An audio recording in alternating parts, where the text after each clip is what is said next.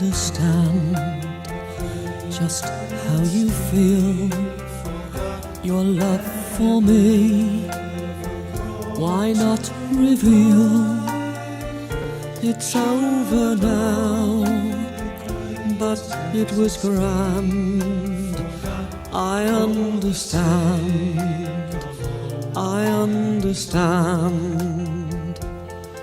If you ever change your mind, come back to me, and you will find me waiting here at your command.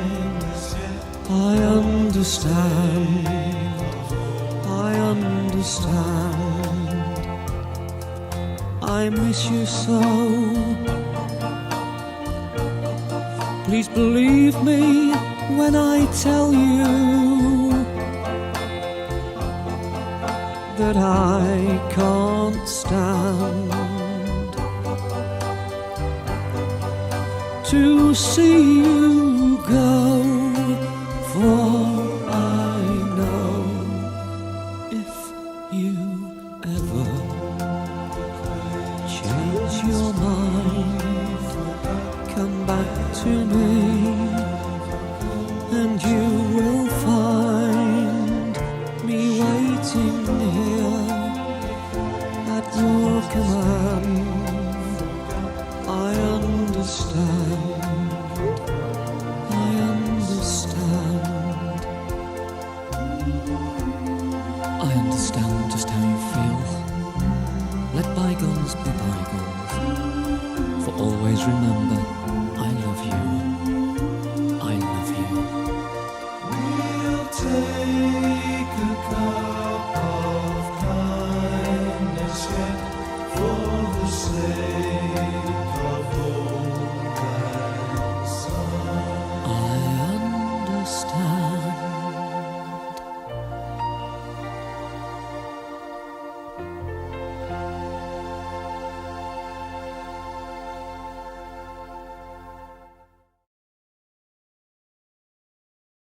Hello. Whoa, that was really loud. Sorry about that. Hello. Hi. How's it going? Oh, we don't have our light on. Wait. Where's the button? We're professional here. Is that the right setting? Yeah. Boom. That didn't really even change all too much. Uh-oh. Hi, everyone who is currently watching this or perhaps watching this in the future. It doesn't look like we have any viewers right now, so it'll be people watching in the future. Welcome to day number 4.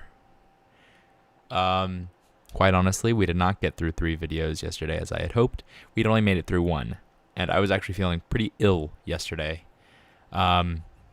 So hopefully we don't have a repeat of that today, because I wanted to finish by tomorrow, but I can tell you for a fact that that's not going to happen because we're not even halfway done with this series.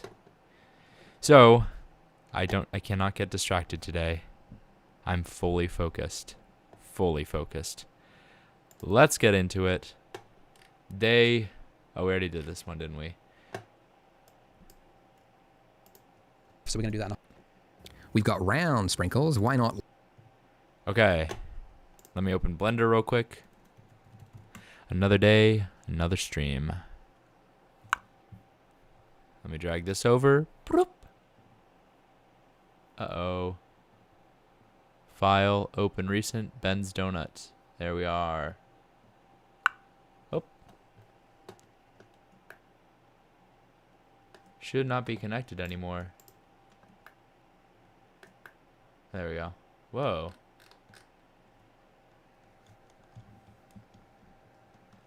It's an interesting camera perspective there. Uh-oh. There we go. Ah. Okay. Sorry, my wires are getting all mixed up here.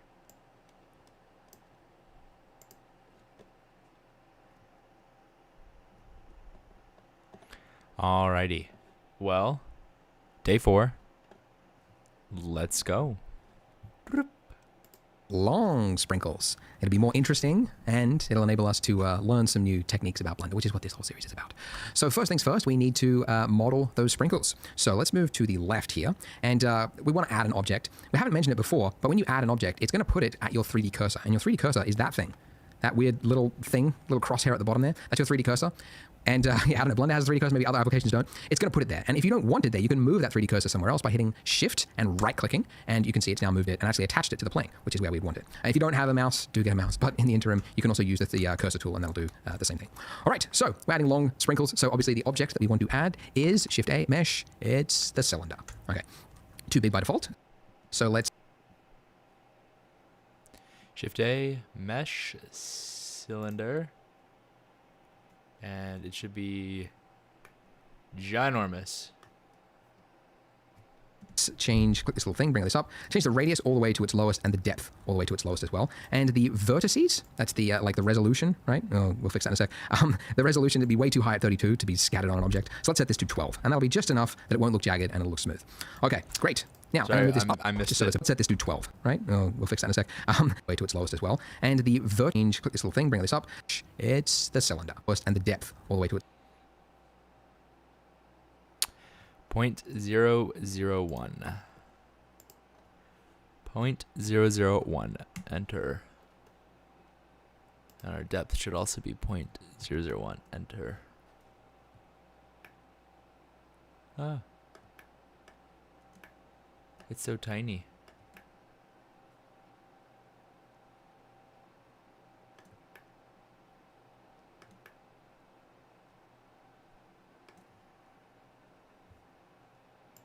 lowest as well. And the vertices, that's the like the resolution, right? Oh, we'll fix that in a sec. The resolution would be way too high at 32 to be scattered on an object. So let's set this to 12, and that'll be just enough that it won't look jagged and it'll look smooth. Okay, great. Now I'm going to move this up just so it's above the plane, Z. Okay. Now this problem that you have, if you go in too far, it disappears. The reason for that is that Blender has a clipping start value. And because we're working at such a small scale, we've got sprinkle sized things now, it's too small and it's clipping it out. So if you hit N and go to your view tab, we've got sprinkle sized things now, it's too small and it's clipping it out. So if you hit N and go to your view tab, the clip start value there, it's 1 centimeter. Ah. Where are we? There we are.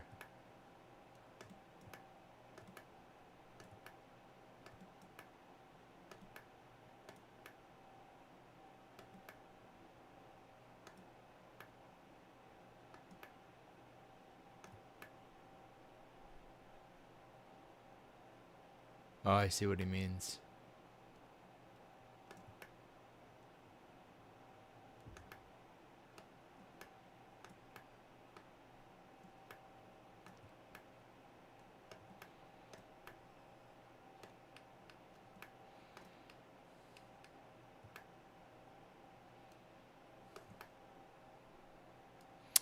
There we are.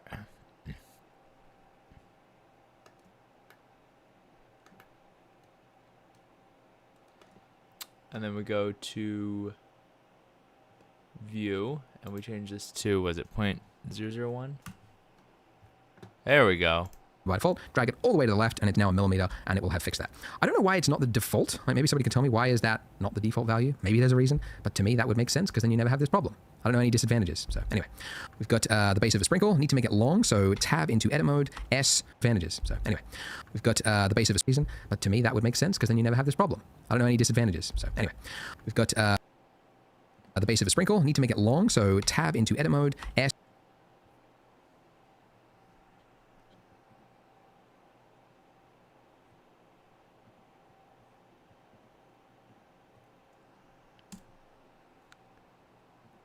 Scale it Z along the Z axis to elongate it, and now we've got the rough length of a sprinkle. But how long is a sprinkle? There's no actual answer to that. If you look at reference, they are all over the place. The government evidently never stepped in and said, like, we're going to regulate it. This is the length of a sprinkle. This is the size of a sprinkle. I mean, it's the Wild West out there. They're doing crazy things. So what that means, as our If I scale it across the Z-axis, it's gonna go below my dude. So what I want to do is I want to select only the top face. G and along the Z axis. That's pretty big. Ah, there we are. Artists is we get to pick whatever is most visually. Let me try that again.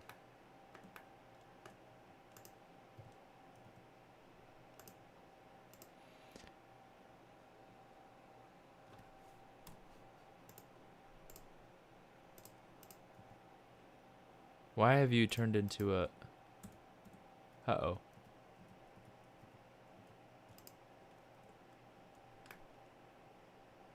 Uh-oh. What have I done?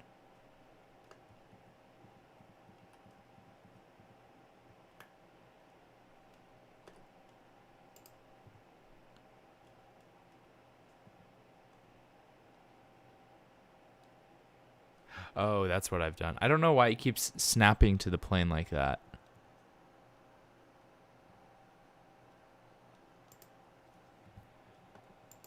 Pleasing.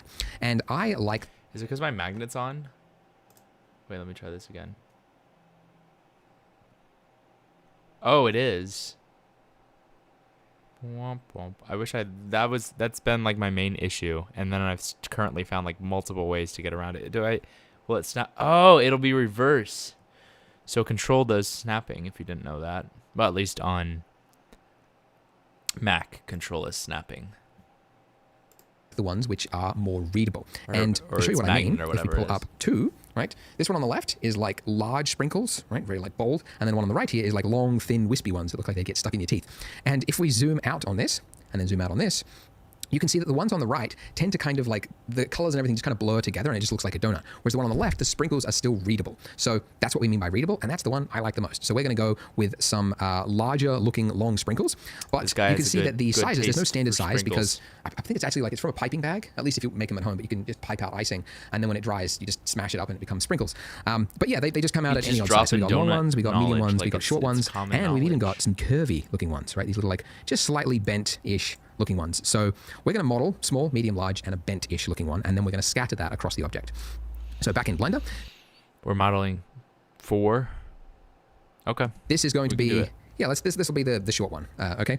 But the end, speaking of which, this end bit here, it's a very sharp edge, and even if we hit shade smooth, it's not going to solve it. We want that like a rounded form to it, not like this horrible blobby looking shape. We're going to bezel it, because the reference, again, you can see, oh, it's a different reference now, is a rounded shape, all right? So to create that round form, we're going to create a bevel. And so, yeah, boom. I want you to go into face select mode, okay, which you can do by that. So this is the faces, right? This is the edges, if you go to edge select mode, and then this is the face there. So select the bottom and the top face, like that. And then we're going to add a bevel, which will immediately become clear when you do it, Control B. And now that we're in this state, as we pull out, we can change the...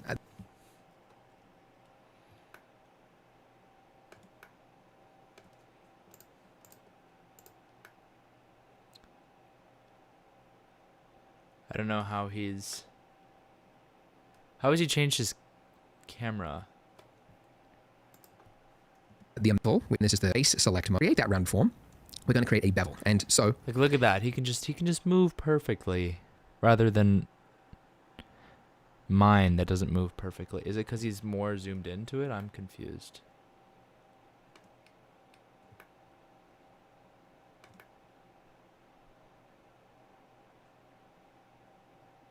So if I go, nope.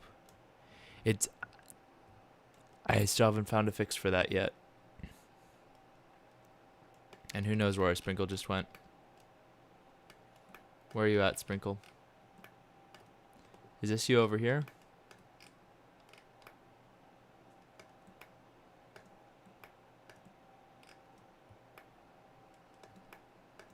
No, that's our ball. Oh, there's our Sprinkle. Oh, it's not. Oh, goodness. Don't do that thing again. Please don't do that thing again.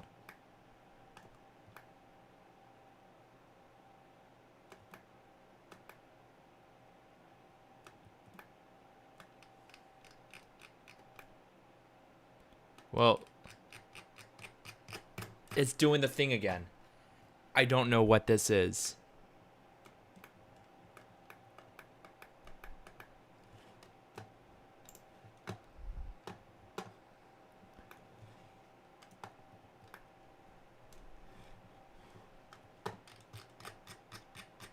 It's not zooming in anymore.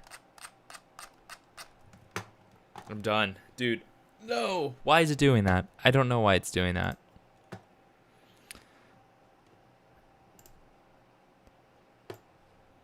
You know it's real when you're rage quitting for from Blender. Oh, don't worry, it's still a problem.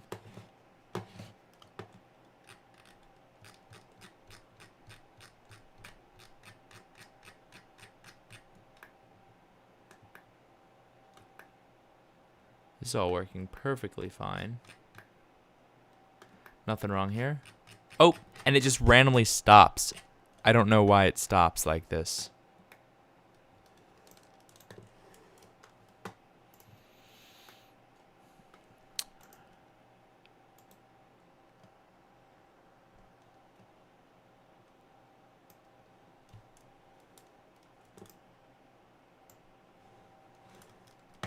It's just done zooming in. I don't know why that is.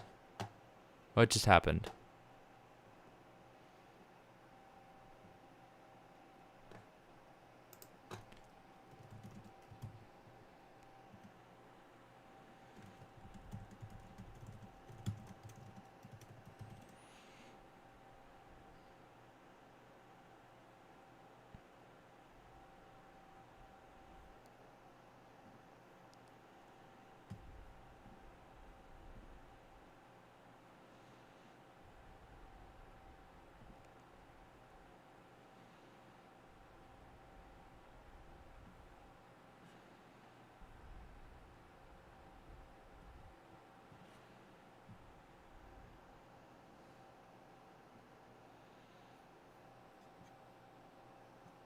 That should not be popping up right now.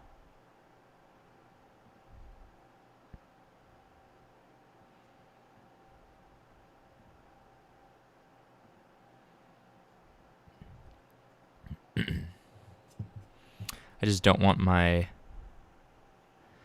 This is going great. There's no way we're making it through 3 videos at this pace. I'm barely I'm 4 minutes into this video, dude.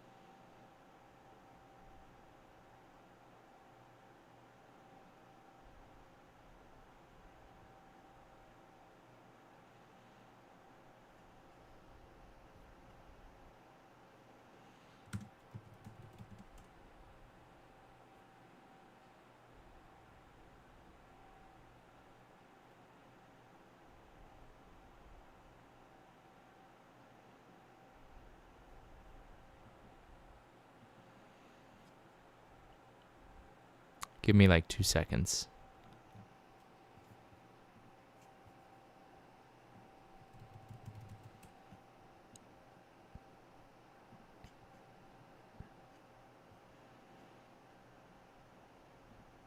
That's not a thing. What are you talking about? Hold on. I'm looking up how to fix this.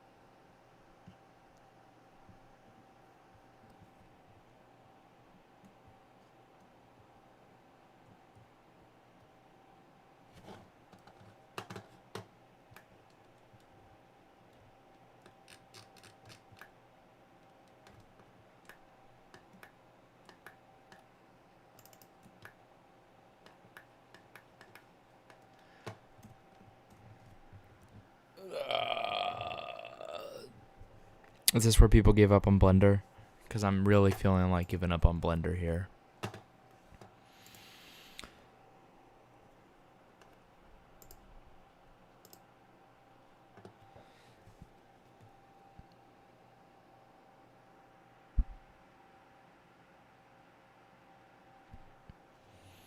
Why is it doing this? I don't understand why it's doing this. Maybe we just let it rest, right? I'm so sick of not knowing what to do. And I don't know why my dock... Why does my Mac dock keep switching screens? I don't want it to switch screens.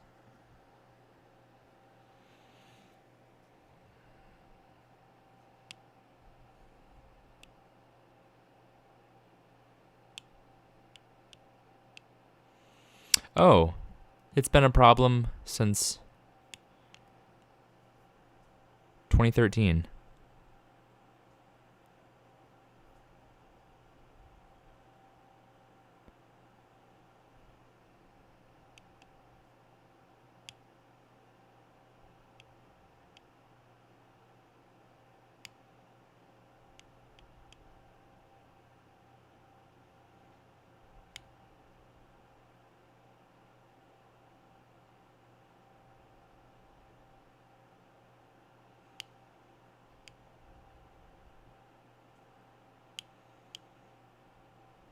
Oh, has there been an update?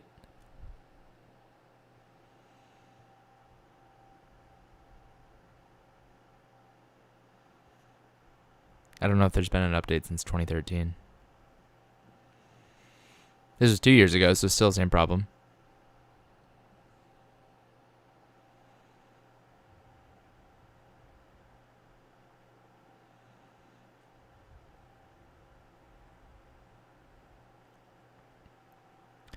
Still an issue. Hey, WWDC is coming up. When is WWDC? You know what would be crazier than announcing... It's like in 3 days. You know what would be crazy for Apple? Instead of announcing the new iPhone, they can just announce like updating this broken feature on Macs that has been around for over a decade. That would be crazy if they could do that.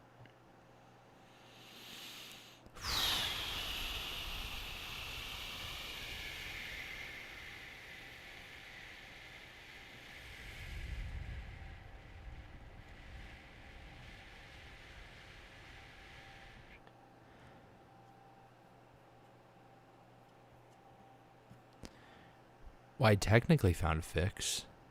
For now. Ooh, I don't like that, though. Ooh. If you put it off to the side, then I guess it'll get rid of it. But still, this is not a good fix for it. Okay. Ben's Donut. Loading it up. Oh, please don't tell me that I... Okay. Okay. How do I reset my view in this? Because I'm done, dude.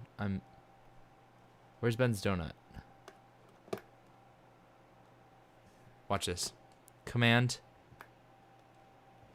Oh. Oh, it's still a problem. Oh my goodness.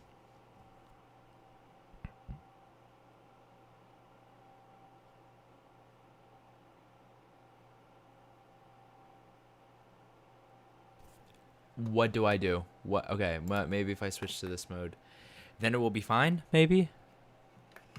Wait, what was the problem before? Donut.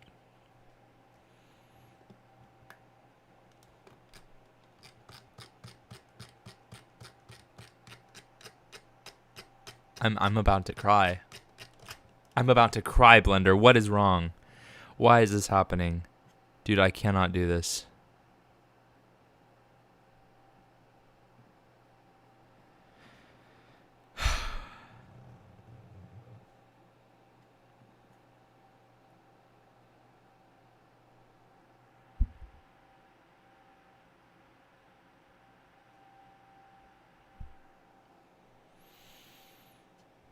I can't do this. Dude, what am I supposed to do? What am I supposed to do? Switch to object mode? Move it around? It's not zooming in.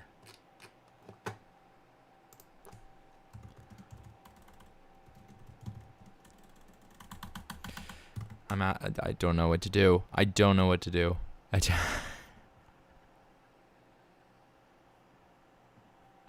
I do not know what to do. I do not know. I think I'm losing my mind.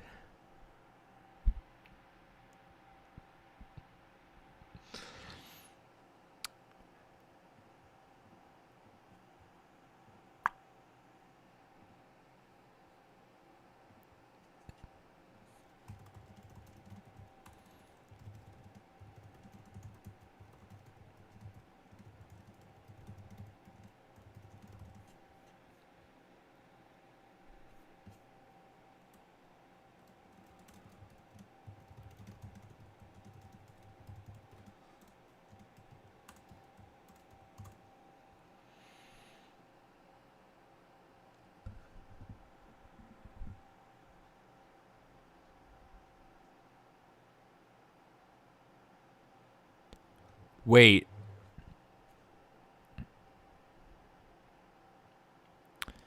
Wait a second. Edit preference. No. You're joshing me right now, right? If I go here. Chat. If I go here. I have to make that full screen, I guess, because, oh my goodness. Edit. Preferences.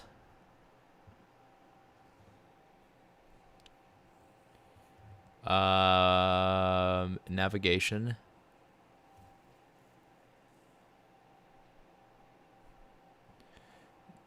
Zoom to mouse position.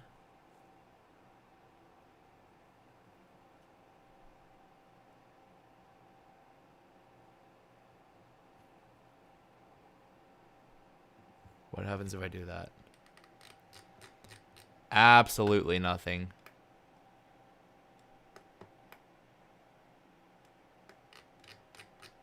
Absolutely nothing. It does absolutely nothing. It just does. It's just now focused on my mouse point now.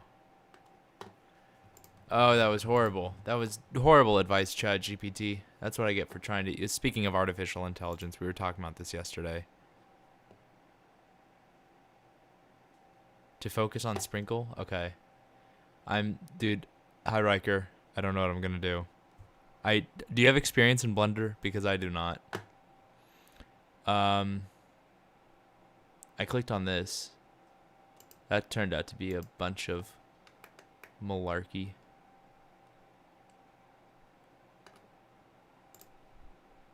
Hit period. 3D cursor? No.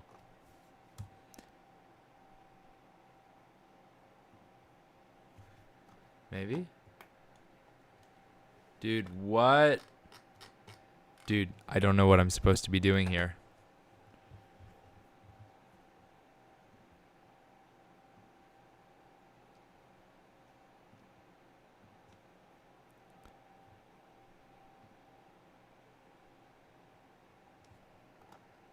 This is my sprinkle right here. What is this thing? Okay, so that just happened.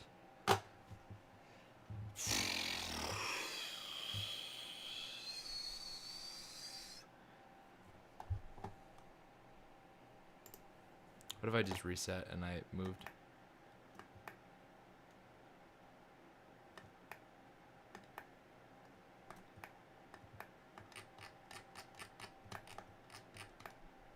Bro, I tricked it for a second now. I tricked it for a hot second there. Like, it's like I'm literally, I cannot zoom in.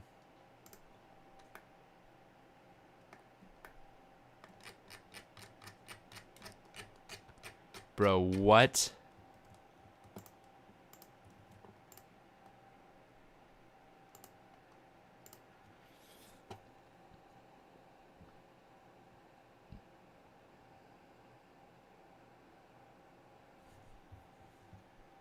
Oh, focus on object? Do I know how to do that? View selected. Well, don't select the plane. The cylinder, which should be renamed to Sprinkle.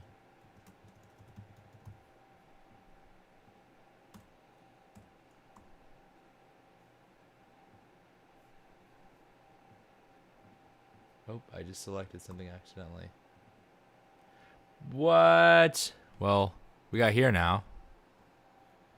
Thanks, Riker.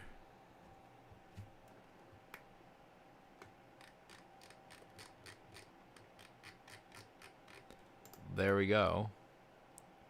Whoa, and it's actually centered around the, that's crazy. Can I do that? And it's actually centered around the thing. That's cool. Uh-oh.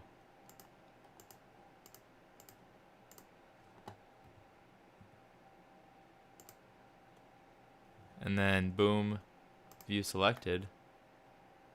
Oh, yeah. Okay. That worked. I don't know if that was the best method to do it, but that's a method. I want you to go into face select mode, okay, which you can do by that. So this is the faces, right? This is Okay. a rounded form to it, is a rounded shape, all right? So to create that rounded form, we're going to create a bevel. And so I want you to go into face select mode, okay, which you can do by that. So this is the faces, right? This is the edges, if you go to edge select mode, and then this is the face there. So select the bottom and the top face, like that. And then we're going to add a bevel, which will immediately become clear when you do it, Control B. And now that we're in this state, as we pull out, we can change the amount of the bevel. And this is, you can see it's like, yeah, it's just adding a 45-degree angle on that corner there. But if you scroll up, it's going to add another level to it. And if you scroll up again, it's going to add another level to that. So we can very quickly create a rounded edge to the sprinkle.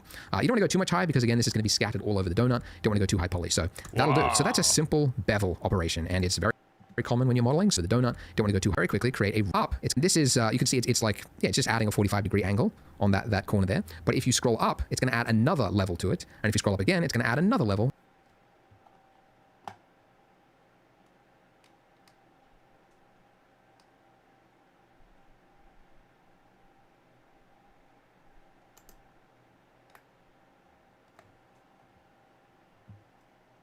To that.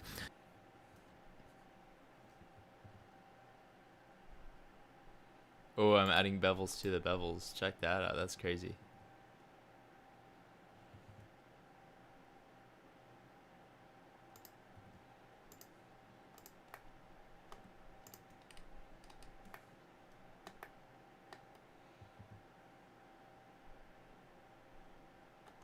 Interesting.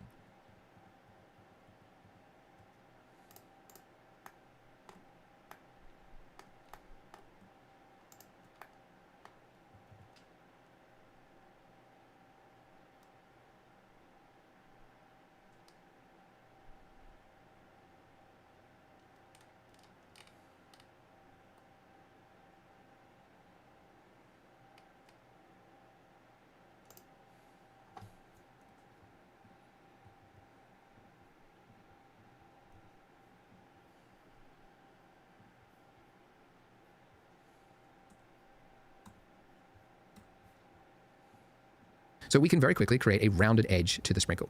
You don't want to go too much high because, again, this is going to be scattered all over the donut. You don't want to go too high poly. So that'll do. So that's a simple bevel operation, and it's very common when you're modeling. So yeah, Control B is how you do that.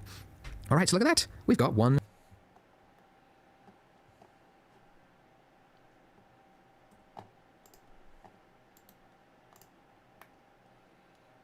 We got a sprinkle. Sprinkle. So now we will need to create 3 more. So this is the small. So let's go Shift D and then X to just move it along the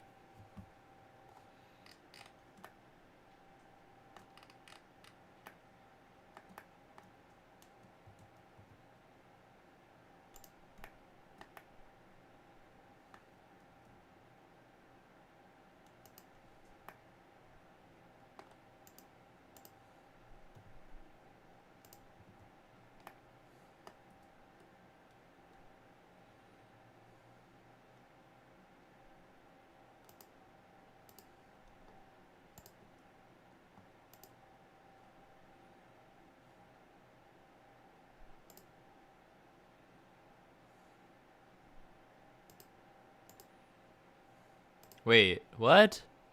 This is for vertices. This one's for edges. And then this one's for faces. How do I get back to just selecting?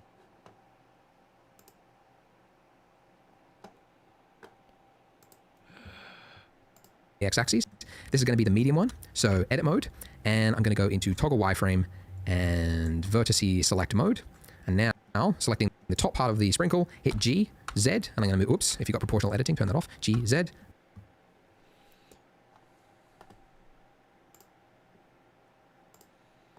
Where's my wireframes?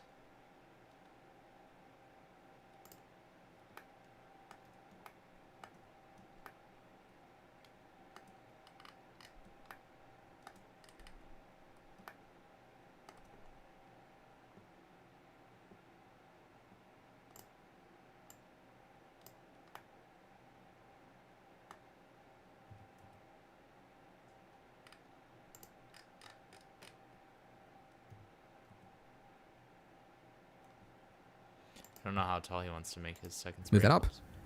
Okay, that'll be the medium one. Yep. And now Shift D, X, move it along. This is going to be the long one. So edit mode, and again, G, Z, move it up. And this is going to be the long sprinkle. I don't go too long, maybe that long. Okay.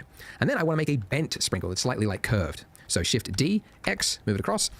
And now with this one, if I was to try to like curve this out, there's not enough information here. Like if I move that, it's just a straight edge there. So if I want to make it curved, I got to have more geometry there. So like we've done in the past, Control R is how you create a loop cut. So when you do that, it says where do you want to put it.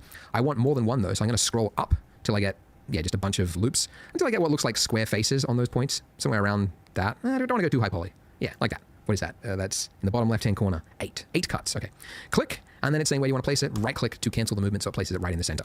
And now, oh, yep, there we go. Okay. Now we've got this one over here that is just long and straight but low poly, and this one same shape but high poly. So to add a bend to it, in previous tutorials, I actually went into like edit mode and we did like proportional editing, and it was just complicated and it actually didn't look great. I've learned actually there's a modifier that'll do it very simply. Go to your modifier stack, add modifier. You could find it inside here, or you could search for it, but it's the simple deform modifier. So add that, and by default it is wrong, so change it from twist to bend. And look at that, we've got our sprinkle. Ha! And you can very easily, whoops, change the amount from a little curve to a large curve. And I think somewhere around the 30-degree mark. You will notice, though, that it's like it's bent more at this angle, and that's because it's bending it according to the origin point. So you see these little dots? You might have wondered what they are in Blender. That's called your origin point, and it's used for a lot of things. Like if you rotate an object, you can see it's rotating from the point of that origin point. Like physics, a bunch of things use the origin point. The best way to think of it is like the center of mass for the object. So generally speaking, as a rule of thumb, you want it to be in the center of the object. And you can do it very quickly. You select multiple objects. You want to clear its origin point. Shift, select all of them, and then right-click, and you can do a point. The best way, you can see it's rotating from the point of that origin point. Like physics, a bunch of things use the origin point. The best way to think of it is like the center of mass for the object. So generally speaking, as a rule of thumb, you want it to be in the center of the object. And you can do it very quickly. You select multiple objects. You want to clear its origin point. Shift, select all of them, and then right-click, and then say set origin, origin to geometry.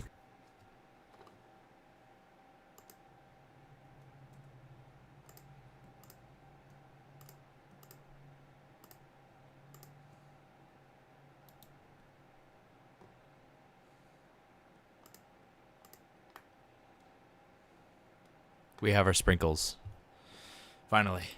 And now you can see it's put it in the middle, and now our curve is actually based on the starting in the middle, which is what we want. So yay for us. Now I need to apply this, or else the next part will go wonky. So apply your simple deform so that it's actually realized onto the mesh. Okay, so going to your outline, you can see so that it's actually for us. Now I need to apply this, or else the next part will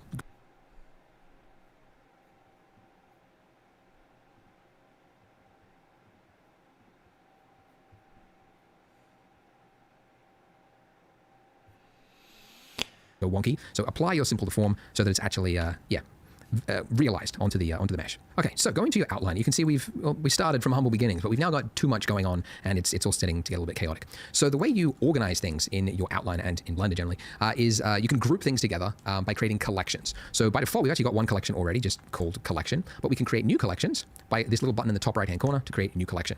And I want to create it outside of our, I don't actually know if we need, I don't know why it creates a collection for you. You could just, it's in a scene collection. Anyway, I don't know if we actually need that one. So we create a new collection just by hitting that, and we can double click it to rename it to be whatever it is we want. So I'm going to call this sprinkles, okay? And because we have two types of sprinkles, we have the sphere round sprinkle, and then we have these long sprinkles, I'm going to create two other collections within this collection. So hitting new again, you can see it's placed it underneath it, and I'm going to call this one round, and then clicking sprinkles again, I'll add another collection, and this one I will call long. Oh, wait, sorry, this one. long. There we go.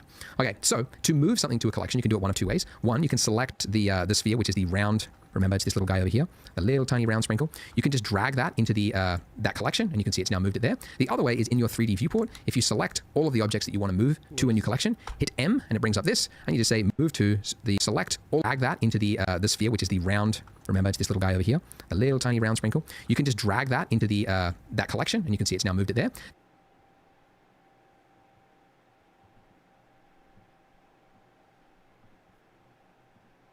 The other way is in your 3D viewport. If you select all of the objects that you want to move to a new collection, hit M, and it brings up this, and you just say move to the sprinkles long sub collection. There we go. And now they're all moved there. And now this one here, if you wanted to give this a name, you could. We got the camera, we got the light, we got the plane. Yeah, you know what? Let's move our donut and our icing. Let's move that to a new collection as well. So M, and we can actually create a new collection from the move options as well. So I'm going to go new, and let's call this let's see, and we can actually create a new collection from the move options as well. So and our icing, let's move that to. We got the camera, we got the light, we got the plane. Yeah, you know what? Let's move our donut and our icing. Let's move that to a new collection as well. So M, and we can actually create a new collection from the move options as well. So I'm going to go new, and let's call this let's say donuts, because we're going to duplicate it and make more donuts in the future. So donuts. Okay, great. So now this one here has got the camera, the light, and the plane. So I'm going to do what I sometimes do with a scene is just call this one ENV, which is for environment. Since this is a tutorial, I'll actually just type plane. So I'm going to make more donuts in the future. So donuts. Okay. And let's call this let's say donuts, because we're going to duplicate it and make more donuts in the future. So donuts. Donuts. Am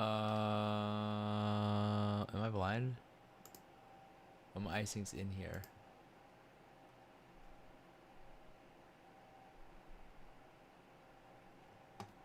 M. I said M.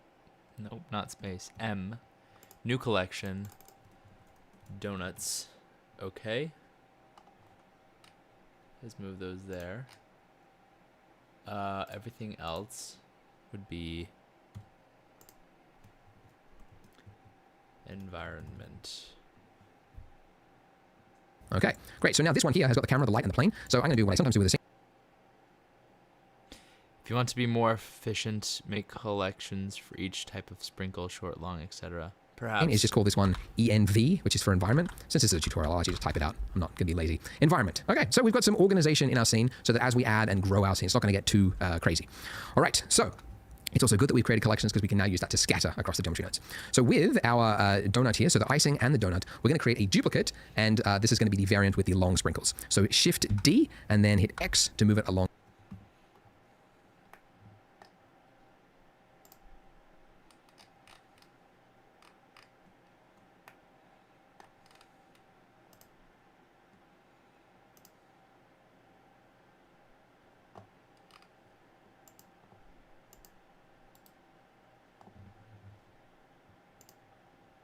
What is this thing? What is this?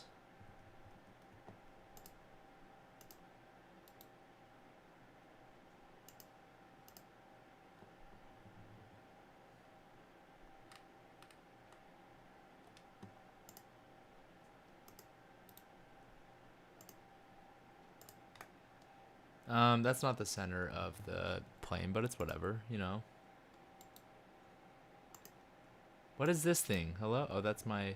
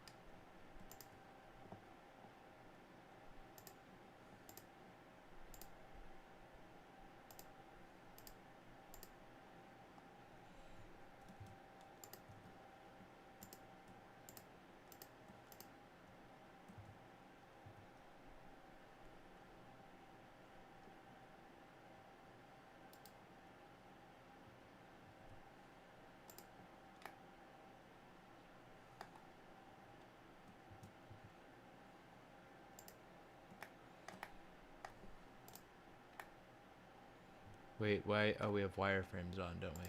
There we go. along the Alrighty. x-axis. So it's just placed next to it. And then clicking your icing, you can see we've got the modify stack that we created the geometry nodes on. And if we were to start tweaking this and make this look like long sprinkles, it would apply to this one over here. Because we can see that little number next to it, and make this look like long sprinkles, it would apply to this one over here. Because we can see that little number next to it, and that number, if you hover over it, I think we mentioned it before, but it displays the number of users sharing this data. So any change you make to this is going to be reflected on that one.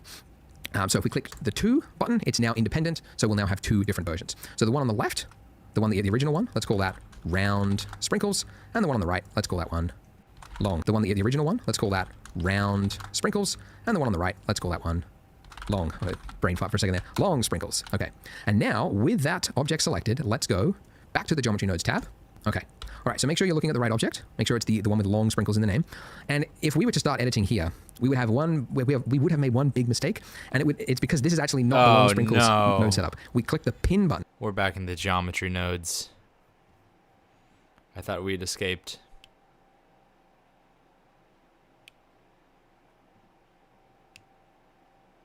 It's okay. I will survive. I will survive. Remember that? The pin means it's always going to be there, even if it's another object with a difficult node. We would have made one big mistake, and it's because this is actually not the long sprinkles node setup. We click the pin button. Remember that? The pin means it's always going to be there, even if it's another object with a different geometry node setup. So remember, yeah, it's a common mistake. You always do it. You forget you've got pin on and you start changing things and it does the wrong one. So make sure you're looking at the one that has long sprinkles in the name.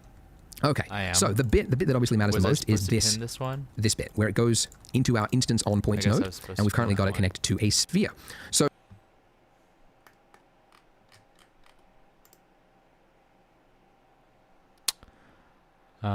are we gonna have like a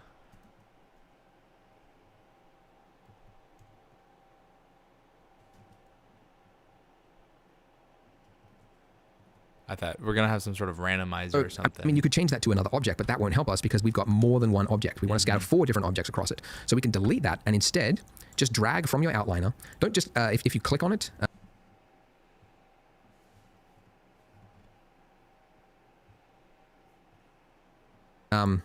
if you click off it, it's just going to disappear. So make sure you don't do it. You've clicked the icing, but you need to click and drag into your node setup. And now it's got a collection info node rather than object info node. Drag that into your instance input, and nothing happened. Collection info node rather than object info. But you need to click and drag into your node setup. And now it's got a collection info node rather than object info node. Drag that into your instance input, and nothing happened. It has actually happened, but it's off center in a weird place. Why is it doing that? It's because of the way 3D software handles data. It's now doing it on its like global or local position, not relative to, anyway, it doesn't matter. What you need to do is check 3 boxes whenever you use collections to scatter. Separate, reset children. Now it's on the mesh correctly. And then you can see it's actually using all 4 of them on each point. So then you click pick instance, and now it's going to use one of those, not all 4 of them together. Okay, so it's good. It's using it, but what's going on? Well, the reason this one was easier with its round sprinkles is that the rotation of the objects didn't matter because it was round. Now that we have long sprinkles, you can see the rotation matters, and it's currently screwed up. So how do we fix that? The first way, well, yeah, there's a number of things you need to do to make it work correctly. Oh, goodness, don't do this to me. Oh, it's getting stuck again. Oh, goodness, please don't do that. Okay, we're good now. It's getting stuck again. Is we want to take the rotation of the face. So the face of these mesh here, we want it to affect the objects, right? So we take the output of our distribute points on faces, the rotation of that, and drag it into the rotation input of the instances. And now you can see it's having some effect. It's still not right, but that is because these sprinkles are currently just pointed upwards. So it thinks, okay, we want to point them all outwards. Anyways, to fix that, I mean, you could fix it a number. You could actually fix it in geometry nodes. This is simpler. So if we just rotate those sprinkles along the x-axis, so R, X, right? And then we just want to lay them down flat. So essentially 90 degrees. You could type in 90 degrees, or holding down Control will move it in 5-degree increments.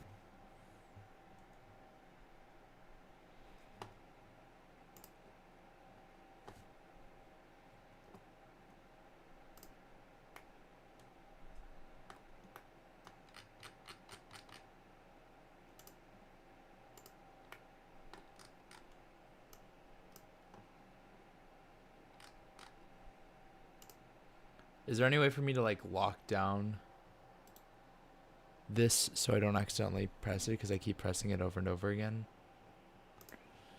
No? That's okay.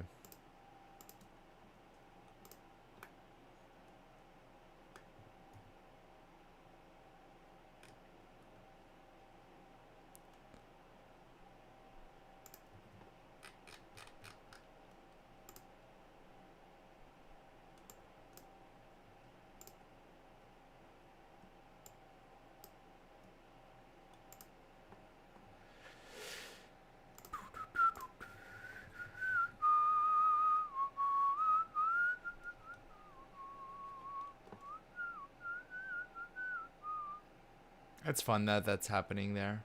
I really enjoy that. Okay, so 90. So essentially rotate those. Anyways, to fix that, I mean, you could fix it a number. You could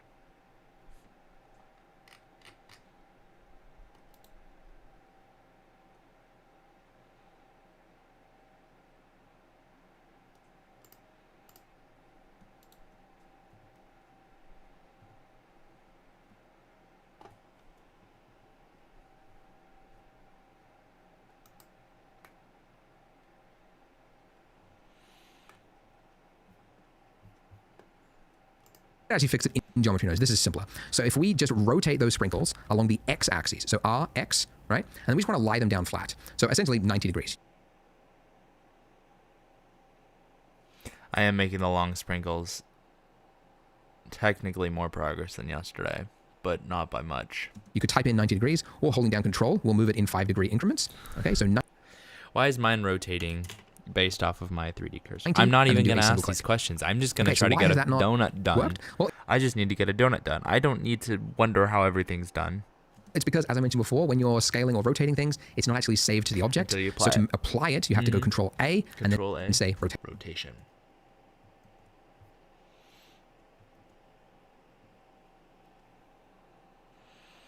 I'm slightly going insane here.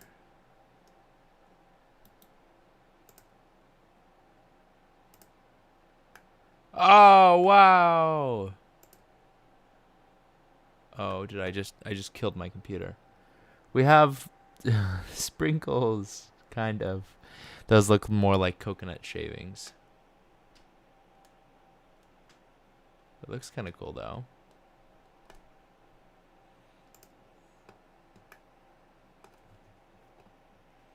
Rotation. Now that we've done that, it's worked correctly. Right, so now you can see what I said by you need to do a lot to make it work correctly. The rotation is working, but it's not doing what you would expect, and that's because Geometry Nodes are so flexible, you have to tell it exactly what you want to do. We want actually random rotation. So around each of the points, we don't want to each have the exact same rotation, we need to randomize it. So for that, if you want to tweak the rotation on anything between this point here, on this dotted blue line, let's just move that out of the way, we need to add Shift-A, Utilities, Rotation, Rotate, not Euler, Euler. Yes, I know. They went with the weird pronunciation. I think it was a Frenchman, right? Could be German. Doesn't. Rotate oil.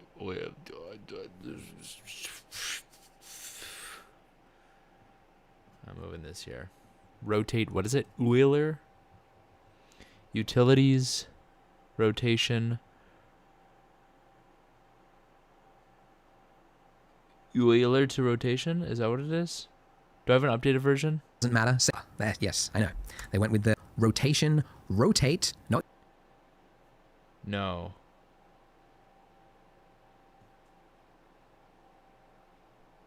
It must be rotate rotations. No, because look, Euler to rotations is an option on his, but he doesn't have rotate rotations.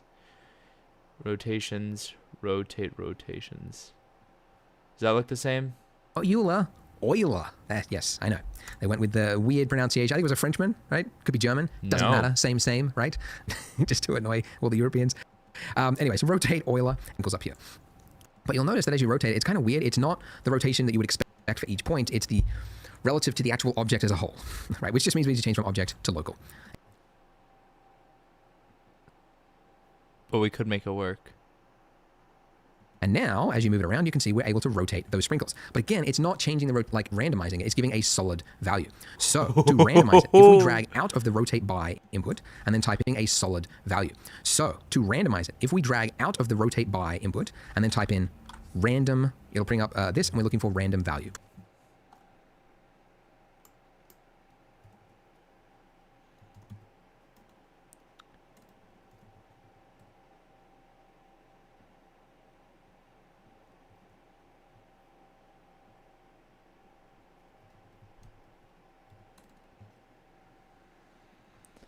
Um,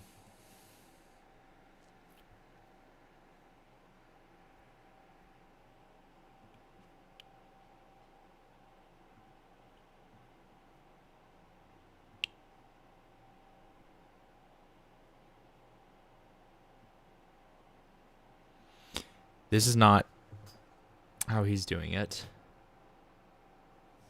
Wait, no. right? It's got a whole bunch of different values in it, and it says vector.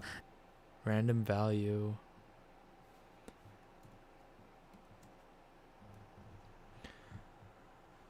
Wait. Random value. Mine says random value. Vector? Oh! That looks like his. We're And getting it's very, there. very foreign. It's actually easy to understand it from a float point of view. With the random value, if it's in a float state, it's going to generate a value from 0 to 1 on each point. So if you've got like 10 points, one of them's going to be like 0.015, one's going to be like 0.92, and one's, whatever. When it's in vector state, it's the exact same thing. You've got min and you've got max, but there are 3 values. And the reason for that is that there are 3 axes. There's the x-axis, there's the y-axis, and there's the z-axis. We only want to Same change here, the right? z-axis. So you're able to define what type of rotation on each axis. So if we set both, by the way, if you want to change multiple values at once in Blender, you can just click and drag down, and then you can change all of them. So we set all of them to 0. That's so interesting And, to know. now- If only I knew how to change my view. Dude, it's the villain from Despicable Me, but in Blender. You can That's see this bottom crazy. one is going to be the Z because it's X, Y, Z. It doesn't tell you, like, I don't know, because it's vector math. I guess there's other areas of Blender. Anyway. Is this But still the this is first the Z. video?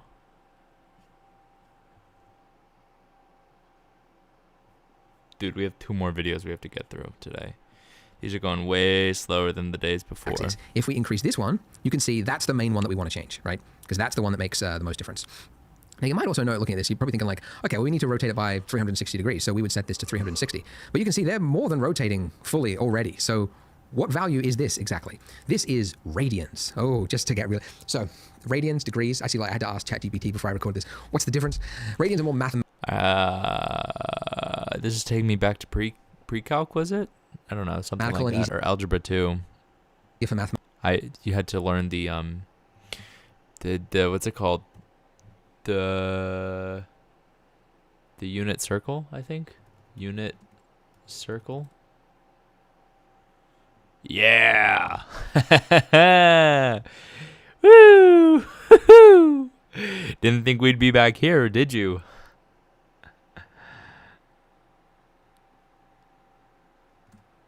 Mathematical equations. It's the circumference. Is unit circle algebra 1?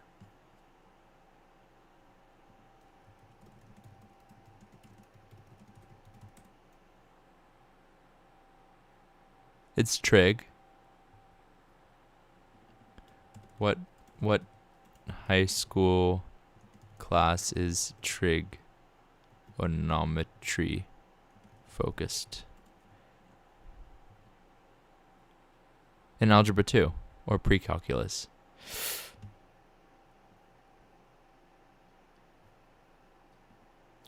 Don't want to say that I was right, but I was kind of right. You learned it in 8th grade? That's crazy. What? Arizona's like 48th. We're state 48, both like when we were founded and also in our education system. So I would not be surprised if you learned the unit circle years before I did. Of pi, no. 2 pi is the circumference. I had to ask ChatGPT before I record this. What's the difference?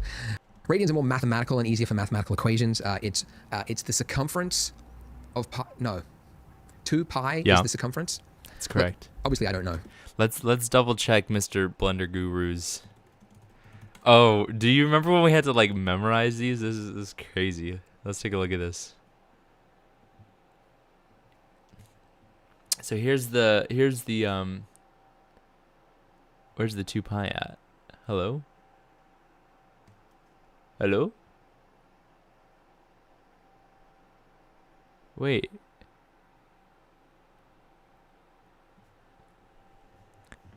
What do we...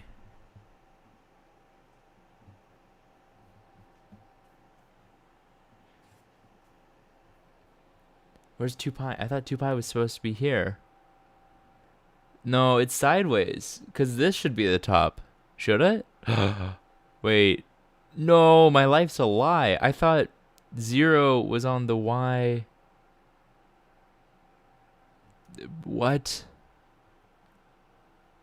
I'm so confused right now. I thought... So the circle's supposed to start here then? But I thought it starts at the top, like a clock. No, dude, what? No, that's messing with my mind. It always started at the top, I thought.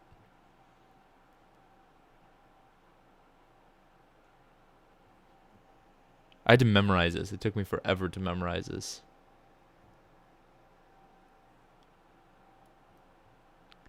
Zero degrees is up and down. I thought that was 0 degrees. Why is this 90? Oh, it's starting from there's a angle. Give me one moment. I'm gonna be right back. Give me 1 second.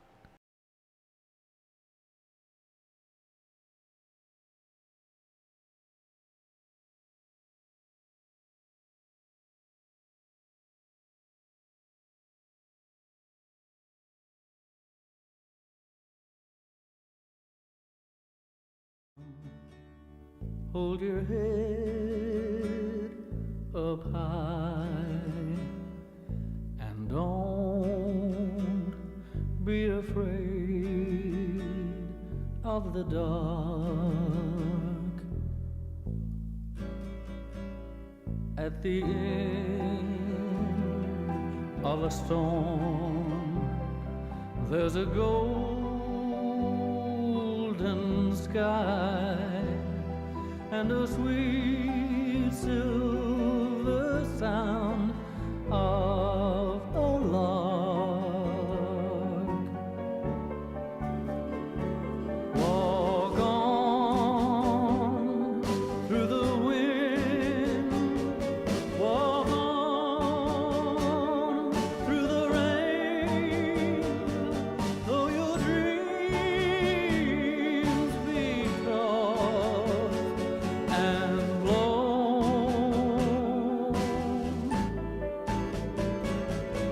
Walk on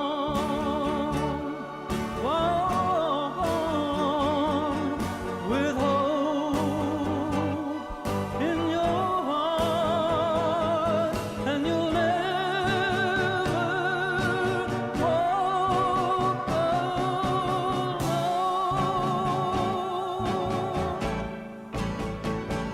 You'll never. Hello, chat. We are back.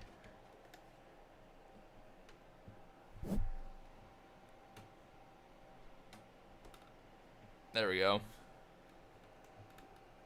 Is that lined up? Yeah. Okay, moral of the story. Oh, no. Day after day. I should be really careful. I'm not allowed to be playing Simon and Garfunkel because they keep getting me restricted.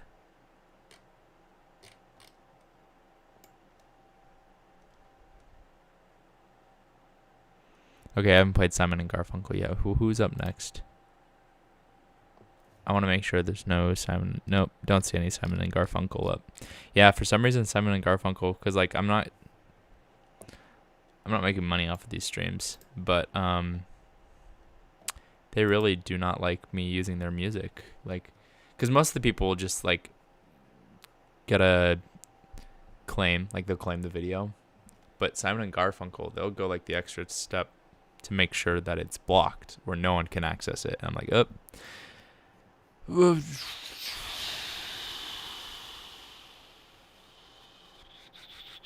I have an idea real quick.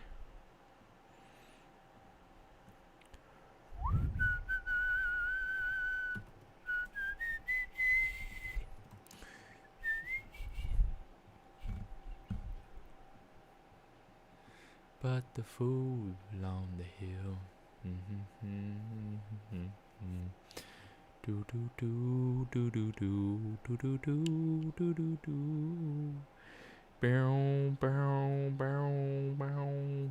1, 2. This is. What is this? Did you see those girls, those two high schoolers who figured out? Oh, who found a trigonometry, the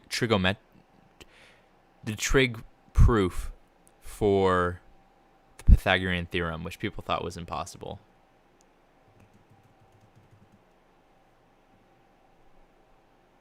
Yeah, these two these two high school girls, they I was watching videos on this, and like I was watching videos and people were like, "Oh, yay, they got like interviewed on 60 Minutes," sort of a deal.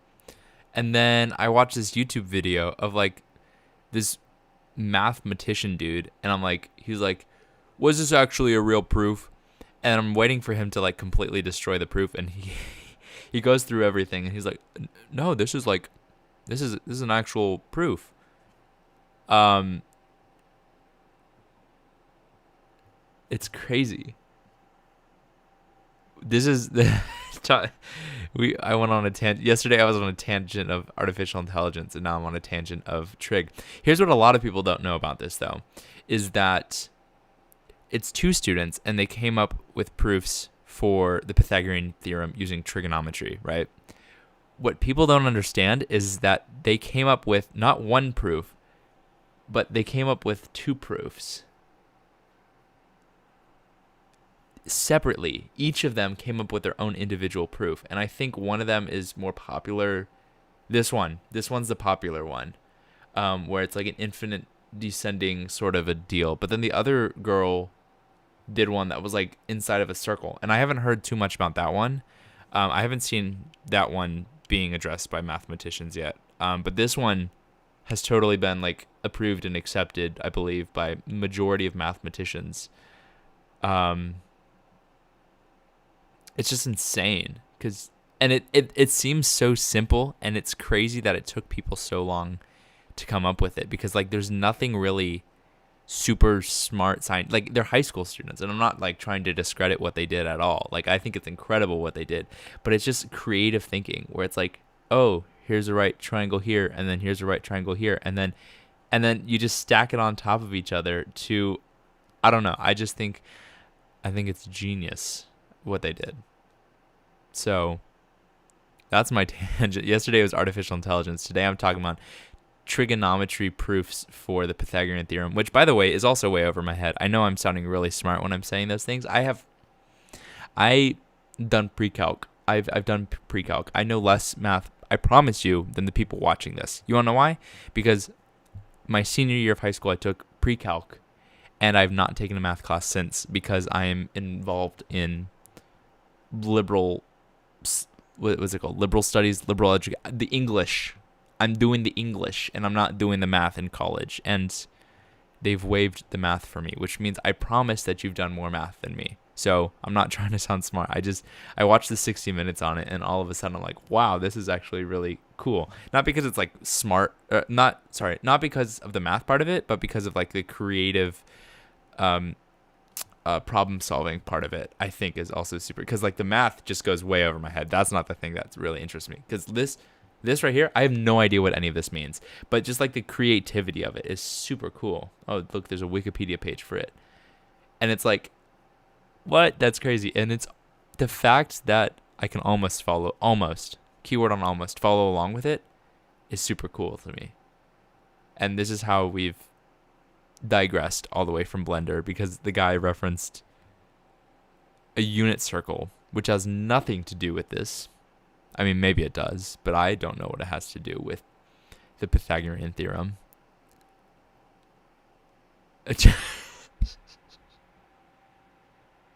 What does Blender have to do with the Pythagorean? Dude, I'm going insane right now.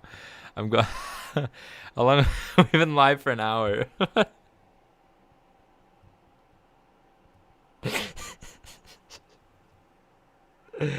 I'm going mentally insane.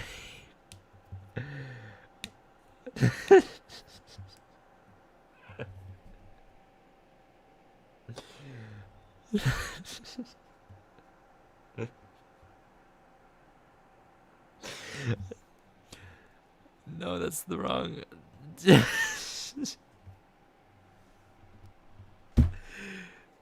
This donut's gonna be the death of me, dude. What am I gonna do?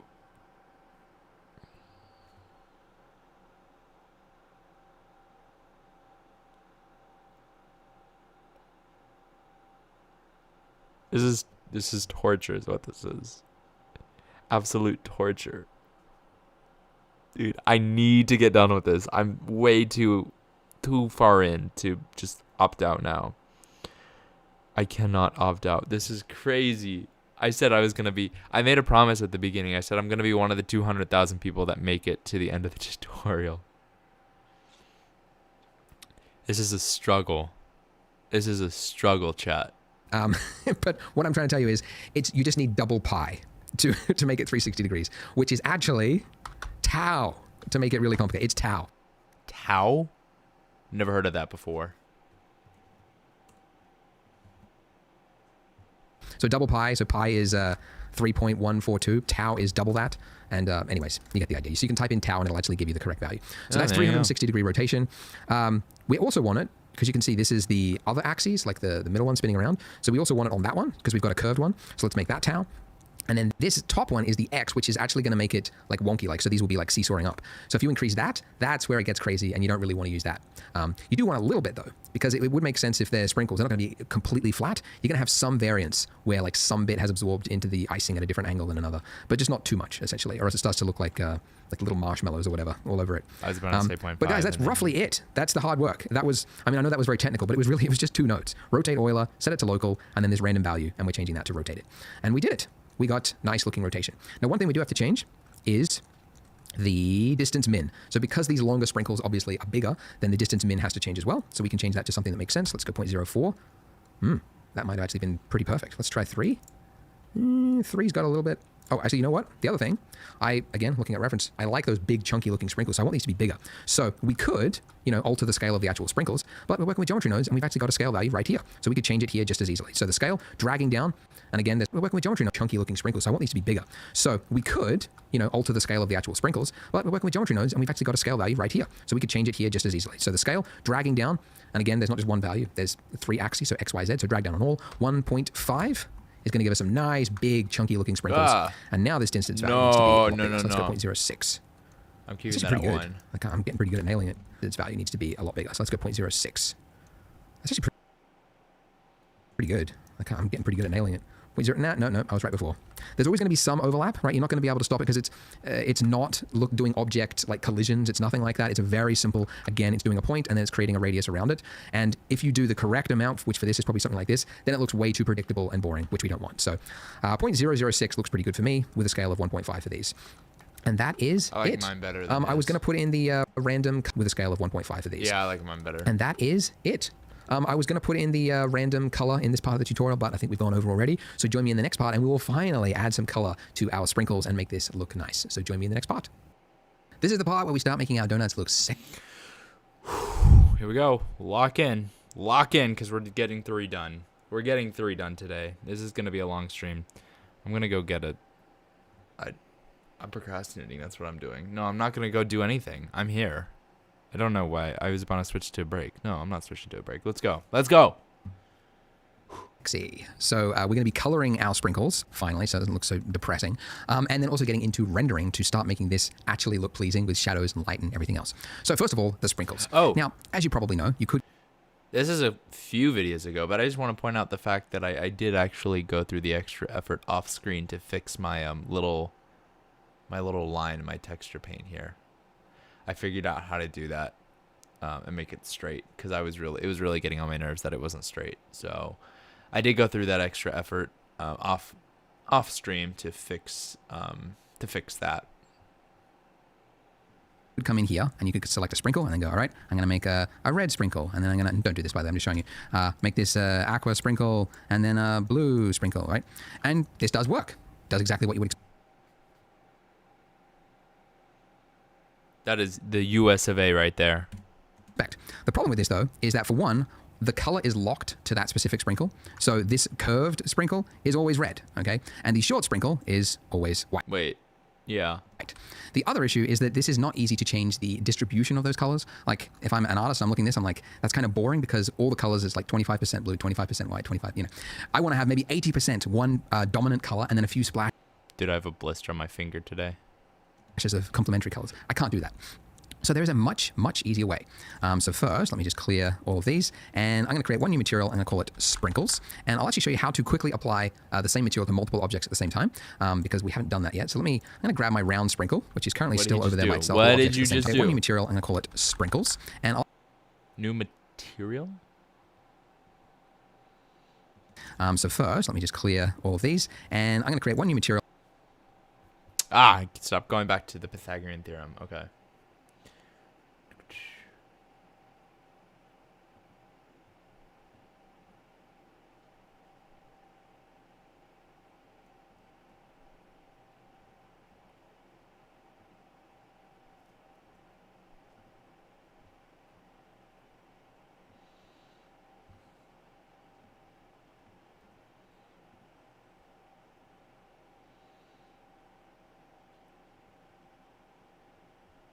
Which one was material? There it is. Yeah.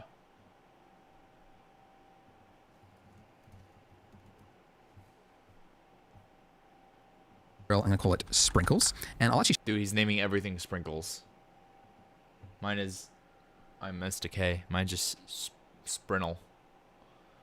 show you how to quickly apply the same material to multiple objects at the same time, because we haven't done that yet. So I'm going to grab my round sprinkle, which is currently still over there by itself. I'll just bring it over here so it's part of the family. There we go. All right. Bro, where's my round sprinkle?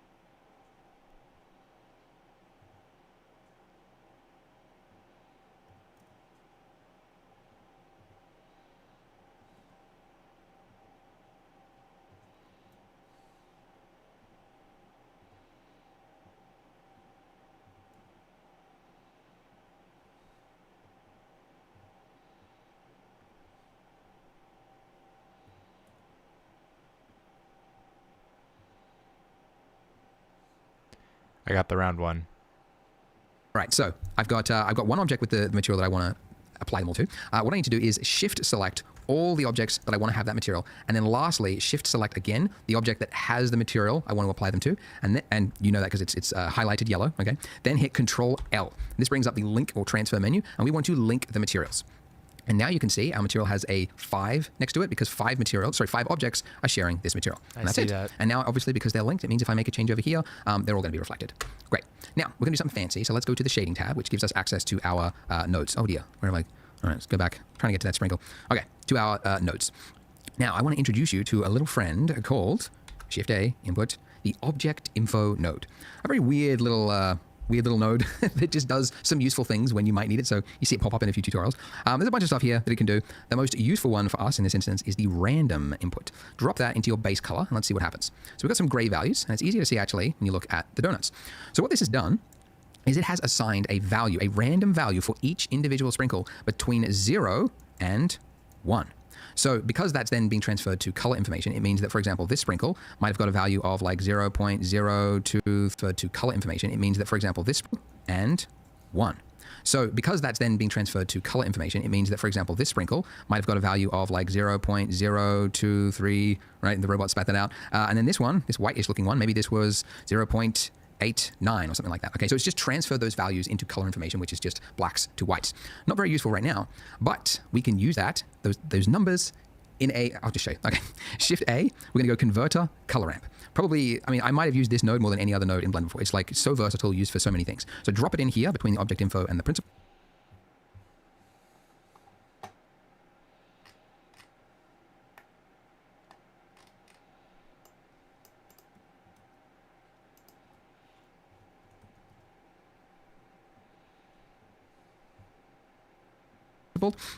And currently it is exactly the same because it's just it's transferring that data into a gradient value of the exact same shades. But we can change this to any color that we want. No way.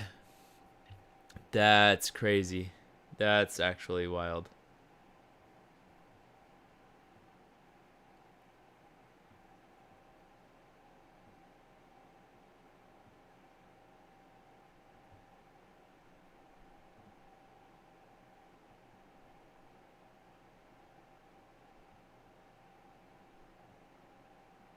Let's go something like that. Okay. To something like that.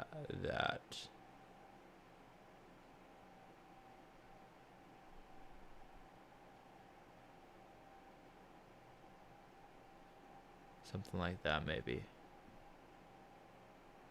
Do those look good?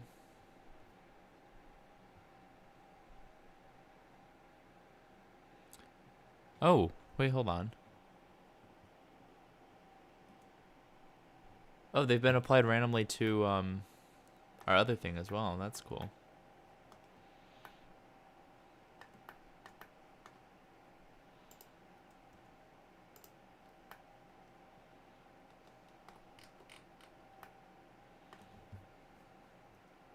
So you can very quickly see this is exactly how we're going to create sprinkles of different colors. Now, one thing you'll note looking at this is that every single sprinkle is a different shade. Like no two sprinkles have the same color right now because this is a gradient. And that's not how it works in the real world because the sprinkles come out of, one constant icing bag, right? Or a machine with the same food dye. So basically all the blue ones would have the exact shade of blue and all the orange ones would have the exact shade of orange. So we need to change this from linear to constant. And now if I slide this across, look at that. We are influencing what percentage now. This guy. Because look at this. We switched to constant. But if we could add another one, and then this one in the middle could be a third color. Yeah. I don't even know. He's probably going to do that right now. Is orange or blue. And this is really cool because it means you get to work like an artist. And just create a really nice, appealing looking donut very, very quickly. So I'm going to go with like a light blue over here. And then I'm going to create a new color just by hitting the plus button. I really thought I was getting original there. And then let's give this a purple, like that. And I'll make this one pink, actually. Same shade as our donut, why not? You'll note, by the way, that I'm not going like full saturation. And that's deliberate because you learn in art that, like saturation and color is quite aggressive. It's quite noisy and quite attention grabbing. My bad.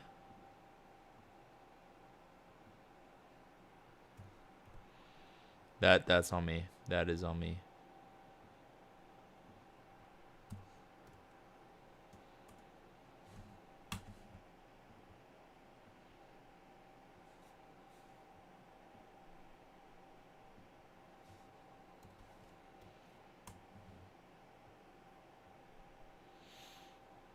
Less cool looking sprinkles, but that's okay. So if you use too much of it, it can be exhausting. So I tend to keep it at like 0.8. Okay, and then I'll also go over here. I'm gonna make this white. So whoop, no, not like that. Oh White. yeah, that's good. I should probably get a white one as well.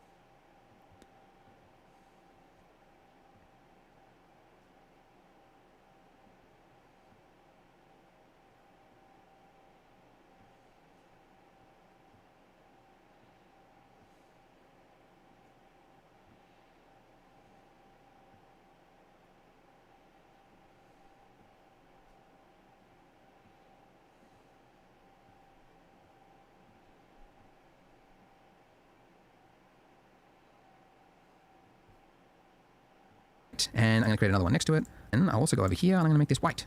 Let's go, oh, whoop, no, not like that. White, and I'm going to create another one next to it. And this one I'm going to make yellow. Okay, so just by sliding this around, I can say like less.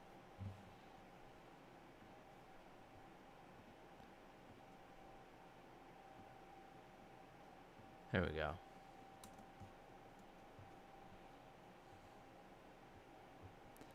Let's take a look at our wonderful donut over here.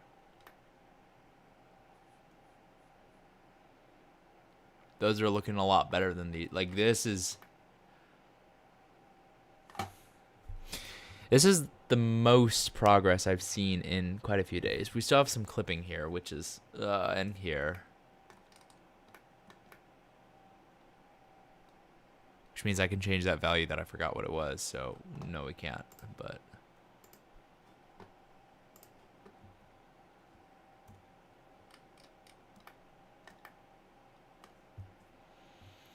white, more yellow, less yellow, more white, and then I can go, yeah, more blue.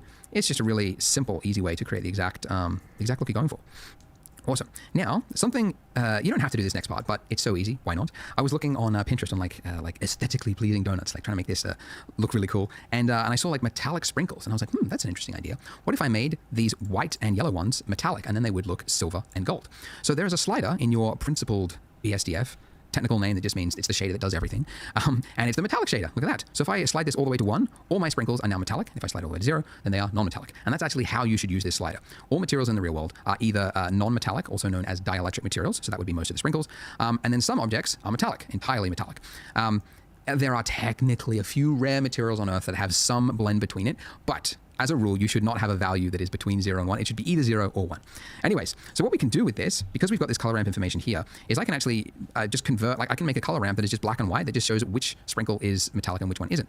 So if I duplicate this, and here's a pro tip, if you use Control-Shift-D, it will duplicate it, but it will retain its connection. So it just saves you, I don't know, 1 second. And now I'm going to connect that into my metallic input. Now currently this is wrong because this information is, it's just using, it's like color. So it needs to be black and white. So this one here, because this is going to represent my dielectric colors, I'm going to set this to black. So it is non-metal. And then this I can delete, and this I can delete because on the left-hand side of it, it's all black. Sorry, so it's all non-metals. And then over here, these two, the silver and the gold, they're going to be metal. So actually I can delete the gold. And now that's doing exactly what it should. So we've now got dielectric, non-metals, and metals. And the reason it doesn't look like metal, by the way, is because your roughness is here. So if you set it all the way down, you can see it starts to look a lot closer to a metallic sprinkle. And by the way, you can get the exact like position. You can go like 0.7 and then here 0.7, type it in, and then that way it's definitely correct. For whatever reason of mine, this has to be a bug. There's something weird about it. But there's one sprinkle on my donuts, probably not on yours, but it's like it's purple up here, but then it crept over into the metallic category down here, which shouldn't be possible. But evidently, it's just on my. I've never seen it before, but one of them has actually snuck over. It doesn't matter. It's it can be the rare purple metallic one. All right, but I don't want these other ones to be shiny, at least that shiny. So I'm going to again duplicate this, Control-Shift-D, and with this, if I plug this into my roughness input, those aren't that shiny, is it?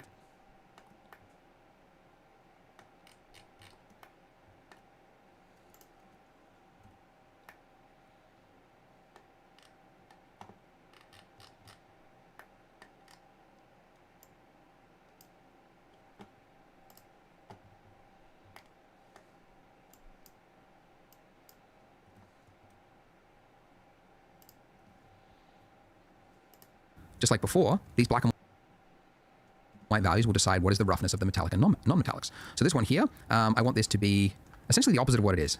Almost entirely black, a little bit, so there's a little bit of roughness to it, like that. And then this one over here, I want this to be a lot more diffuse. Not entirely diffuse.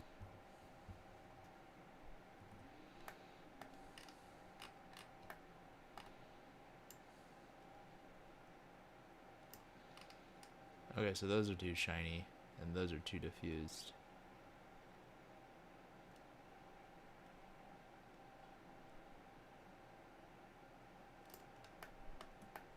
Maybe something like that.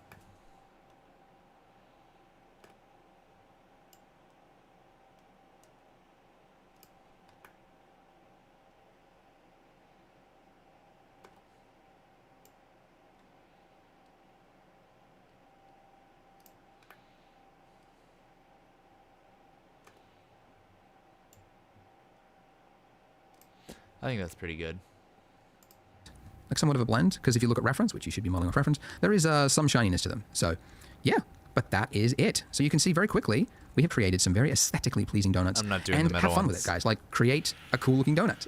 You can use whatever color combinations you want. I really do like it when people experiment and not just follow a tutorial down to a T, but like venture out there and do interesting things. So try different color combinations, try different icing colors, and you could make something that looks really cool.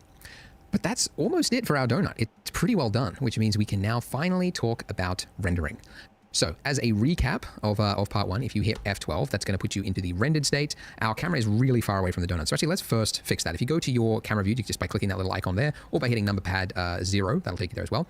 This is the camera view. We're really far away. I mentioned in the start that if you use this key, this button, view, lock, camera to view, that'll let you like grab it, move it around. But there is actually I don't want to introduce you to many keyboard shortcuts at this. the camera movement I have a little bit of experience with now. Start. But if you hit with the camera selected, shift, tilde key, that will put you in fly mode. The other way to do that, by the way, is to just go view, navigation, fly navigation there. Okay, let's go here. Shift, tilde key. Oh, this is the other mode that I was thinking. Yeah. That's cool. It's a lot easier to move around here.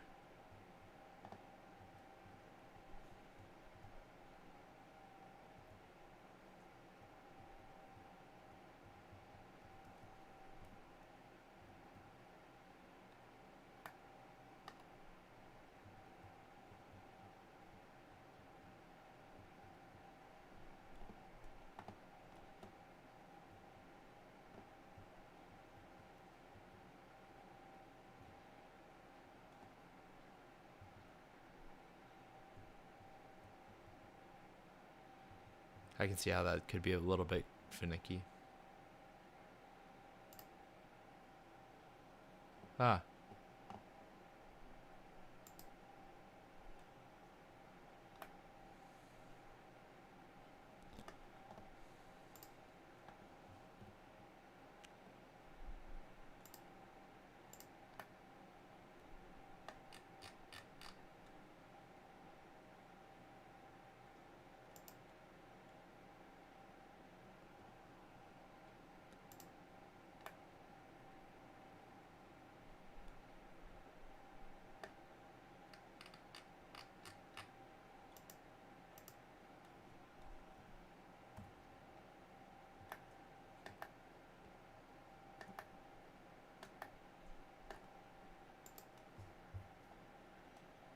If you don't have that key. So anyway, in this mode, it's almost like you're playing a video game. So like I'm playing a first-person shooter looking around my scene.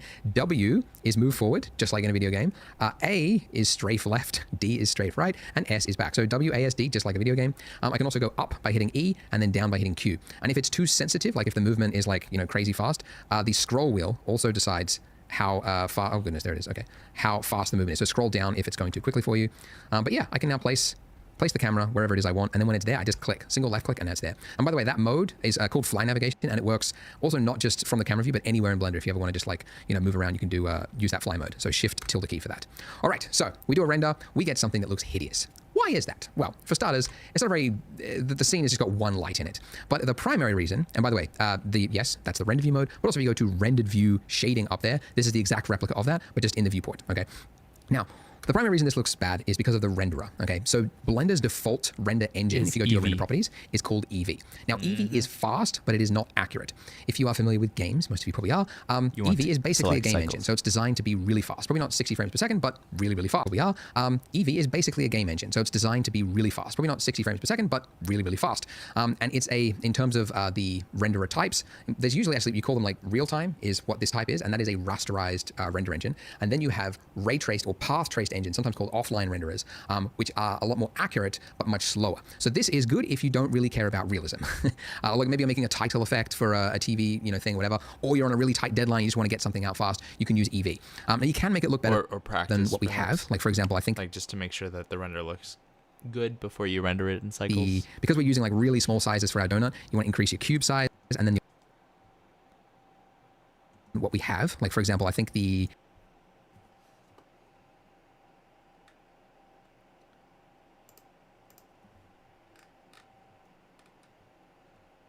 It was something with shadows, right?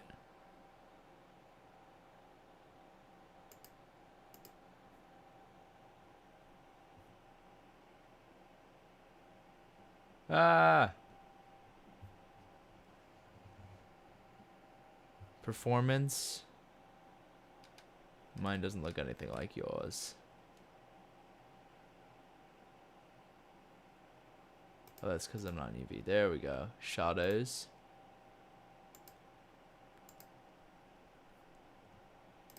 because we're using like really small sizes for our donut, you want to increase your cube size and then your lamp, the bias. There you go. You set data. Wait, was it data? Wait, what is this? What is that thing? because we're using like really small sizes for our donut, you want to increase your Where's that button at? Hello? cube size, and then your lamp. Like for example, I think because we're using like really small sizes for our donut, you want to increase your cube size.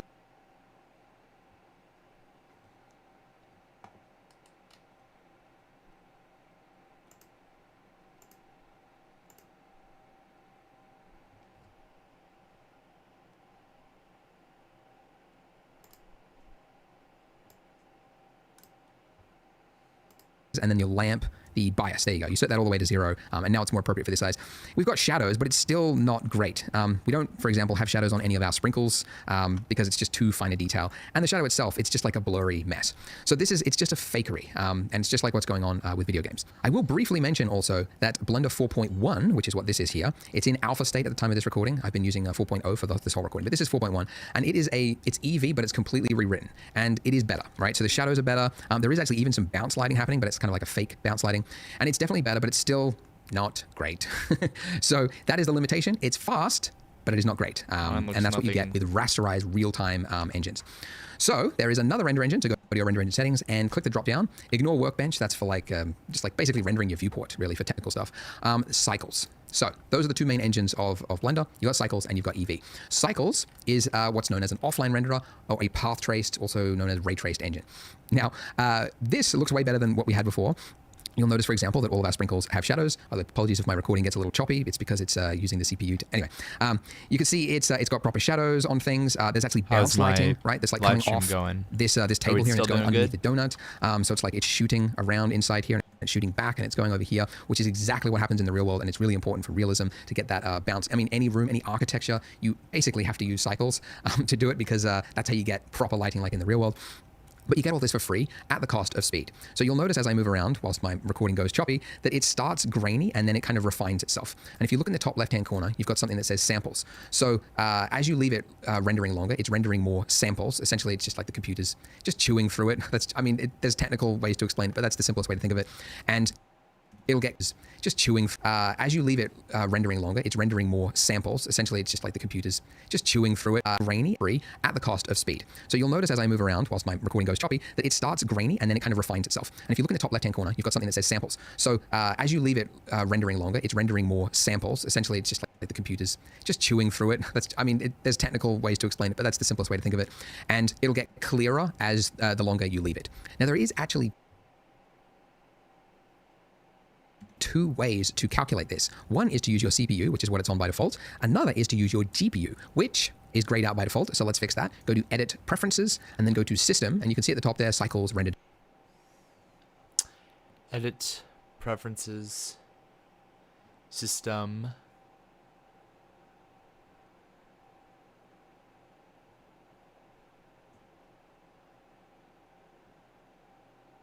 Oh, it's going to... Is it going to the GPU? Devices. So try switching to one of these tabs and see what you get. If you have a device... Wait, Cycles...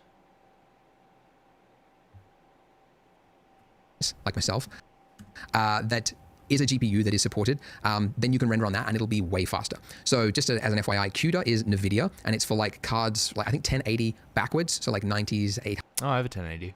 I think they used CUDA. Optics was around the 2000 series further on. So Optics is the one that you use if you're using a NVIDIA card today. HIP is for AMD cards, and then you got one API. And I think actually on Apple devices, you'll have a metal option. But see what you have. I do have a metal option. I want to use my 32-core GPU. Suddenly, my computer that I spent $1 bajillion on, and then I was like watching all the reviews and stuff, and it's like, oh, it's literally the exact same or it's the exact same specs as a cheaper MacBook. This is like the one thing, not the one thing, but like a lot of the MacBooks can perform very similarly, but with the M1 Max and the 32 cores, that's where it has a little bit of an advantage there. So I guess it helps with 3D rendering. And then see if you can render with that, because that, with GPU on now, it'll, going back to this,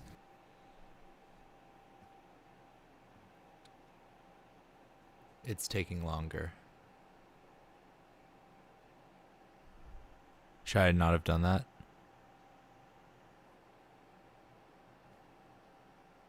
Oh.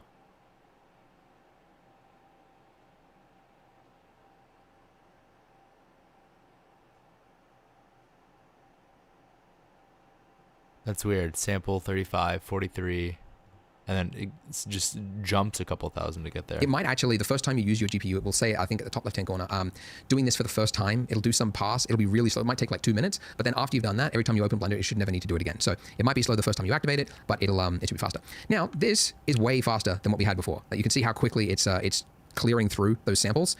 It's basically real time. It's in fact, actually, so that noise that I mentioned, right? It's still there, but when you render and also in your viewport, you can use a denoiser. So it's actually not that new. It's like 3-4 years old. I think we started using AI denoisers. NVIDIA released their one for optics, and since then Intel have come out with one.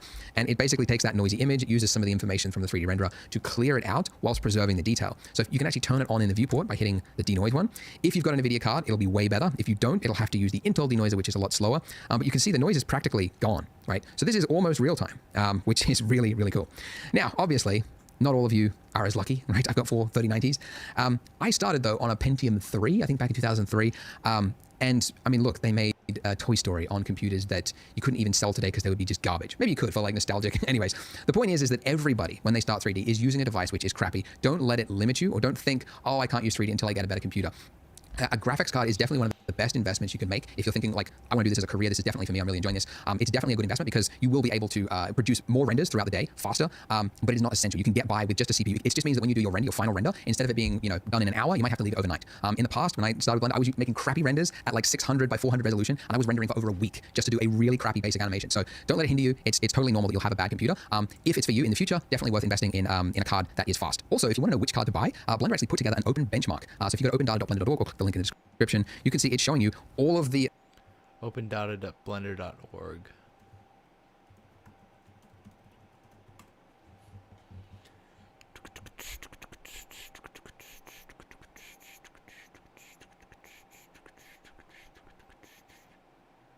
That's not good.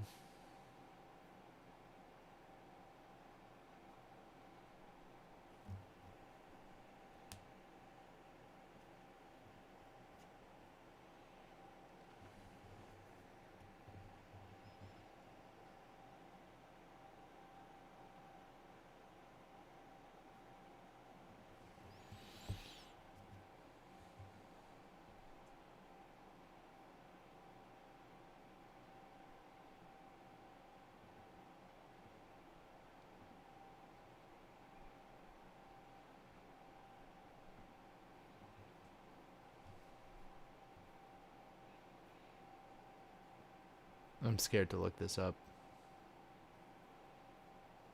11,000.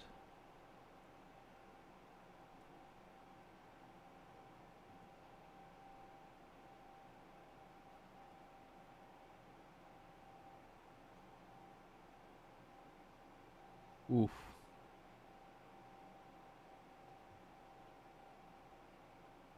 Hello? Why is an M3 Max better than an M1 Ultra? There's just nowhere 32 cores for this one. Yikes.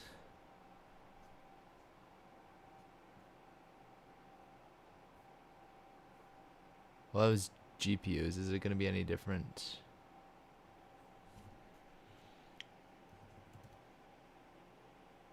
Oh, it's even slower.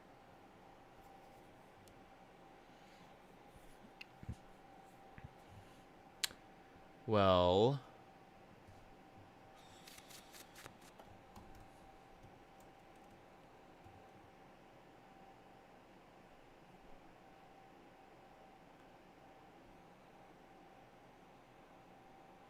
I have this one, the 1080 Ti.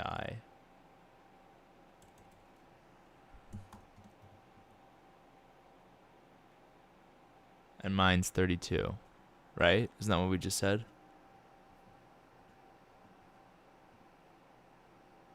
Yeah, so this will be faster.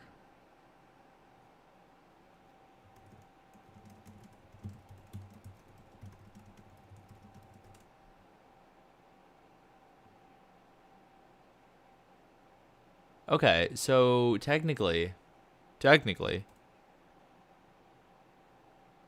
it's still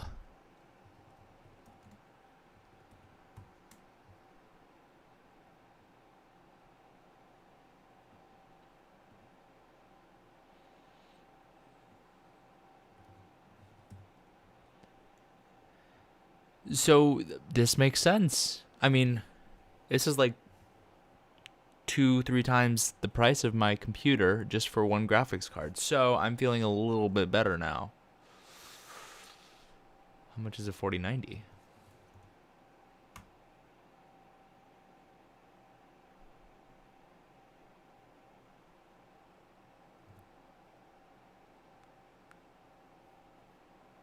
I'm trying not to convince myself that I blew a ton of money on a MacBook. 3080. This is a popular one. And it's exponentially better than the MacBook.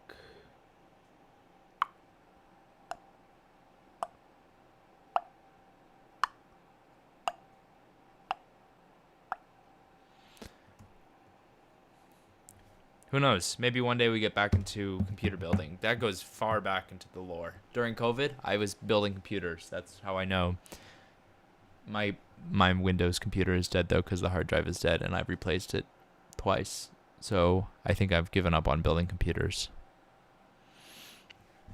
Okay, Mr. Blender Guru. The people that have done this benchmark, what have their devices been and what are the times that you can expect? So you can see actually mine is at the bottom. It's the 3090, but I've got 4 of them. So it's obviously turning through it faster. The fastest is... He's got 4 on one computer? That's crazy. I mean, basically it's going to be the top card or like the go-to. NVIDIA is just crushing it. I think, where's the AMD? They used to be on, I think AMD's made a mention there. You've also got CPUs on this side, but essentially, I mean, just by the top, like gaming card, usually that's the one. But do go here, check it out if you want. All right, so we're going to be using Cycles for the rest of this tutorial, and we'll really dive into it in the next part, but I just want to quickly, my lamp is way away, so let's just bring that in closer just so that we can see things. And you can actually clear the rotation of an object to make it appear at the center of your 3D scene by tapping Alt-G.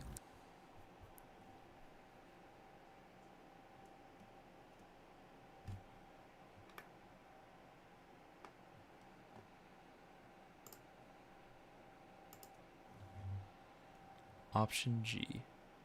Ah!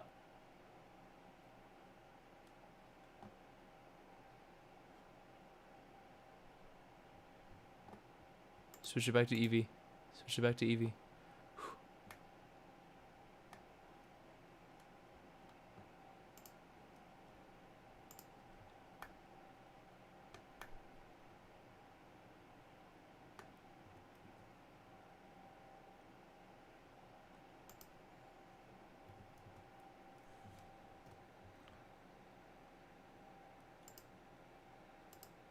Whoa. That's bright. Okay, so now, hey, look, that's actually kind of cool. I'm going to move my lamp over to here. Just check my recordings. Yeah, my recordings are being affected. And I'll just now reduce the strength of this because it's...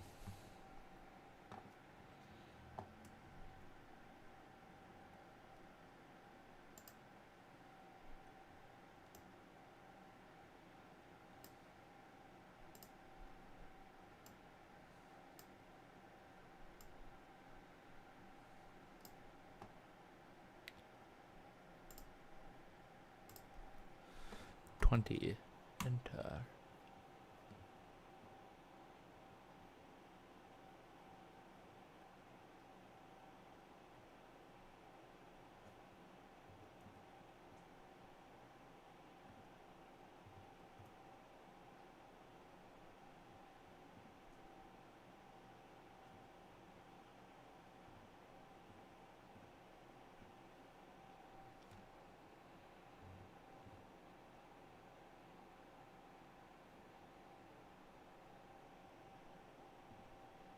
Don't hit me.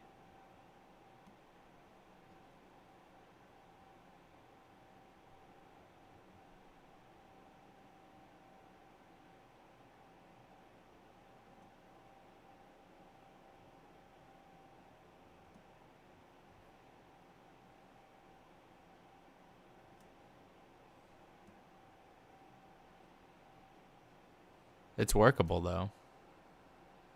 Uh-oh. That was an accident. Oh, my bad.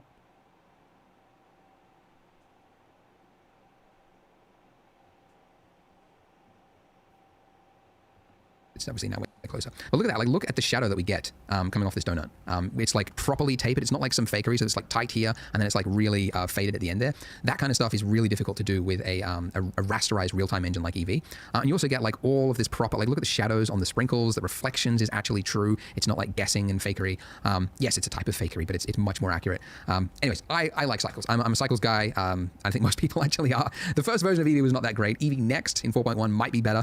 We'll see. But yeah, the first version of Eevee was not really that great. Now, one thing you might notice looking at your donut, they're going to make one big tweak to this, is that it kind of feels hard. Like the donut doesn't give this kind of like soft feeling to it. And the reason for that is the material. So by default, all materials are, yeah, kind of like hard materials, but fleshy objects like humans as well as food have subsurface scattering. So I'll throw some reference photos here. But you can see this is my hand. I had light coming in like as I was eating breakfast, and I can see the light is actually going through my fingers, right? So that's light that is like, yeah, it's a mushy, fleshy object. So it's passing through it, scattering amongst all the other atoms in the finger, and it's the light is going through to the other side. You also see it in a lot of food. So took these photos at a party. Yes, I am that guy. But you can see that's how you get light that goes to the opposite sides.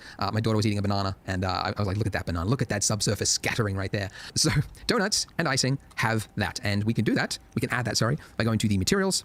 And then down here, you've got have that. And we can do that. We can add that, sorry.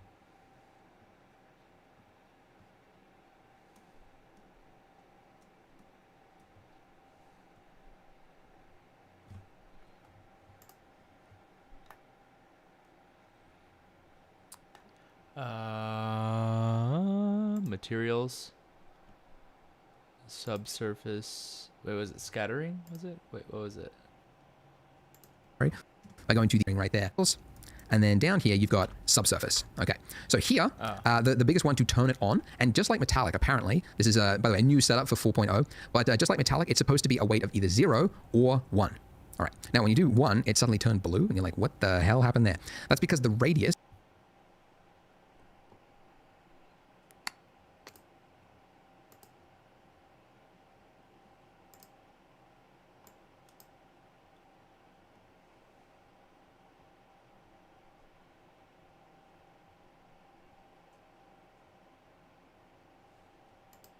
this radius is this is your X, Y, Z, but also it's your R, G, and your B in this case.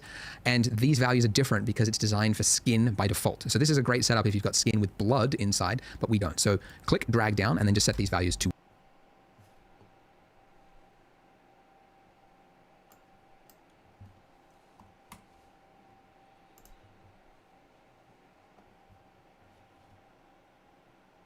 How's my computer doing right now?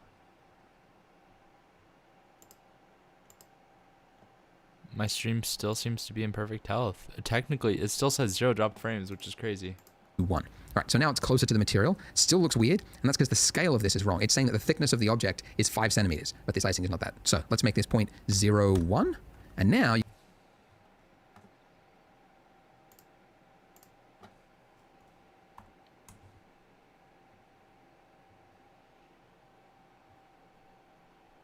can see it looks a lot closer. It's still a little dark, so I think it's not 1 centimeter thick, so let's go 0.005. And now we can see it's pretty close to its original material. The biggest difference is if I just zoom right in here, let's set it to what it was before. See how it's hard? It almost feels like, it feels like concrete, right? But then you set this to 1, and look at that, the shadow just starts to feel a little softer, and you get this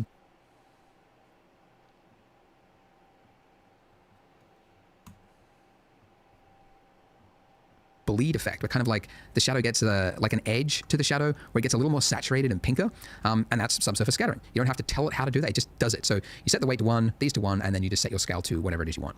And I'm also going to do it for my sprinkles. So I'm just going to click on one of my sprinkles, and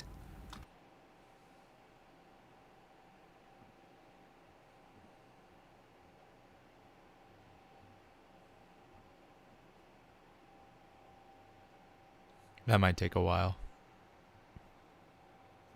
yeah, right in here for the subsurface, I'll just do the same thing. Set the weight as 1, these radius is to 1, and then I'll use a really low value here. Like let's go 0.02.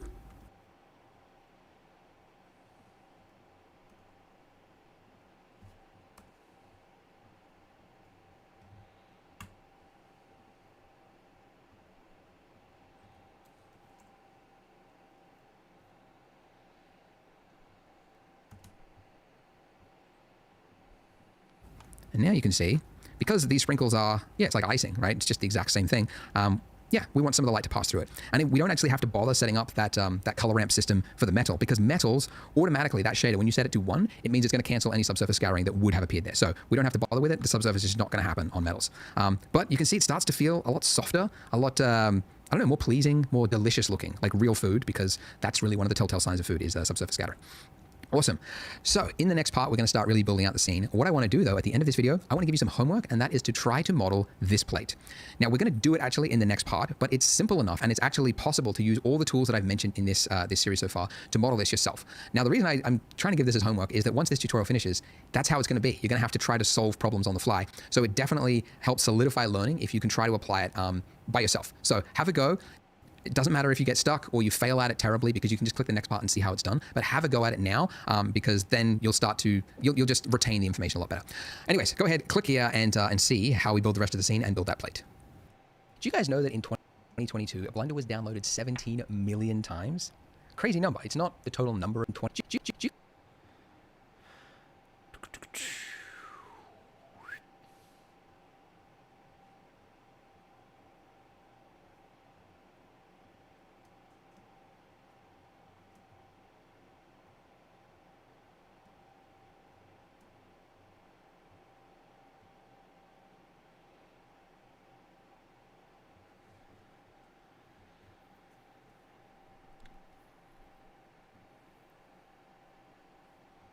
I'm going to try to render this.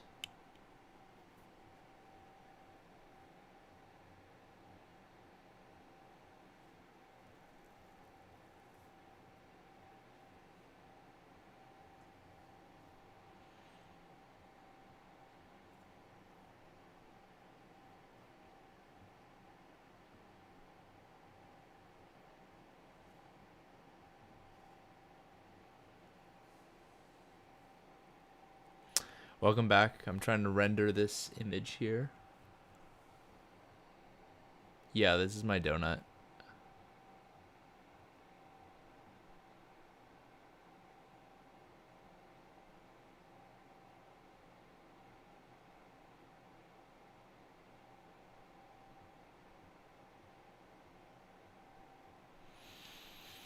It's saying that it's taking 2 more hours to render, but I know that's not true. This is going down very, very fast.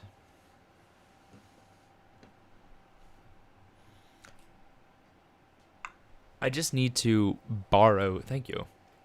It's because I'm using a different shader. What's it called? This is ray tracing.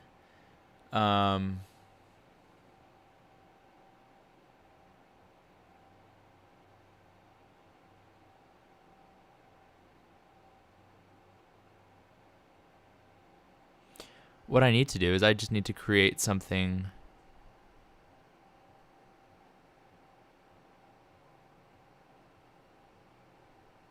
I need to create something with my computer, and then if I'm going to export it, somehow get access to a really, really, really, really expensive big computer, and then just plug in my SSD to that, because I have a fast SSD.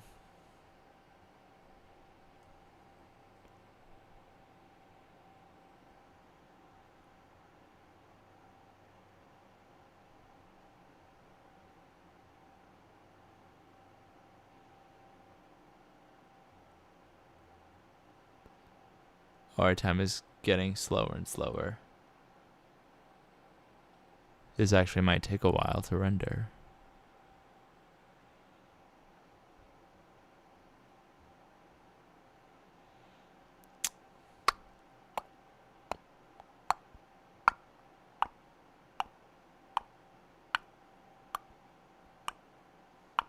No, I didn't render the round sprinkles one. I'm just doing this one for now.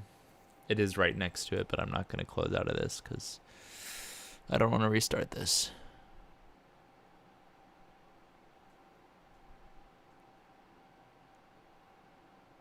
I feel like even this shouldn't take that long, you know what I mean?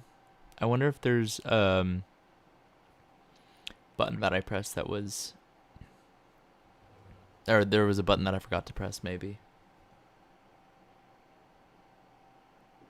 Yeah, hire me for the next Despicable Me.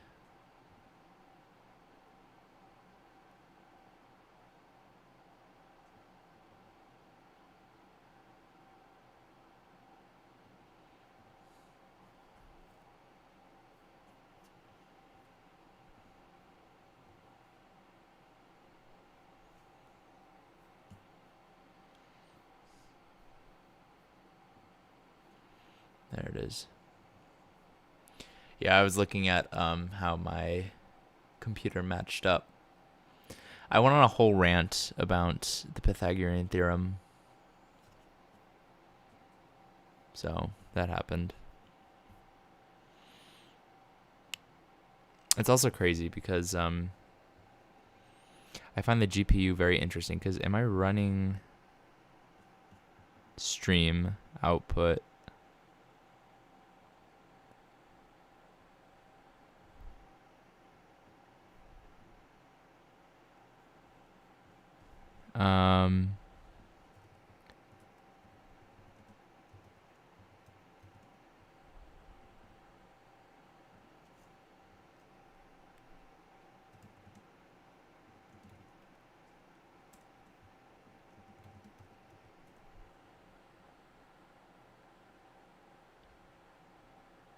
Interesting. Oh no, I was talking about how these high schoolers figured out a trigonometric proof of the Pythagorean theorem.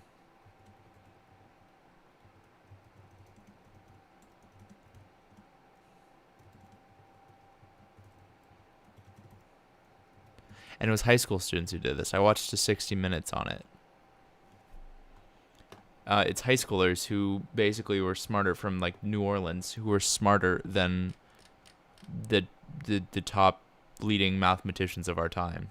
Like this just happened recently also. The ABC News, the Walt Disney Company. Because there's proofs for the Pythagorean theorem, but they're always algebraic or geometric. There's never been a trigonometric proof. And then I went on to explain how I'm not actually that smart. I just watched the 60 Minutes on it, and actually I don't really know that much about math. And these terms that I'm currently saying I only know because I watched the 60 Minutes on it. I just think it's super creative. I also find it very interesting that even though I'm rendering this, how are we doing? Even though I'm rendering this, it's rendering on my GPU and not my CPU.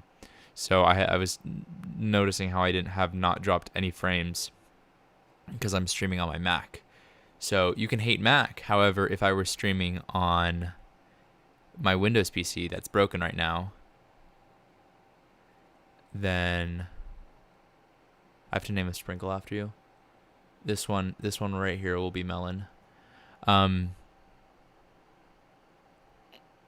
If I was streaming on my Windows PC, then I would be using NVENC encoder for my live stream, which means that it would be both my live stream and my rendering would both be on my GPU, and my computer would probably die. So even though, oh, it's cleaning. I can actually definitely notice it's cleaning up.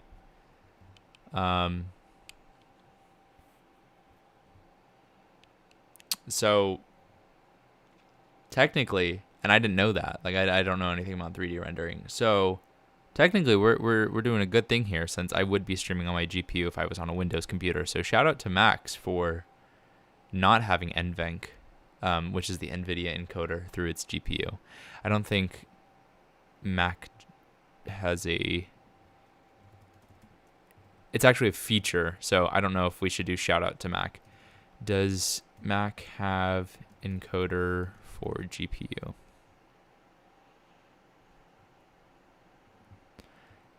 Does Mac Apple Silicon have GPU encoder?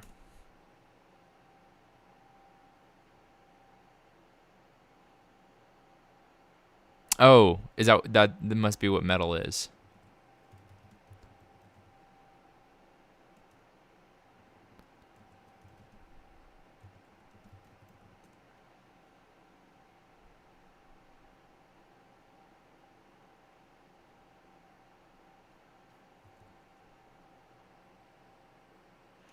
Well, I'm just saying, because when I first started streaming, I was streaming on my Windows PC, and my CPU was trash. I don't even remember what kind of CPU I have, but it was just trash. So it just could not handle the live stream that I was doing. So what I actually ended up doing was I got a GTX 1080. The TI one, I don't know the difference. I don't know what the TI. Oh, the Texas Instruments version, I guess. And NVIDIA graphics cards have a special encoder that you can use for live streaming.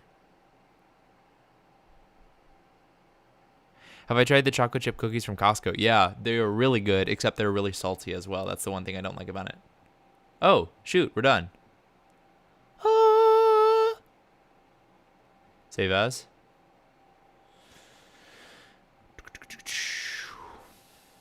Donut Day 4 Part 1. That did not take 3 hours, luckily. I don't know what I would have done if that took 3 hours. That actually wasn't super long. When did that finish? I wasn't even paying attention to when that finished. Let's see. There's our render of the donut. It's looking donutty. Donutlicious. It's looking delicious.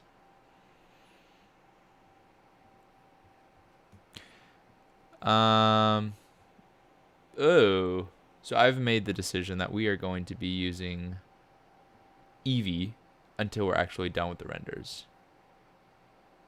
So I can uncheck that. Here's what both of them look like without the ray tracing.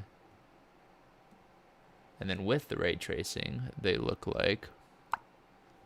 Give me 1 second.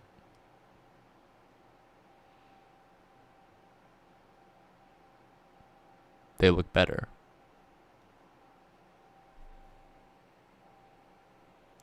I'm not going to wait for it to perfectly... Wait, is this on my CPU?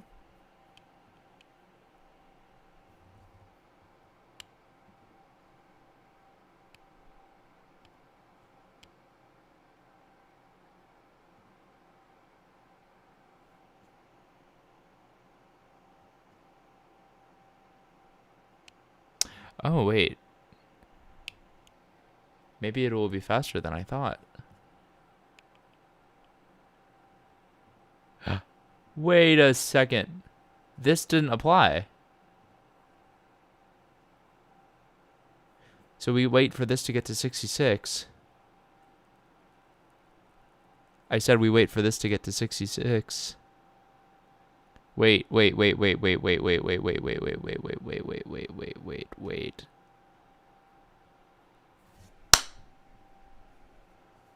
Trust.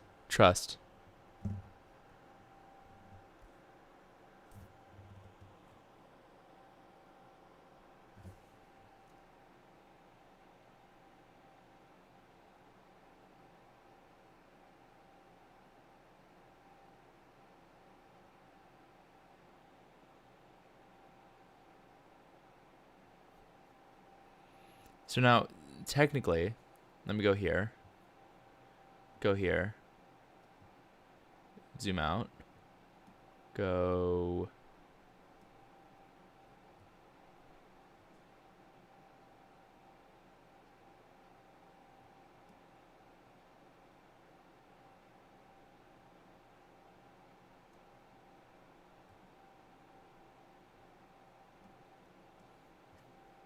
Would it be faster if I rendered it like this? Because I have GPU selected now. Edit, preferences.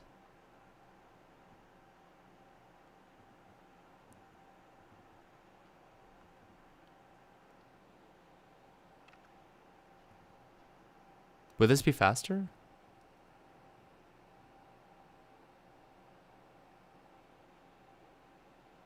I'm just testing.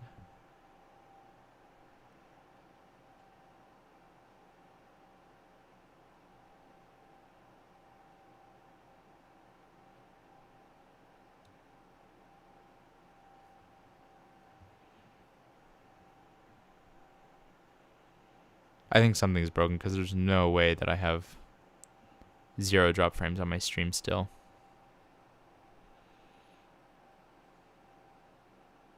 Okay, so the last one took 8 minutes and 48 seconds. Let's see how long this one takes.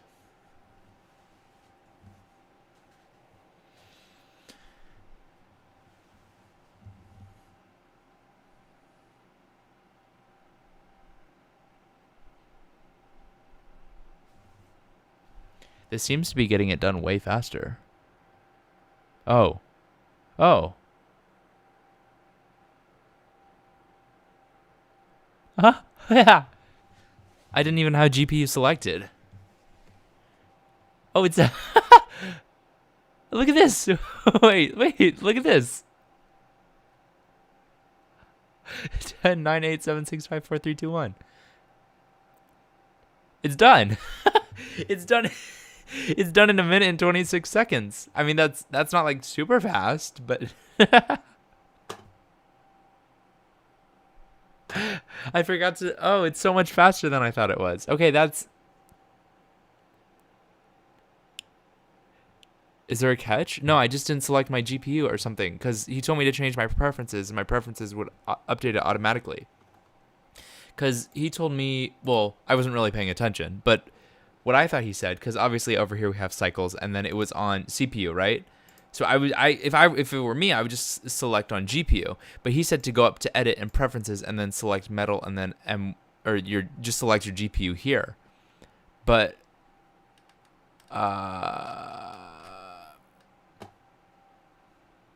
cycles render devices.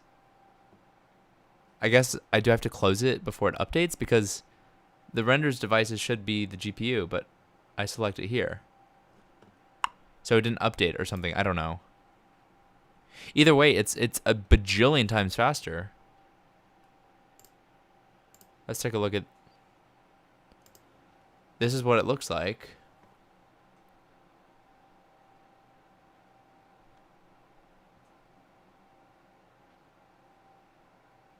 And that only took 1 minute and 26 seconds. I don't know if I should say it only, because if I were to render animations, it would take forever. But, yeah, that looks cool. I will say the renders are a lot more enjoyable for me. I don't know why that is, but I don't like the art part of it. I like the tech side of it.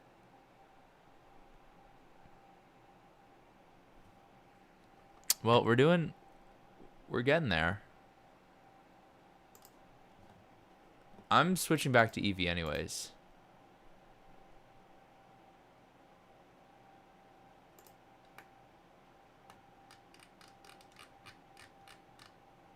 Okay.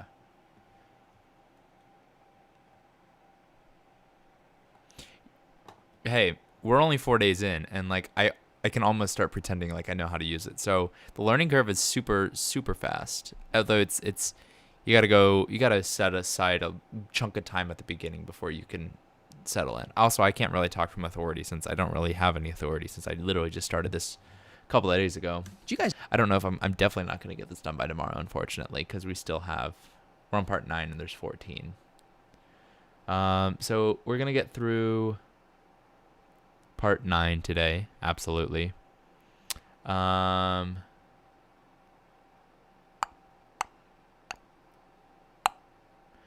almost feel like if we could get through 10, I don't think it's possible though, because look at how long part 9 is. Really long. If we could get through part 10, because part 10 is kind of shorter, and then part 14 is the shortest out of all of them, so I don't know. We could get it done tomorrow, but there's definitely not a way to get it done by tomorrow. Do I have any notifications? I feel like people would be texting me by now. I have Do Not Disturb on, so there's really no way for me to. I'm not seeing any notifications. Let me check my little Apple Watch here.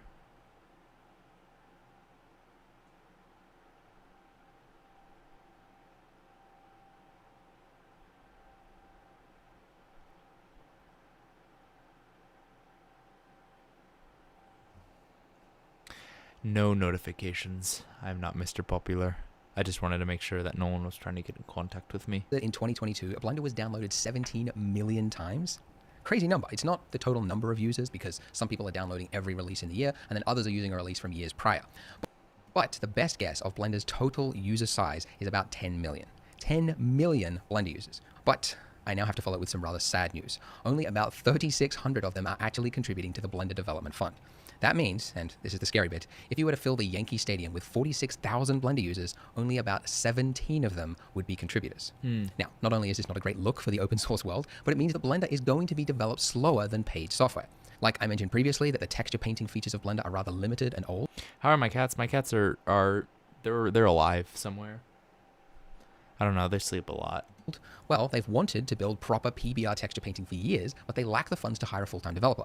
The same applies to the broken fire and fluid simulator, the video sequence editor, the list goes Oh, I watched Blender Guru's video on this. on. And we could have all of these improvements today if we only had the funds. So last month I was at the Blender Institute speaking to Francesco City, and he asked for my help to bring awareness to this. So I'm asking you right now, that's right, right now, donate. If you're enjoying this series and you like Blender, then please pause this video right now and take 2 minutes to sign up and pick a plan. Not only do you get to be one of the cool 17 people in the stadium that's donating, but you'll know that the amazing story of Blender gets to continue because of you. And if you do join the development fund because of this video, then please comment below with 46,000 and only 17 donate. hashtag That's crazy.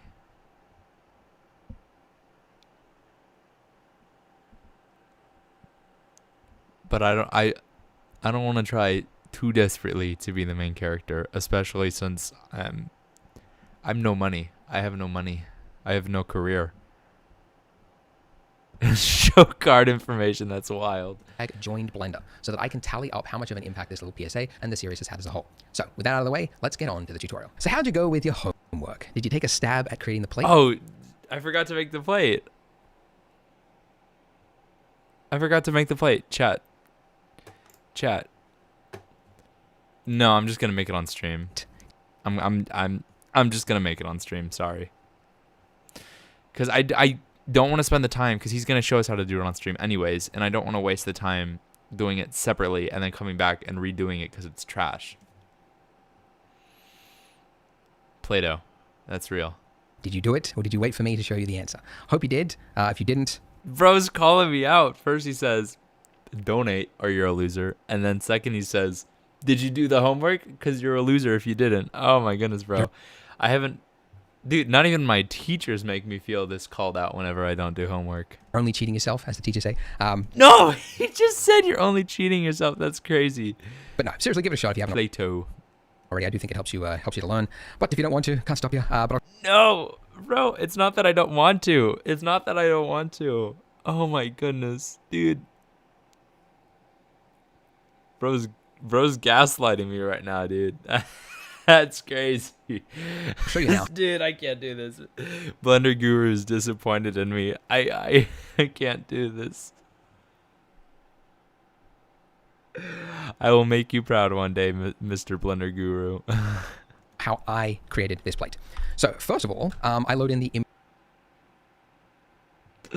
I'm sorry.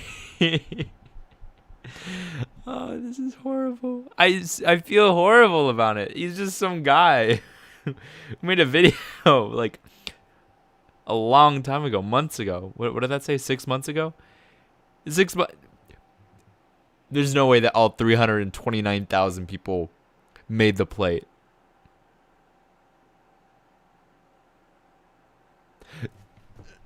Dude, this dude made the plate. Dude. I wonder. No way this dude did the plate. Who else? Who else did the plate? Oh, this dude tried to make a plate. No, I gotta stop. I gotta stop. I'm looking at the YouTube comments of everyone who's better than me. No, not even better than me. People who try harder than me. This is so degrading.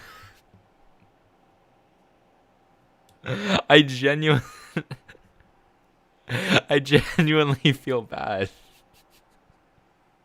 Like, I'm not even joking. He's just some random internet guy, and I feel bad now for not doing the plate. I'm sorry. I have to do it. I have to do it on stream because I'm trying to get this done by tomorrow, which means I can't spend the time, according to this guy, hours making a plate when I can do it in 7.5 minutes. Image reference first. And I haven't shown you how to do that yet, so I'll show you now. If you go to the top of the screen until the cursor changes on that line there, just right click and then say vertical split. And then I now get 2 duplicate windows. Am I an Eevee? Hello? There we go. Dude, I vertical split and then right down the middle-ish. There we go. This second window, I can now make any other window type. So the one I'm looking for is image editor. Now go image and open. So this is the image we're going to use. It's one from Polygon because it's actually one of our models. It's a Do I have to go back on the polygon? Polygon. Plate. Oh, this is the one. What? Is there not a free one? Bro, what? Free.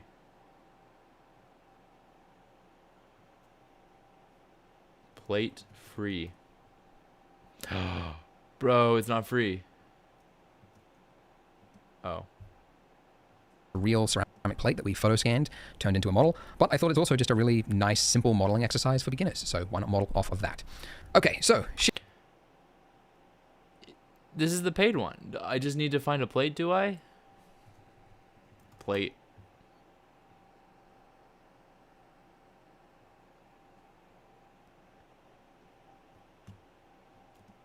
Blender guru.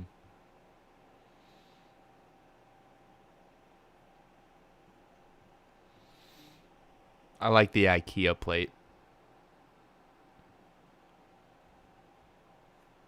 I'm gonna save this over here so that way you guys can't steal my information, since people are already wanting to steal my credit card information.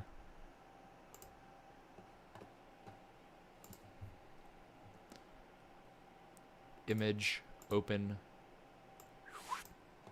Up. Hello.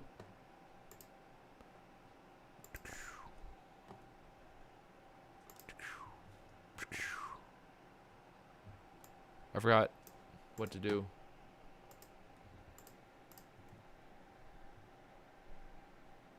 I'm opening it back up.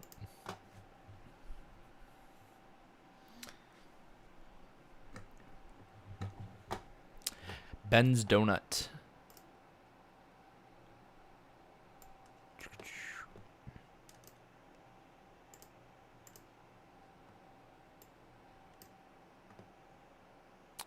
Downloads.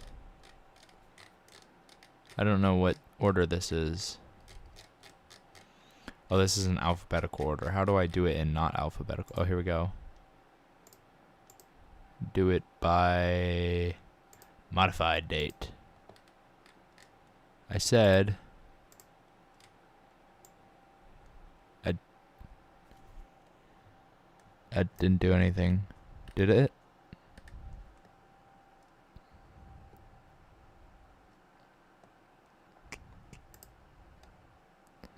Oh, I just need to. Oh, I'm a dodo. Hold on. This is not the fastest way to do this.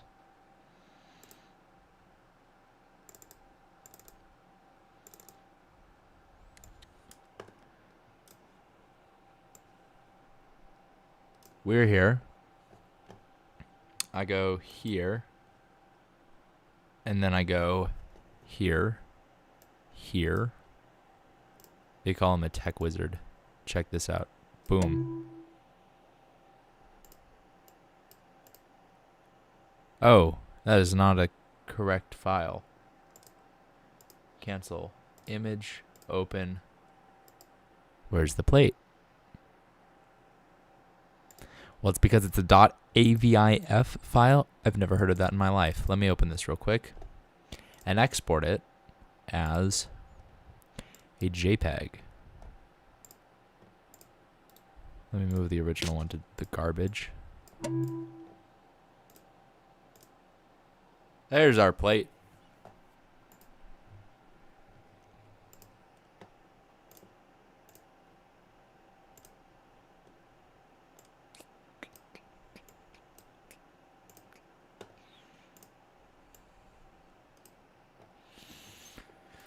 Okay. Open our plate. Wow. One from Polygon, because it's actually one of our models. It's a real ceramic plate that we photo scanned, turned into a model. But I thought it's also just a really nice, simple modeling exercise for beginners. So why not model off of that? Okay, so Shift A, because you've got to start with something. Now, a lot of you probably started with a cylinder, and that's a fine way to go about it. But I know from experience that the cylinder's got a top face on it that we don't need, and then the normals have to be flipped, and you have to deal with the size. And I find it's actually just easier to start with a circle and then build out from that. So the circle settings, we obviously want to turn the radius down to be, yeah, just, I mean, I think a plate is roughly the size of like 2 donut widths anyway, like roughly 24, 30 centimeters, whatever. So anyway, a radius of around 12 centimeters. Now the 0.2.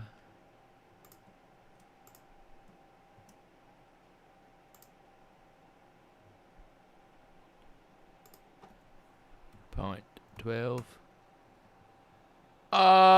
What? That's not a circle. Hello?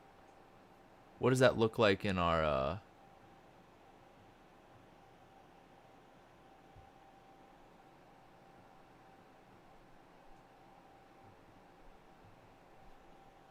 what does that look like in our rendered view? What? What? Uh-oh. What did the what?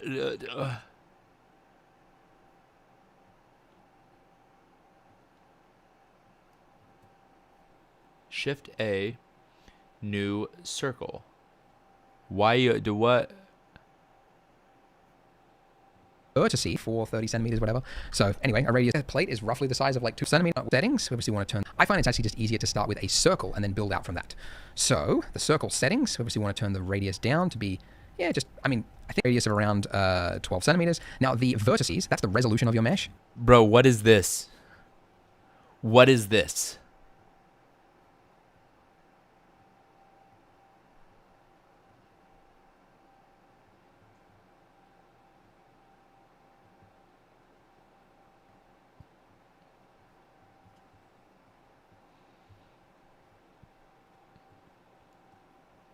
What? I'm sorry. What is you? What is this?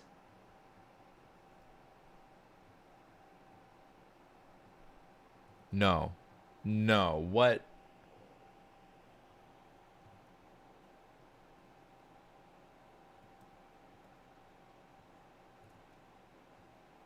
I'm so what? The what?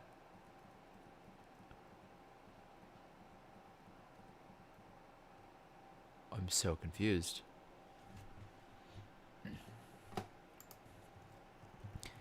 Tangled ball blender circle.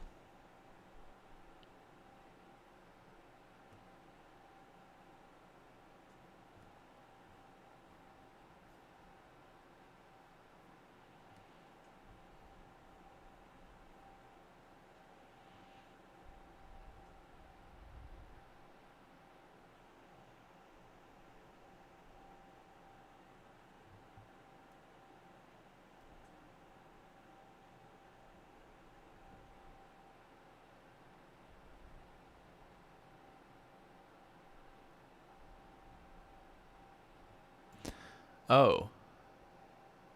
Shift A, circle. Stay with me here. No, that's not right. Is it? Hello?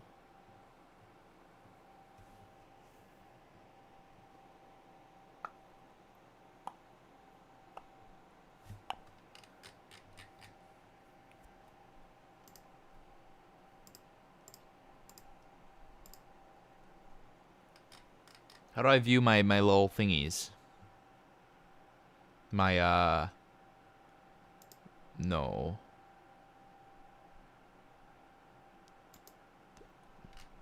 Shouldn't it be why is there a circle thingy? I looked it up and I found a person asking on Reddit, and instead of people telling them the answer, people are just mocking them because they're making the donut as well.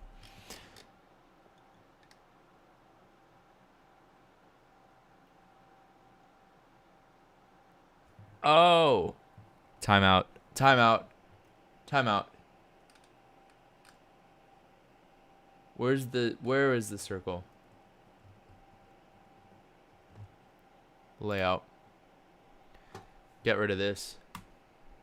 No.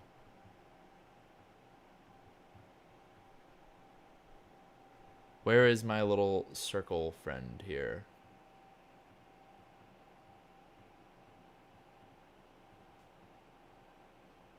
Ow! That's what it is. I had it and I was inside of the wrong create a new one of these. Rename this the plate. Go inside of here. Check this out. Shift A. Circle.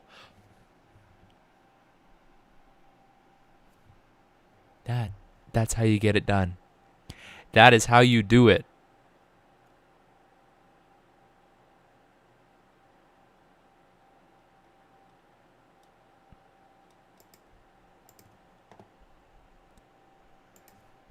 That's how you do it. That's how you do it. It was in the wrong collection because the collection node was applied to everything in that collection. Right? Now, if you might remember when we did the Oh, right. We have to set this to 0.12 and then donut, when we added the torus, I said it's good to start with a low poly mesh to begin with because it's easier to add detail than it is to try to take it away later. And that's true, and it's good advice for like organic flowy shapes. But in this case, I know that looking at the reference, it's got bevels, like tight bevels here and here, and it's going to be a lot easier to control that if I just use the bevel tool as we model rather than trying to use a subsurf modifier later. Which is all to say that the resolution of the circle that we start with, I actually want to be the final representation. So essentially, this needs to be as round and high resolution as it needs to be so that I won't see any jaggedness in the final model. So I actually went with 100 vertices, which is quite high poly, but we have got the camera really close to it, so I think it makes sense. Okay, so in edit mode, make sure you're in vertices select mode. I've done recording so many times I can't remember when I've actually caught something or not. 100 vertices, which is to be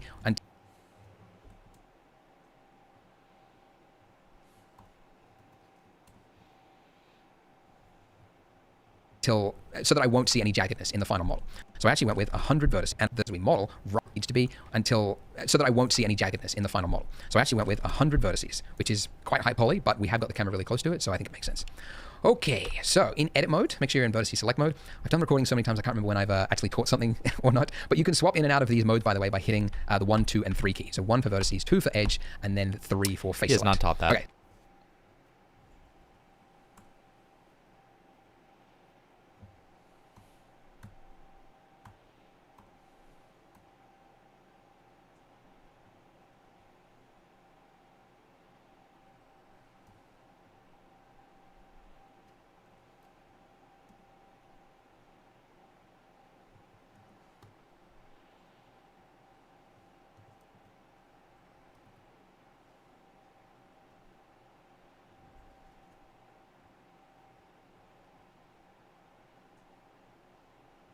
So with vertices select, I'm going to start by creating this lip that goes up. So E and then Z to lock it on the Z axis to about there. I mean, we don't have measurements, but that looks like it could be plausible.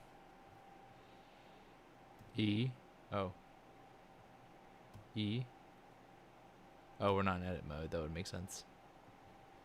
E. Oh, nope. No. I just need the...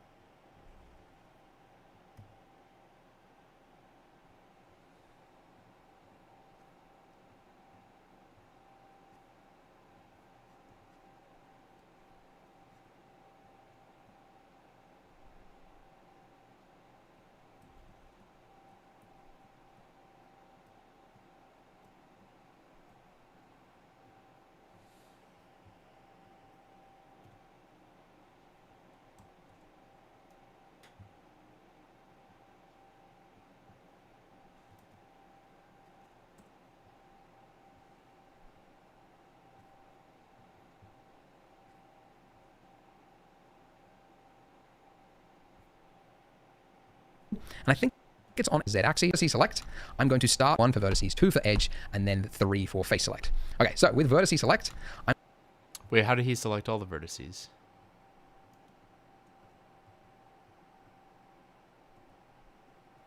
No.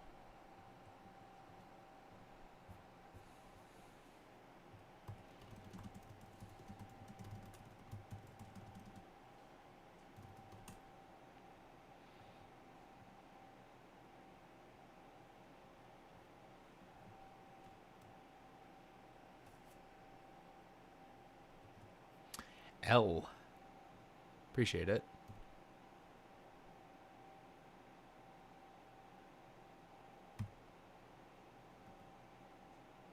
Blender Guru did not teach me that.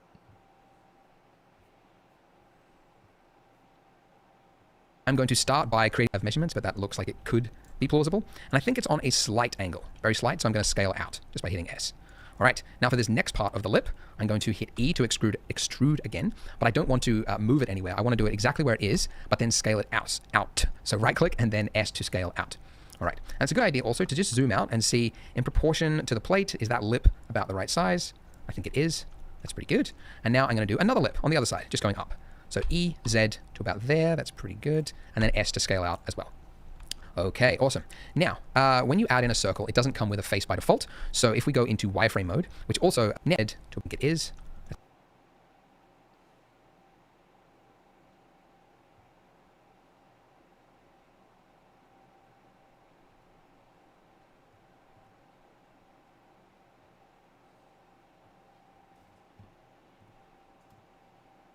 Oh.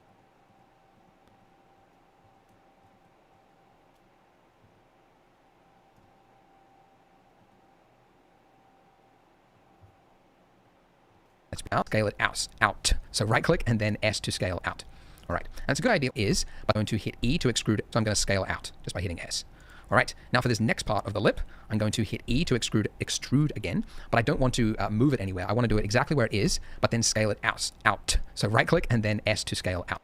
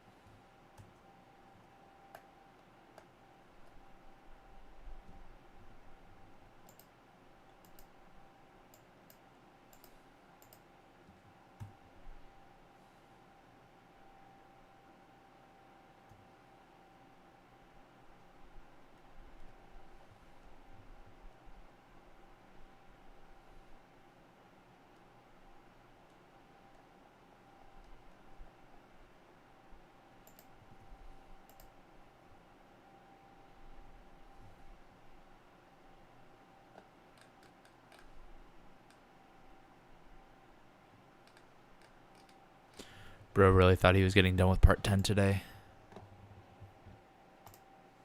All right, and it's a good idea also to just zoom out and see in scale out and have these. Why? How? Explain. Explain, dude. Explain how you're doing that.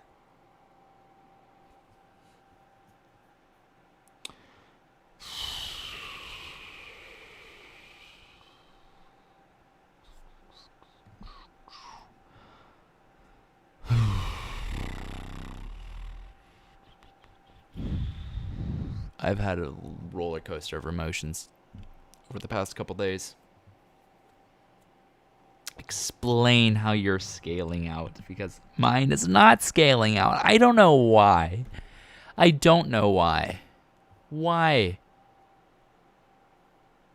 I don't know why.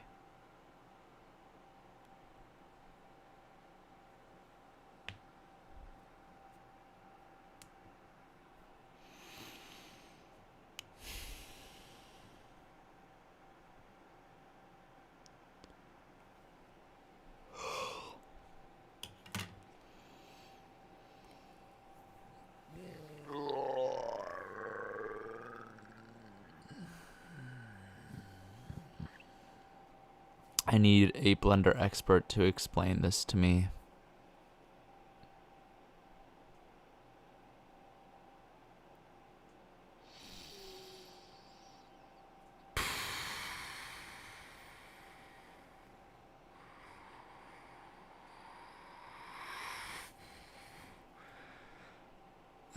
What would I have done if I were this guy?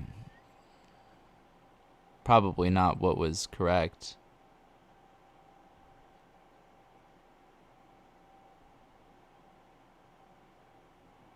I just would have added a circle. No. What would I have done?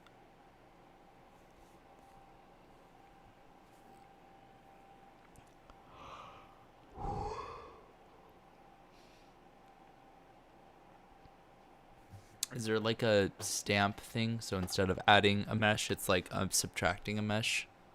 That's got to be a thing, right?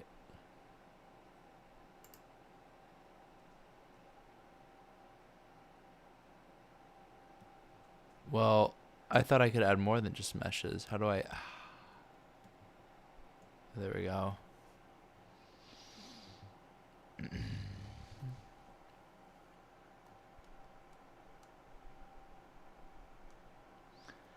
Doo-doo.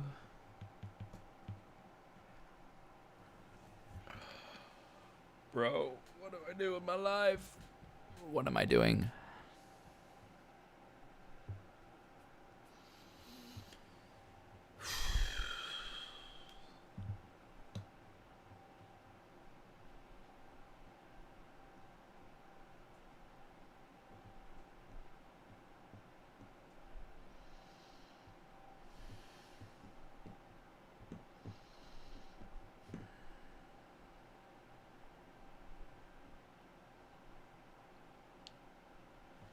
I'm going to take a break, but I will be back because we're finishing at least 3 parts today.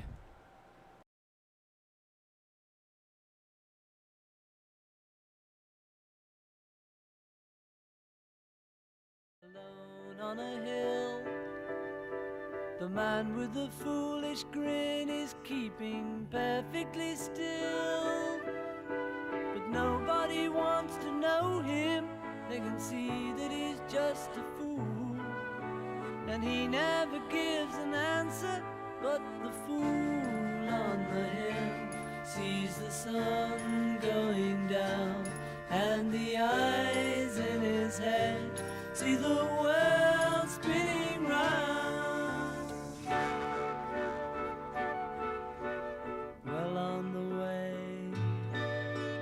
head in a cloud, the man of 1,000 voices talking perfectly loud. But nobody ever hears him or the sound he appears to make.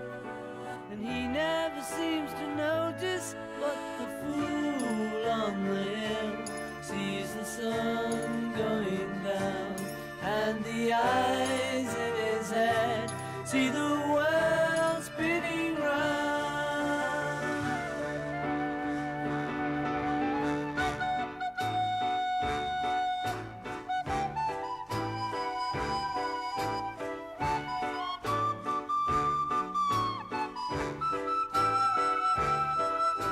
And nobody seems to like him, they can tell what he wants to do.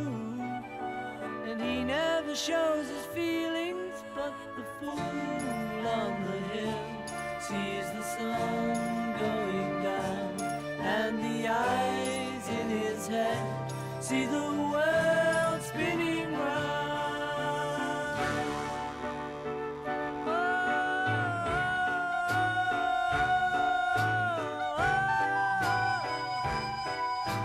Round, round, round, round, round.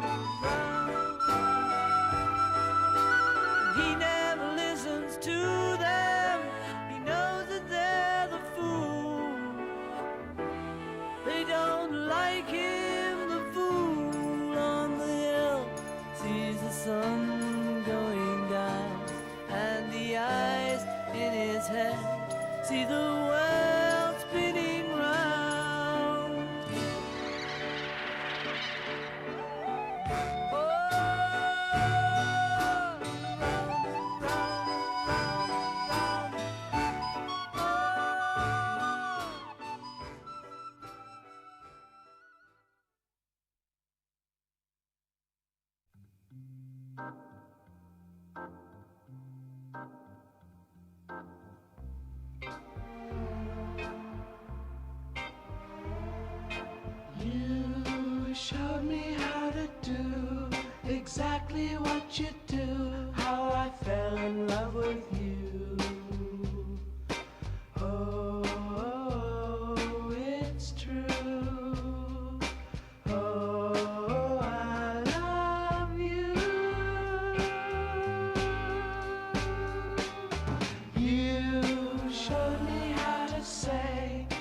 exactly what you say in that very special way.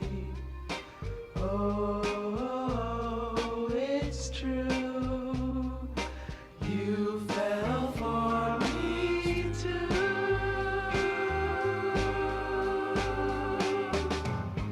And when I tried it, I could see you fall.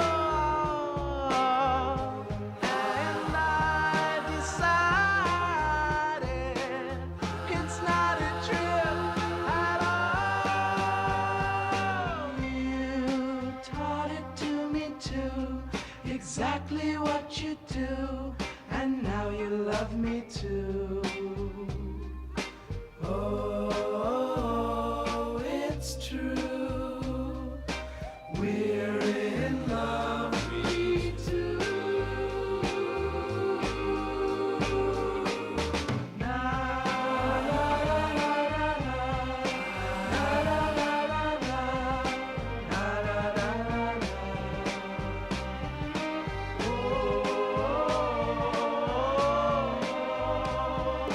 we're in love, we two. We two. You showed me how to do exactly what you do, how I fell in love with you. Showed me how to say exactly what you say in that very special way. You taught it to me too, exactly what you do, and now you love me too. Now you love me too. Now you love me too. Now you love me too. Now you love me too. Now you love me too. Now you love me too.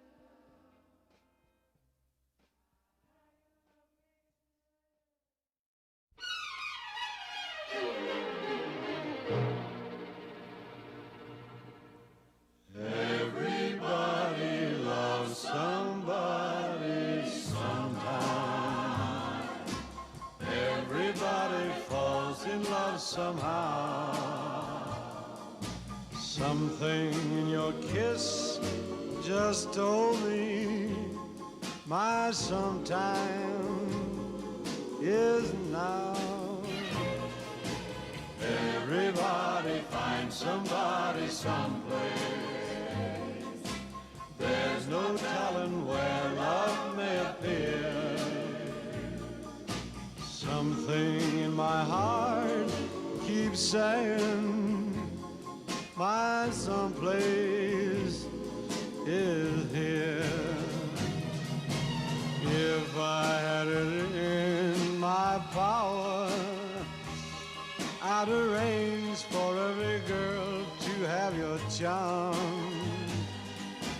Then every minute, every hour, every boy would find what I found in your arms.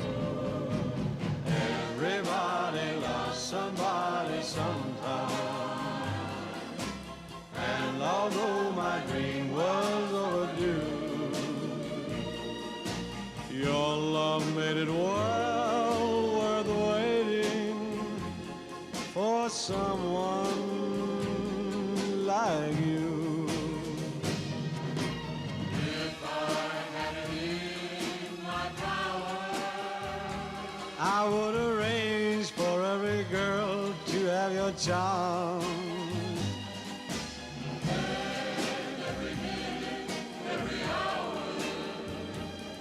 Every boy would find what I found in your arms. Everybody loves somebody sometime. And although my dream was overdue,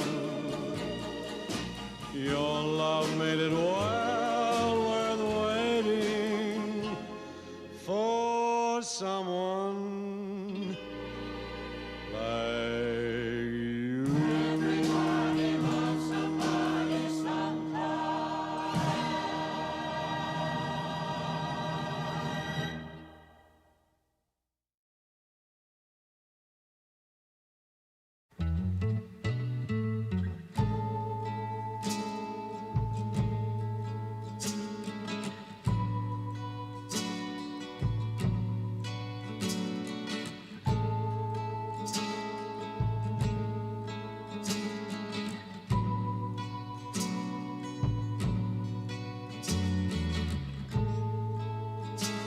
So much is said about love, but not enough is said about the way you love. Ooh, you love me.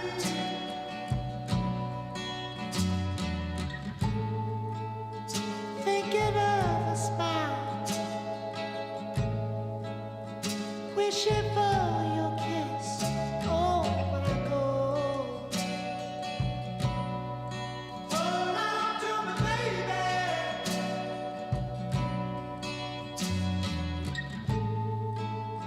You be left an arrow with me. Got me feeling like I can hardly breathe. I'm something on the news. Give me a reason.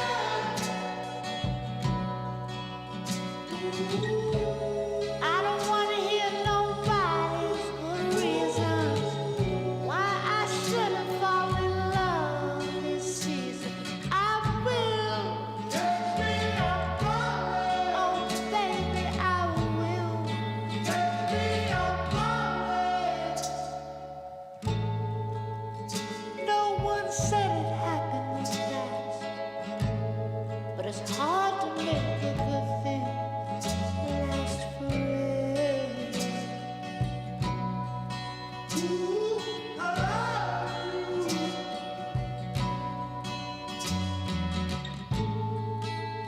When you see the changing of leaves, girl, I'm feeling like I can hardly breathe. I'm nothing left to lose. Baby, I'm leaving. I can't listen to more reasons why I should've let no more girls pass me by. My friends tell me, oh no, it's no good, but I'd stop it, oh yeah, I could. I just want to hear all the right reasons why my heart changes with every season.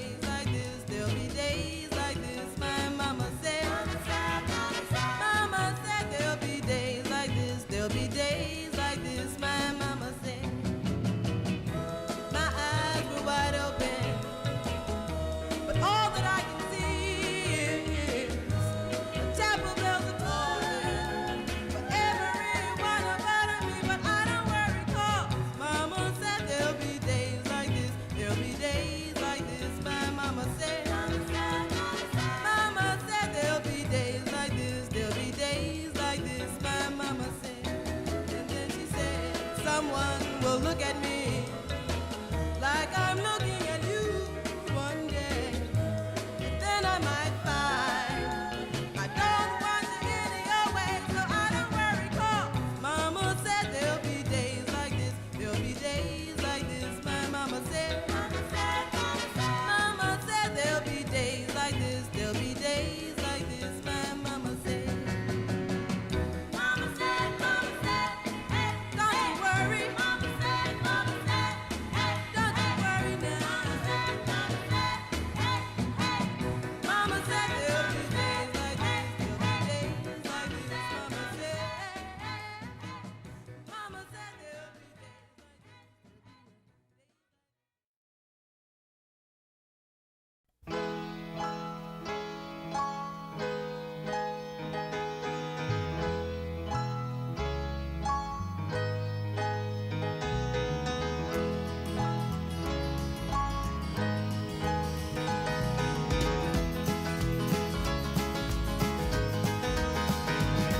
There's a road I'd like to tell you about.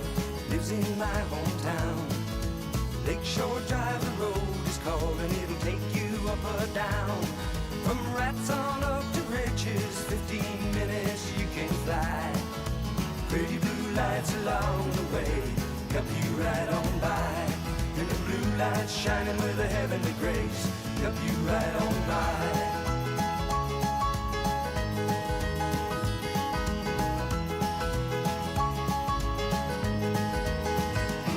And there ain't no road just like it anywhere I found. We're running south on Lakeshore Drive, getting into town. And just slipping on by on LSD, fighting that trouble bound.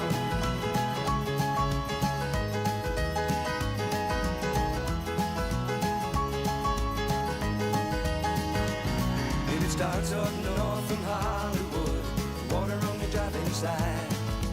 Concrete mountains rearing up, throwing shadows just about five. Sometimes you can smell the green if your mind is feeling fine. There ain't no finer place to be than running Lakeshore Drive. And there's no peace of mind the place you see riding on Lakeshore Drive.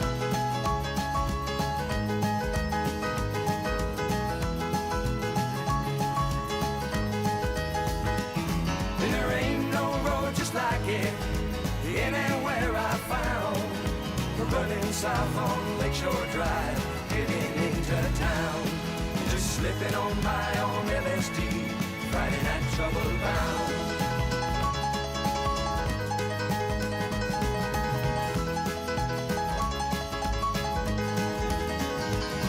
It's Friday night and you're looking clean, too early to start the rounds. A 10-minute ride from the Gold Coast back makes you show your pleasure bound. And it's 4 o'clock in the morning and all the people have gone away. Just you and your mind at Lakeshore Drive, and tomorrow is another day. And the sun shines fine in the morning time, tomorrow is another day.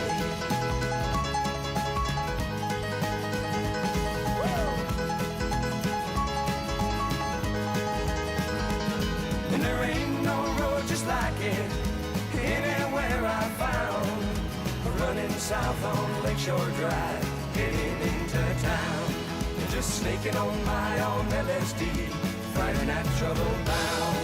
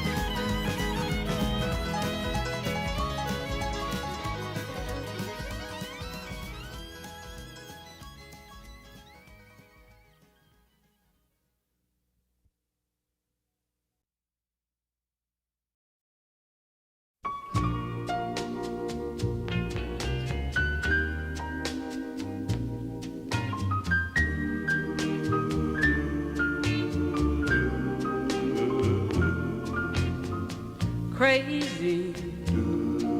I'm crazy for feeling so lonely. I'm crazy, crazy for feeling so blue.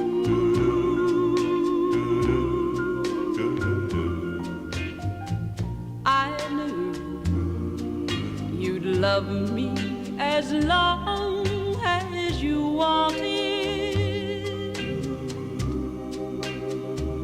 and then someday you'd leave me for somebody new.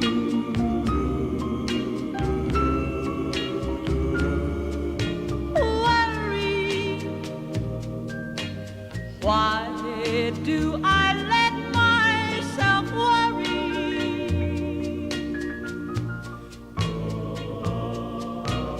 Wondering what in the world did I do?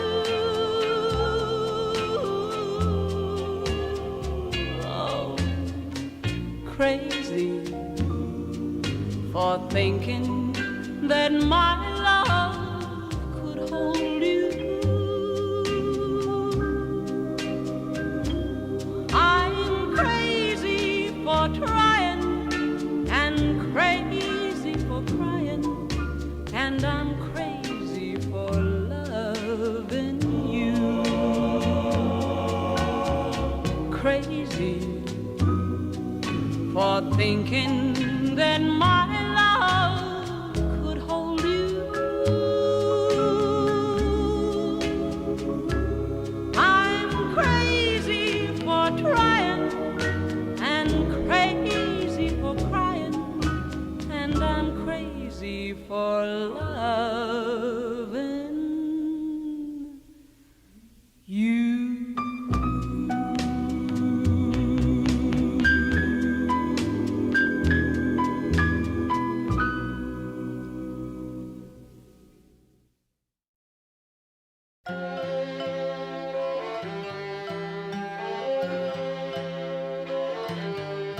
There's a kind of hush all over the world tonight, all over the world. You can hear the sounds of lovers in love. You know what I mean? Just the two of us and nobody else in sight. There's nobody else, and I'm feeling good just holding you tight. So listen very carefully, closer now, and you will see what I mean. It isn't a dream. The only sound that you will hear is when I whisper in your ear, I love you. Forever and ever. There's a kind of hush all over the world tonight, all over the world. You can hear the sound of lovers in love. La la la la la la la la la la la la la la la la la la so listen very carefully, closer now, and you will see what I mean. It isn't a dream. The only sound that you will hear is when I whisper in your ear, I love you. Forever and ever. There's a kind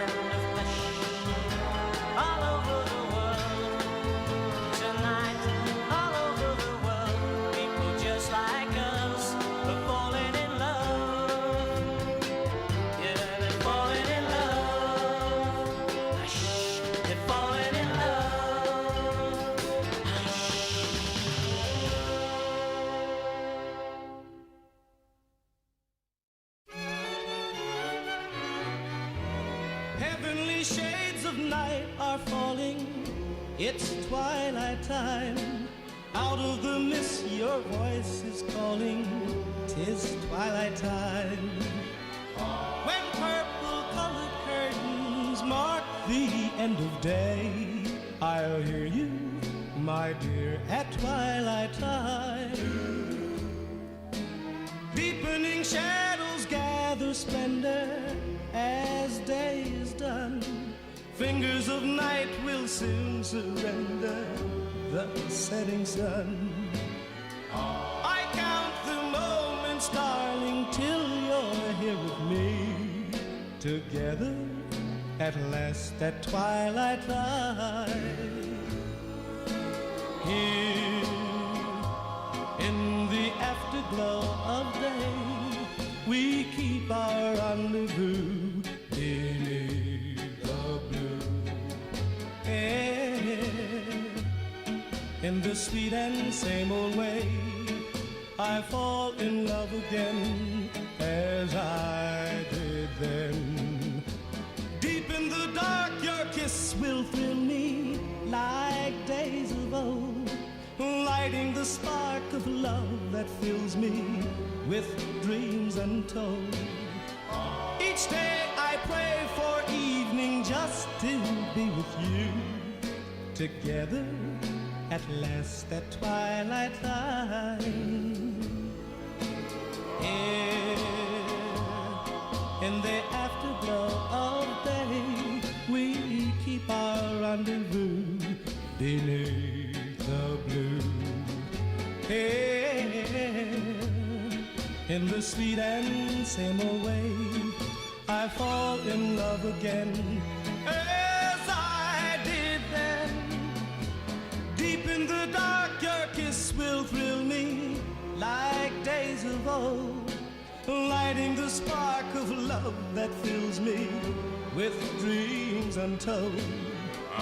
Each day I pray for evening just to be with you.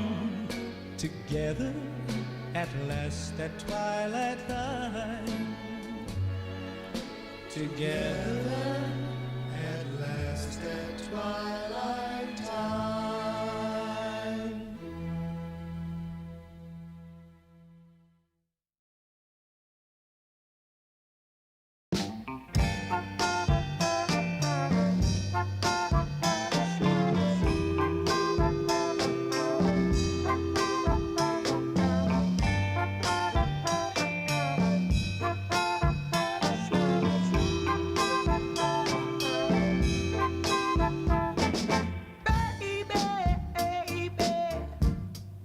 What you trying to do to me? You're doing all the things I said you never do to me. So tell me what's his name? What's his name? Tell me what he likes to call you. What does he like to call you? Just tell me on the phone. I'm in love with you.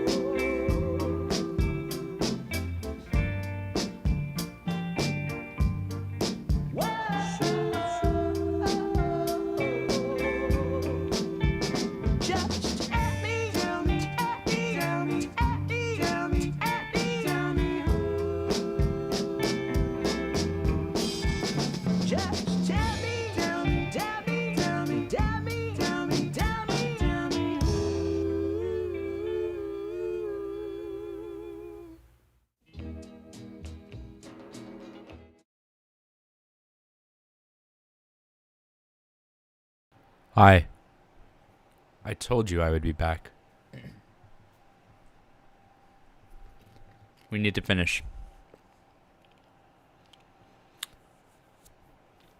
We need to finish. Goes up. But you can swap in and out of these modes, by the way, by hitting mode and actually subsurf modify or see any jaggedness sense. Okay, so in edit mode, make sure you're in vertice select mode. I've done recording so many times I can't remember when I've actually caught something or not. But you can swap in and out of these modes, by the way, by hitting the 1, 2, and 3 key. So 1 for vertices, 2 for edge, and then 3 for face select. Okay, so with vertice select, I'm going to start by creating this lip that goes up. So E and then Z to lock it on the Z axis to about there. Okay.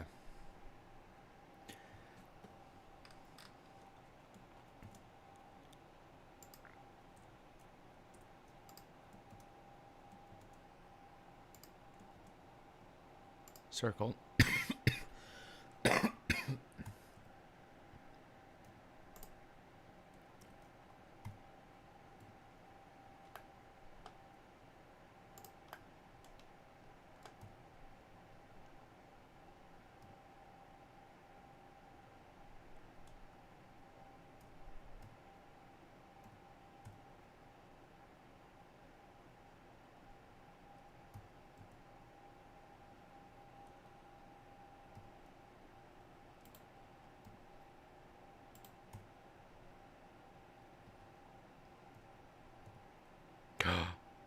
Is that what I was doing wrong?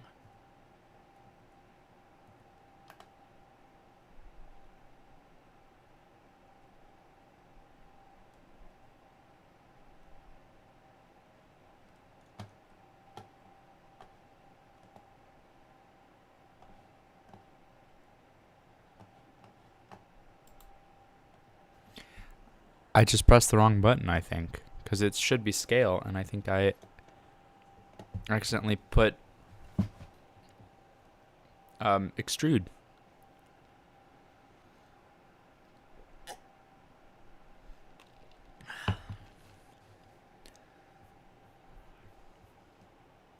I mean, we don't have measurements, but that looks like it could be plausible. And I think it's on a slight angle, very slight, so I'm going to scale out just by hitting S.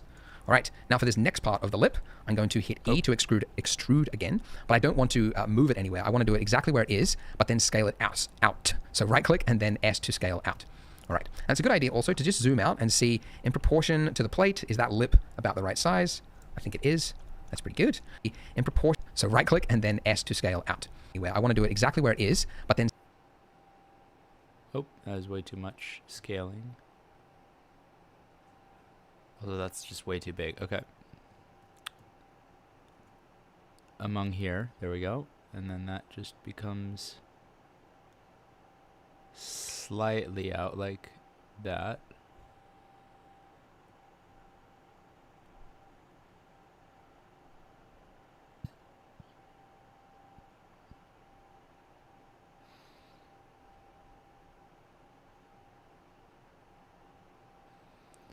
That's a little bit of an out, yep. Ha! We got it. And scale it out. So right click and then S to scale out. All right, and it's a good idea also to just... So he said right click and then scale out.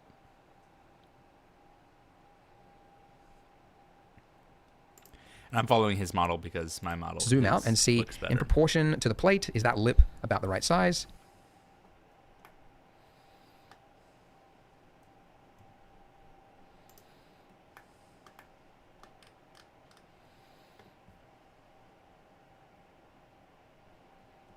I think it is.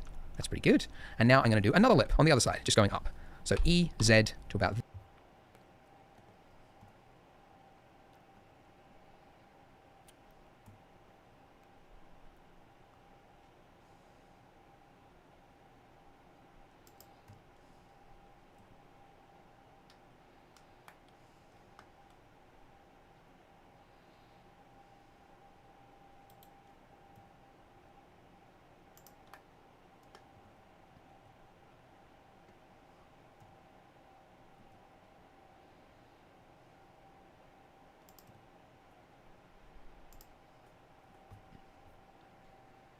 there, that's pretty good. And then S to scale out as well.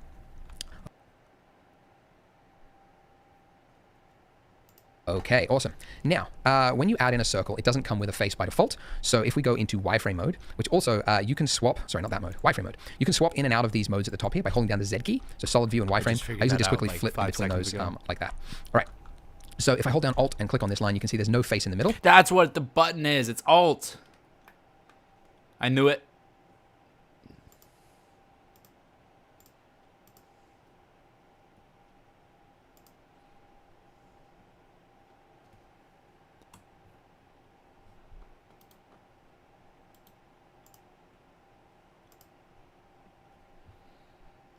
Because wherever there is a face, there should be like this orange tint. So when I alt click here, I don't see the orange tint, which means I need to have a face. So F to create a face. Ah. Naturally.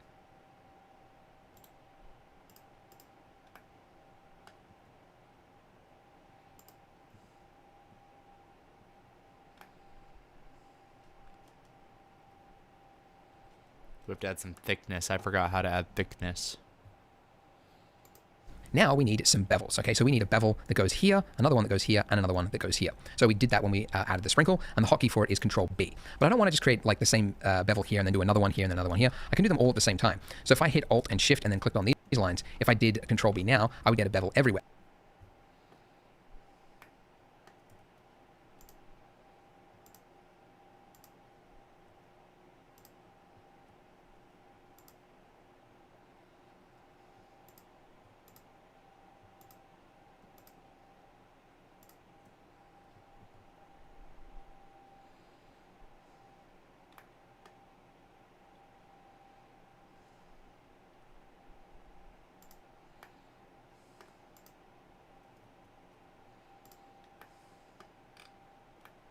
No, that looks trash.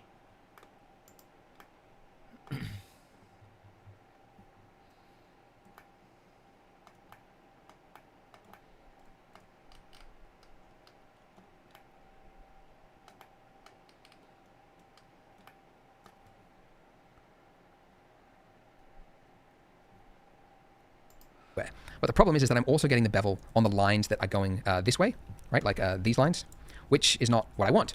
But it doesn't know that I don't want them there because those are edges that are also selected, right? This line that goes like that. So what you need to use is just a different tool. So instead of vertice select mode, I'm going to use edge select mode. And now when I hit Alt click on that line and then Shift Alt click on this line,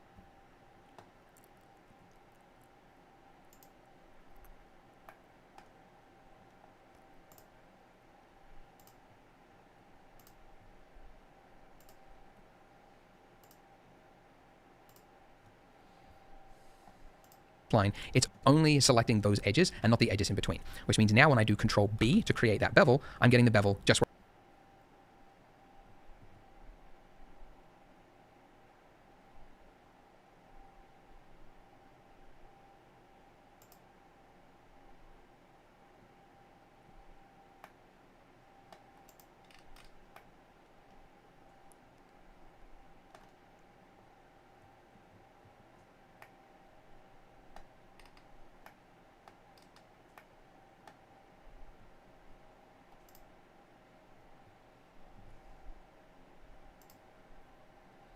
where I want it on those three edges.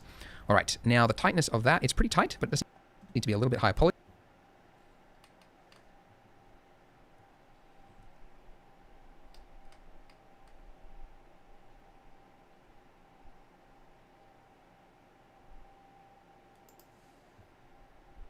So I'm just mousing, scrolling up on my mouse to about there. That's good. And now solid view, great, pretty good. All right, getting there.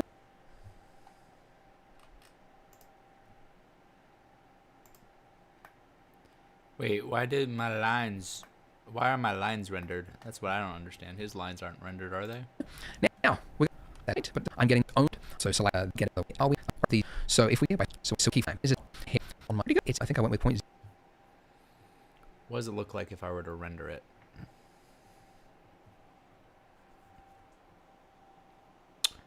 Ooh, no, I should have the what? 004. Oh, it's because I don't have the thingy on it. I know exactly what to do. There we go. There we go. Except our...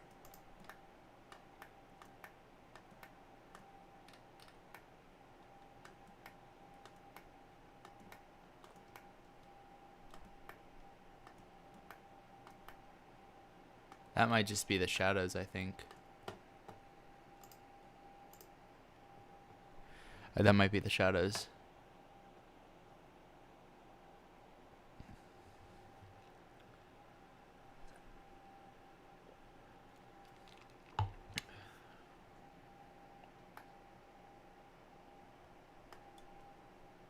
Yeah, it is the shadows. Weird that it looks that way on Eevee, though.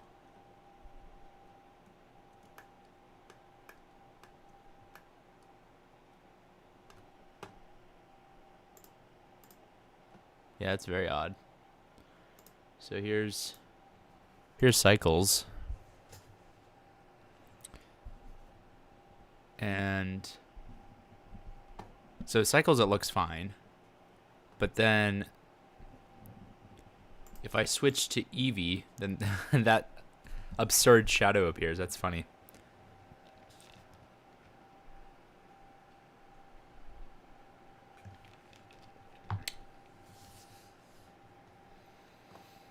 Okay. Well, let's go back to Cycles real quick.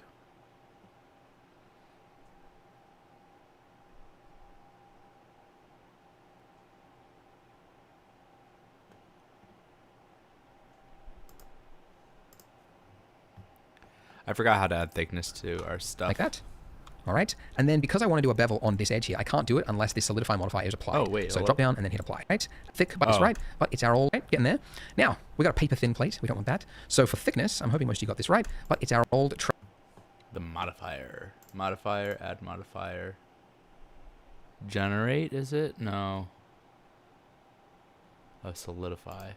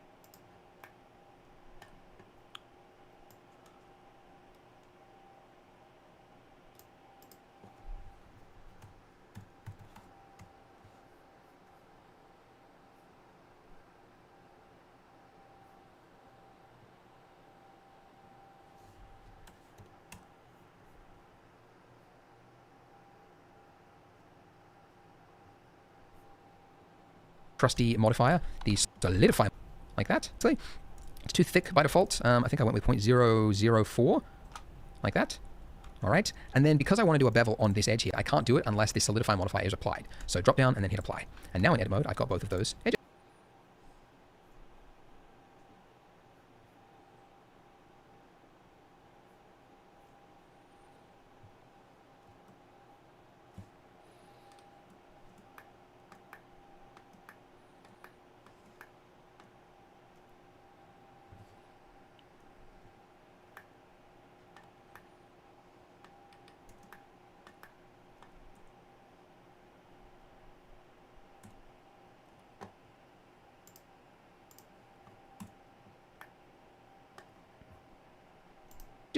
So again, holding down Alt and Shift Alt, click on those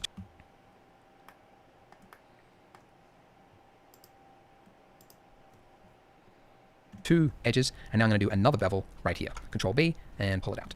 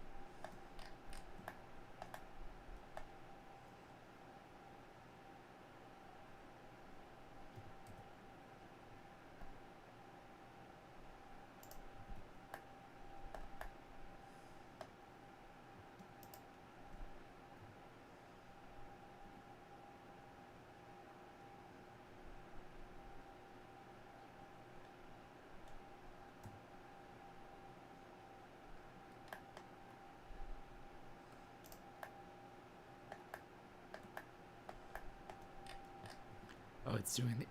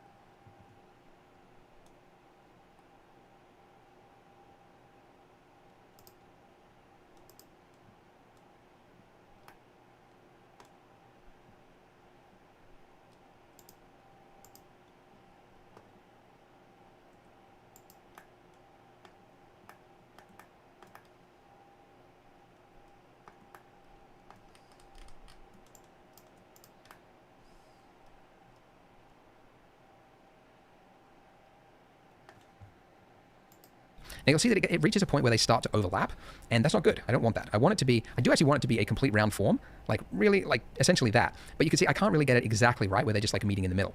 So there's actually, when you're in certain states in Blender, you'll see at the bottom of your screen, along, let me just do this, along this line here, you can see you've got a number of shortcuts that it lists. And one of them says C for clamp overlap. And currently it's listed as off. So if I, oh dear, let's cancel that. If I, when I hit Control B, whilst I'm in this state, if I hit C, it will turn clamp overlap on, which means it will only bevel and to the point that the edges touch, and then it will stop. And that is exactly what I want. So I'll just click to confirm. And now we have a plate. But when you're modeling something like this, it's very common. If you're doing like extrusions and then you're canceling the extrusion, you can end up with vertices on top of vertices. And in fact, when we did that bevel clamping thing, I think what it's done is it's got two edges and they've now merged the vertices in the middle, but it's sharing the same space. So whenever you've got two vertices in exactly the same space, you can have like artifacting that will occur later on. So after I model something like this, I just go into edit mode, I select everything by hitting A, and then I want to find all of those vertices that are accidentally in the wrong place. No!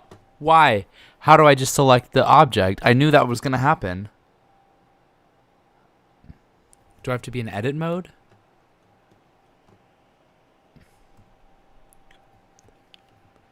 I knew that was going to happen, and he just never explains how to select all of an object. Oh. He literally says, he's literally, bro, what? Because I knew that was going to happen too. What? In exactly the same space, you can have like artifacting that will occur later on. So after I model something like this, I just go into edit mode, I select everything by hitting A, and then I want to find all of those vertices that are accidentally in the wrong place, and then hit M, and then I want to say merge by distance. And now you can see on the bottom of my screen, look at that, it merged 300 vertices. What if I just do that for everything? Now, because then my sprinkles are gonna be... Dude, what? No, it's not how to select all of one... How to select only one mesh. Edit mode. This is such a stupid question.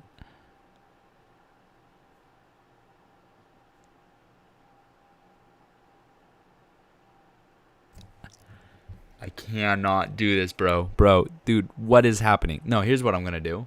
I'm going to No.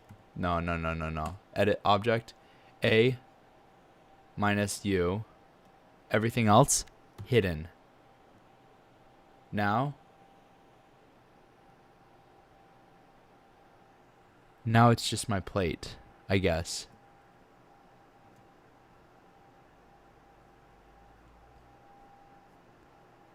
Beautiful.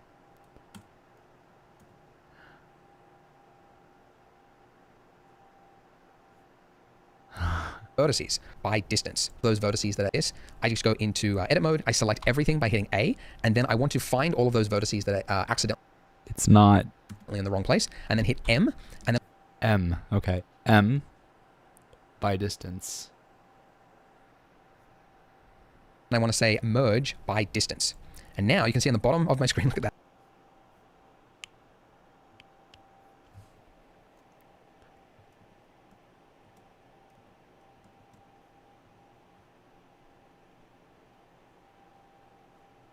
Okay, so some of them did merge. It merged 300 vertices. I've modeled this plate a few times. Sometimes it deleted like 400 vertices. Usually it deletes 100. Evidently, when I was doing the extrusion and then canceling it, I think I maybe did it a few times. So we had like 3 rings essentially in the exact same place. So that's why you do that step, because if we didn't, then you would have that and you wouldn't know until you see artifacts later on. All right, but that's it. We now have a wonderful looking plate, and we can Alt unhide. Reveal hidden, yeah.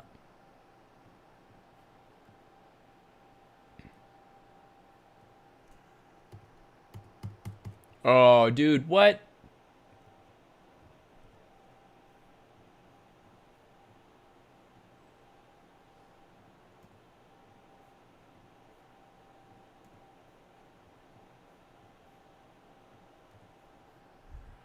Unhide? Ah.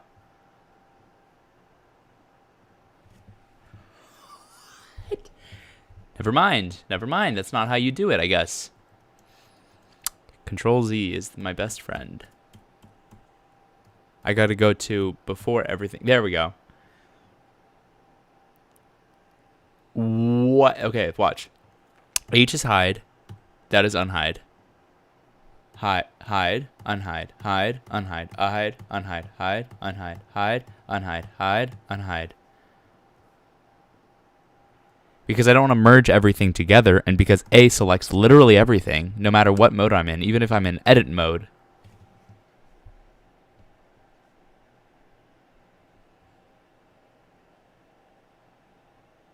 How did that just happen?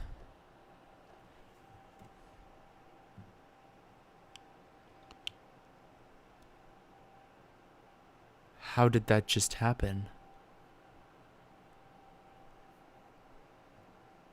That's insane.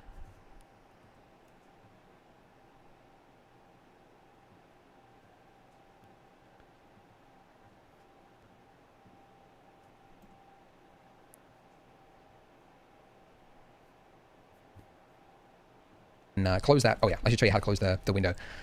So when you are closing something, you can go here on this edge and you can right click and then say join areas. The other way is if you go to the top right hand corner of the screen, you get this little like targeting cursor, and then if you click and drag left or right, that will also merge.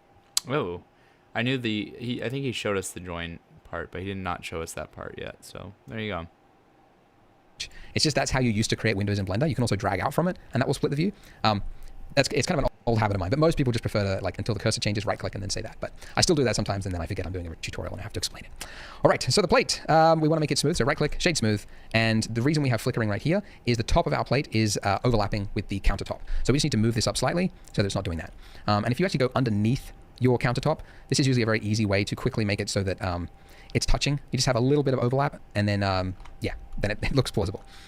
Awesome, we have our plate.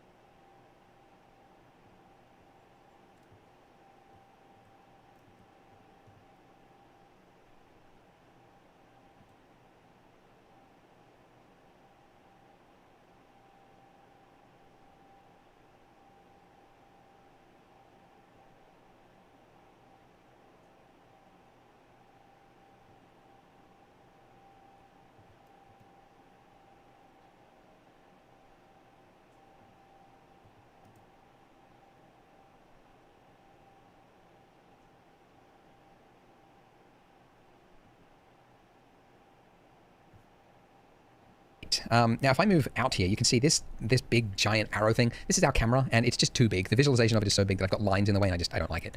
It's actually a pretty good scale for a normal scene, which is usually tens or hundreds of meters, but we're so small that this camera is just too big. So in the camera tab, go to viewport display, and then just turn down the size, right? And I'll go for like 10% of what it was to about a 0.1. Okay, great. So what we want to do now is start laying out the scene. So first and foremost, I'm going to go into looking through my camera view, and I want to get the camera placement right. So hitting Shift tilde key to put me into fly view, and then just scrolling down so that you get really small movements. Not that small, just scroll up a little bit, all right? And then I'm using Q and E to just change the height of the camera to be roughly where I want it. Camera tab, go to viewport display. Oh. Am I not in the camera tab? Camera selected. Oh, there it is. Viewport display.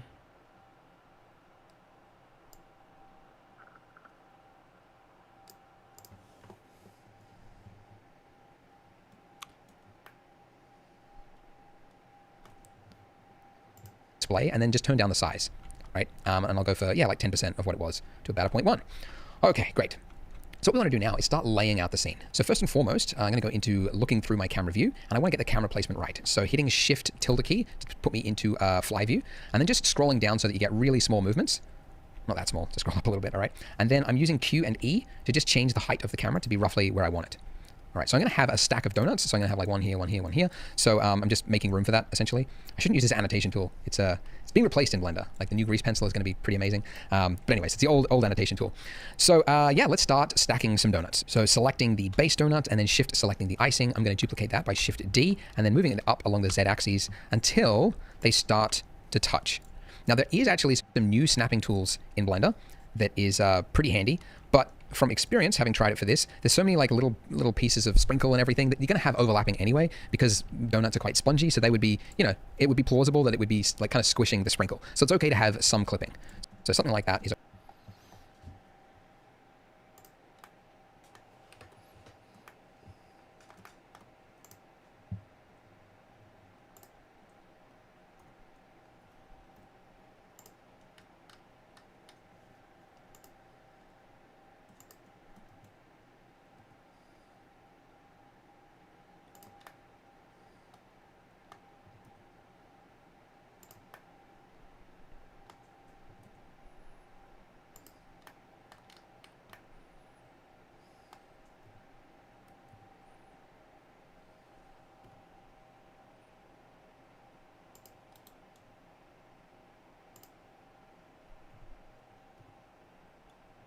Why is it rotating among... Why is it rotating?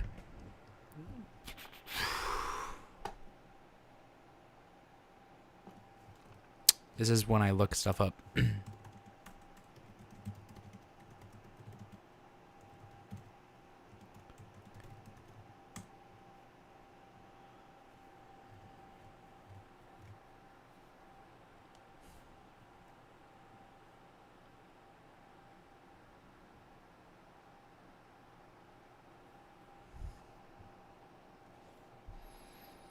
Where's pivot point? Go to the editor's header. Is that editor's header? No. What do I do? I'm so confused. Oh.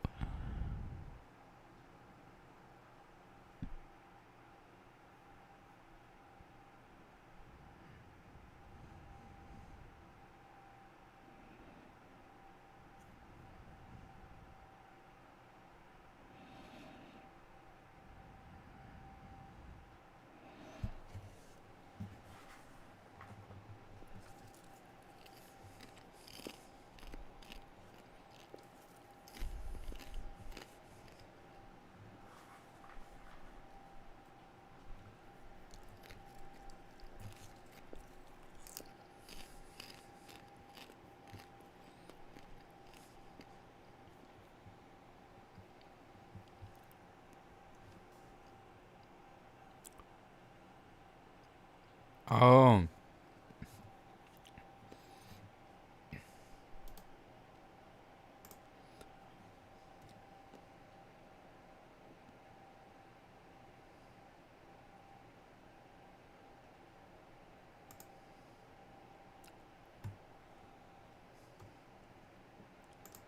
There we go. That would have been really nice if it had been selected together. Uh-oh. Uh-oh.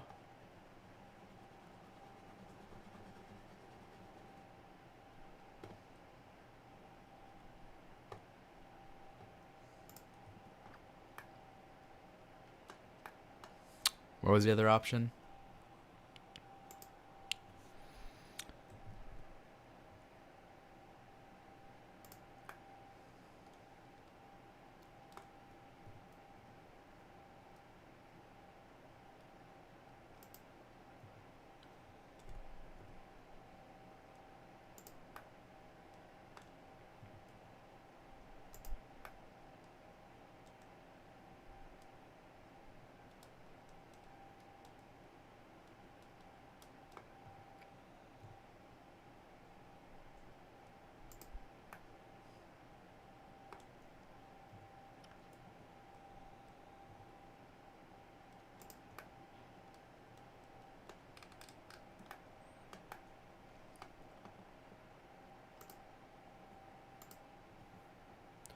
Okay. took way too now I'm going to long. do another donut. So Shift D again, move it up along the Z axis to about there.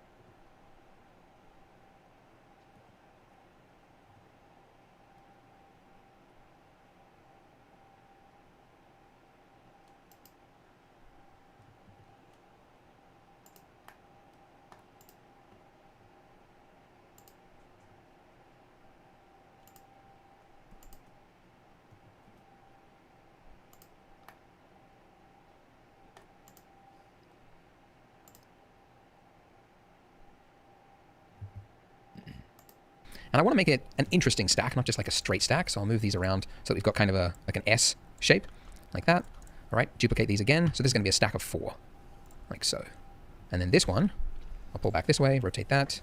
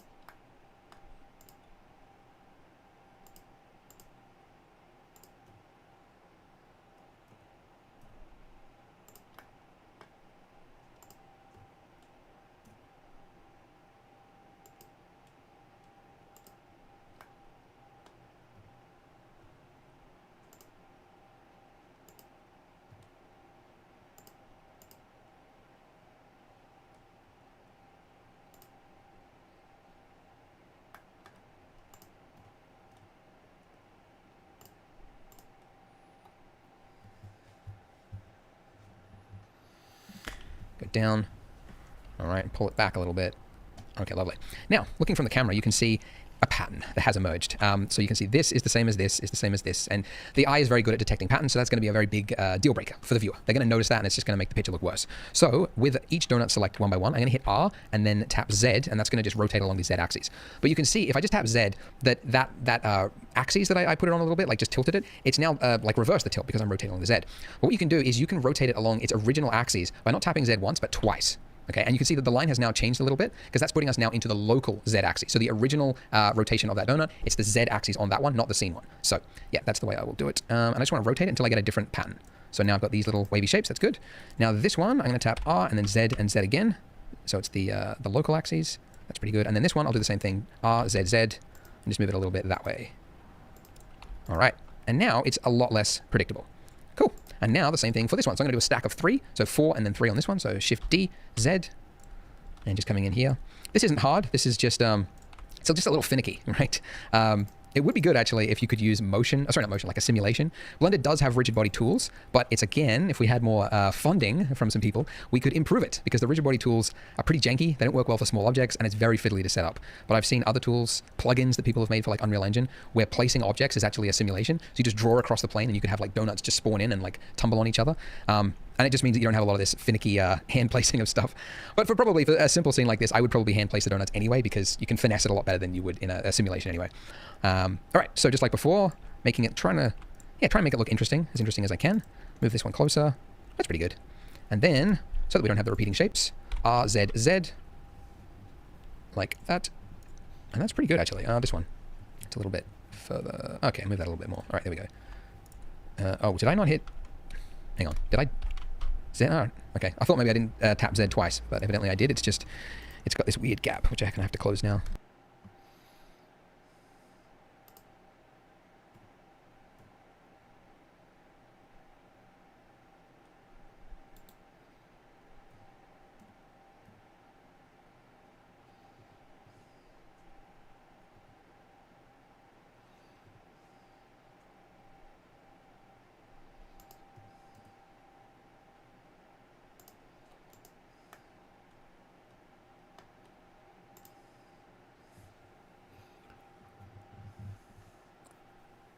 Okay. Sorry if you can hear traffic. I am right next to a road. I thought, hey, I need an office. Why don't I get an office right next to a busy road with glass? But I'll be moving out of here soon. Planning to move country, if I can. I won't say where I'm moving to. No, I'm planning to move to the United States, actually. Looking to get a visa. Because I want to move to LA. LA. It's where all the other YouTubers are. And I don't know. Every time I go there, I come back with like a bunch of ideas. And yeah, so I'm moving, if I can. Still waiting for a visa to be approved, but we'll see. All right, so I'm just making small adjustments here and there. All right, and the final donut that I will create, take this out.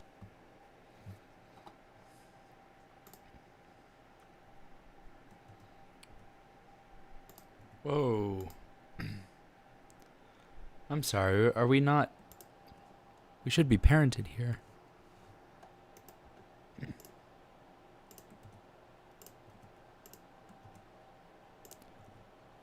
Bonjour? Hello?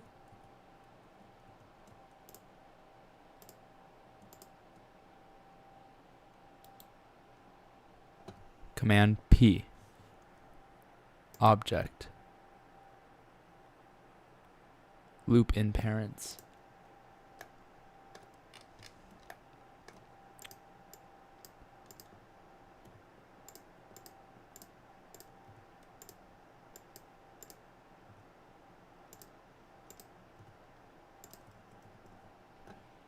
Okay, well, it works now.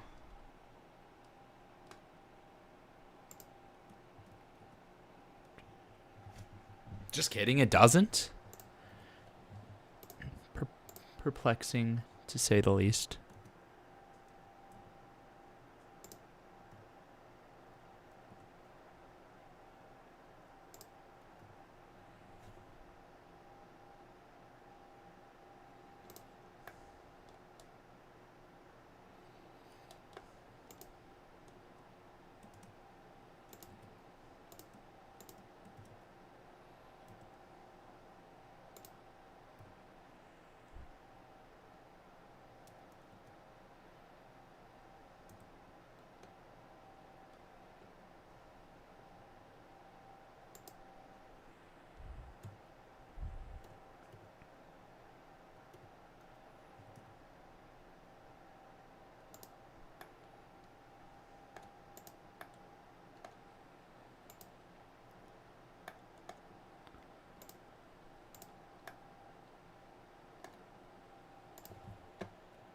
take this bottom one, Shift D, and I'm going to make a donut which is going to be like rotated to the camera a little bit.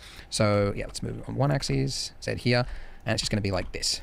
Because this is a much more readable shape that tells you exactly what it is. Because I mean, these stacks,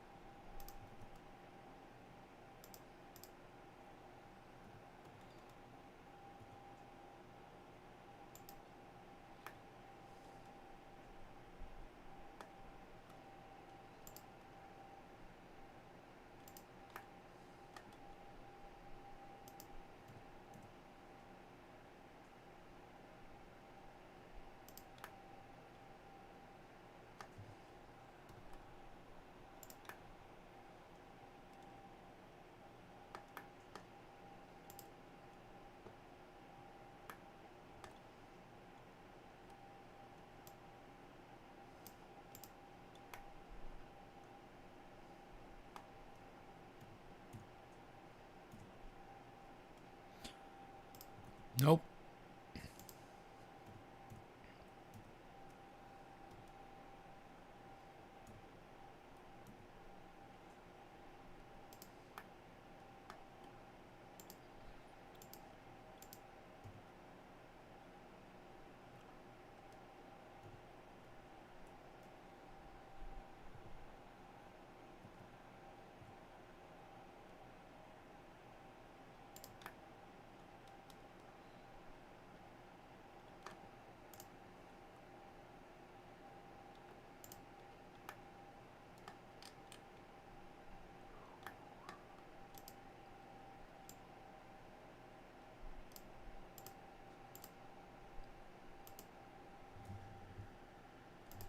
could make you believe that maybe it's bagels or like little mini cakes or something like that.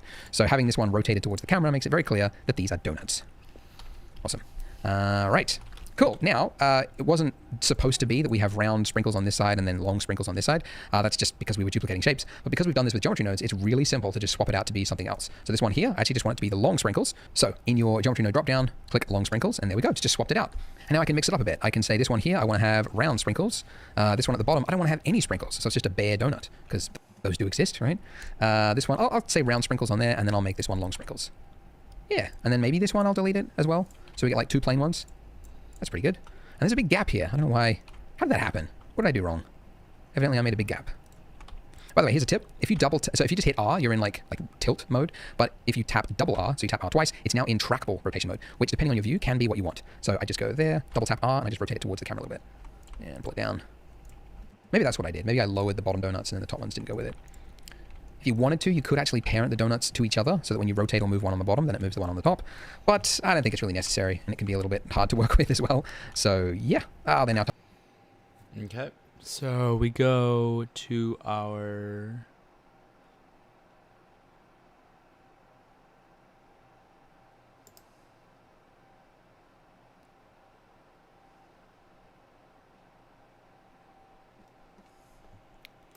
geometry nodes, I guess.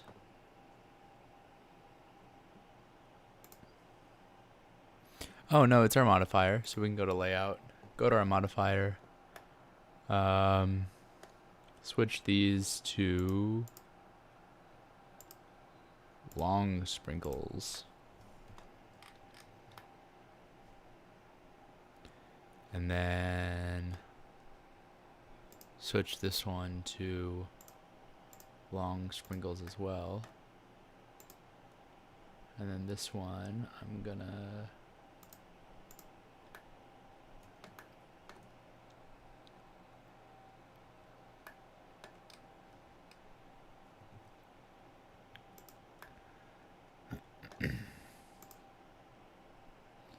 get rid of these ones and those ones.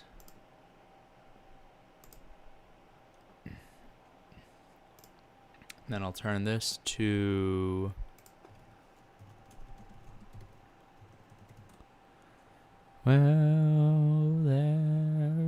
I'm colorblind, so I'm just looking up the code for the color for. I'm gonna color these. This one I'm gonna make chocolate.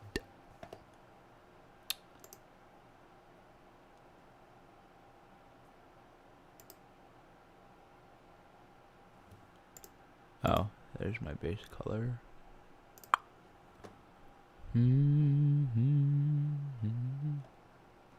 Oh. I'm about to do a big brain move right now. Here, watch this. Save this to Blender practice donut tutorial. Save that. Perfect. Then I come to here. Oh. Uh-oh.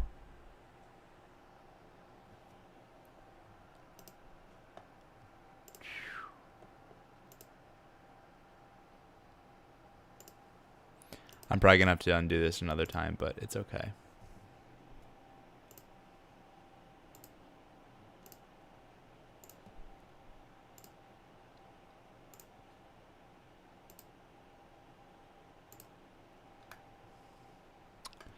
Okay. Then I come to. I just learned how to do it. Oh, I come here and then I go vertical split right there. Here I go to image editor. I import my color for chocolate. Check this out. We go here. We change our base color. Boom. We have a chocolate donut. Mm-hmm. Yeah.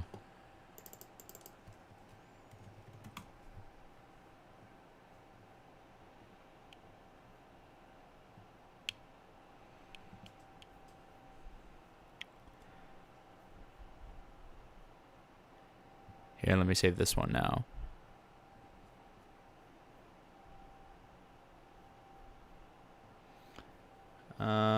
Image, open. This one. Open image, perfect. This one, I'm gonna come here. I'm gonna select that color.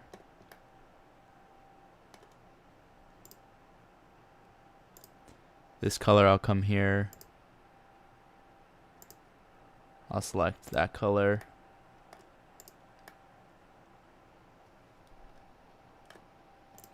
And then I'll come here. Wait.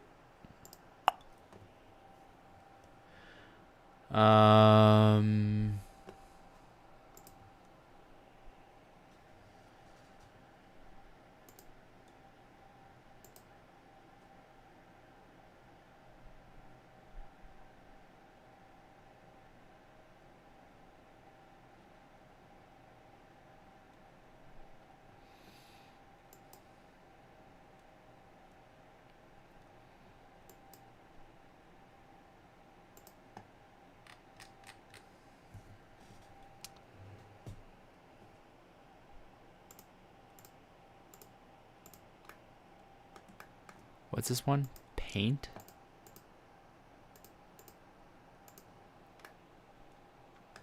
Oh, wait, hold on. No. Ah, that's how you do it.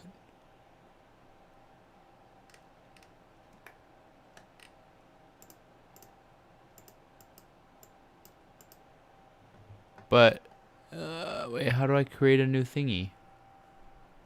How do I, I'm getting way too far into this. Okay, let's go back. Go back. I was scared. Okay. There we go. Image editor. I don't know how to do the other thing. So let's go here. Let's go to our chocolate again. And we'll make this one chocolate as well. Actually, sure.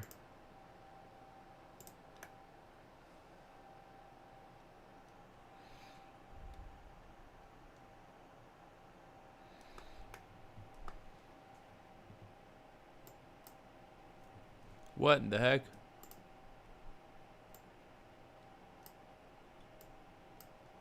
Okay. Touching. I gotta move apart. Yeah, something like that. Awesome. Now the countertop, I'm going to scale this out until the edges of the countertop, like this edge that is here, and then this edge that is here, are just outside of the frame. Because a camera, I mean, we are going to have a camera animation so that it goes down, but we're not going to be like doing a 360 pan of the donut, so we're not going to be able to see the rest of the scene. So we don't need a kitchen countertop that stretches all out this way. It's just a waste of resources. So we're just going to literally just stop at the edges of where the camera can see. I used to think when I was starting 3D that that's like lazy, but now I'm like, no, that's like how you use your resources properly. Otherwise you end up doing stuff that nobody ever sees, which is actually a pretty common problem in the industry. People over-engineer models and things just in case the camera needs to be close, and it never does, and then, yeah, anyway. Now I do want a backsplash for this, so I'm just going to duplicate the bottom plane here. So Shift D, pull it out to, you know, roughly there, and then I'm going to hit R and then X. So I'm rotating along the X axis and then just holding down Control to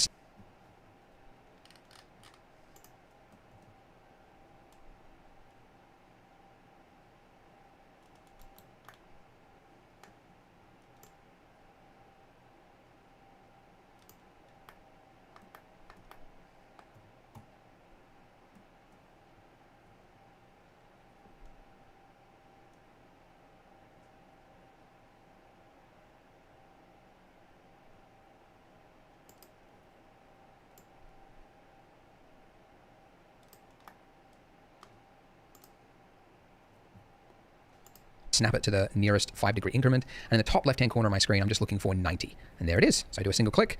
I'll move this up like so. And now we have a backsplash. And the final thing we'll do before moving on to the next tutorial is create some different donut colors. Now you could actually do the same thing as we did for the sprinkles and create that random through color ramp option for this. The trouble I've found with doing it for the donut icings is that you can sometimes just end up with a bad batch where you've got like a string of like yellow donuts and you can't change it because there's no sample option for the random thing. So I find it's better if you haven't got enough objects to instead just manually set up the colors. And it also just allows you to finesse it as more of an artist. So a long way to say, we're going to create different materials for each of the different icings. So the one that's already there, we'll just call it pink icing. And now, so I definitely want that one to be pink, which means these ones that are directly behind it, I definitely want to be a different color. So I'm going to click the little number to make it a single user, and I'll call this one blue icing. And then the color, I'm going to make it a kind of an aqua-ish color. Let's go into material select. There we go. This one here, I'm going to make it a yellow icing. So clicking the little number next to it. There we go. Yellow icing. And then about there, that's good. And then this one at the top, I'm going to make it chocolate icing. Click the little number. Chocolate icing. Let's go brown. Yeah. It's like how saturated, how warm is chocolate.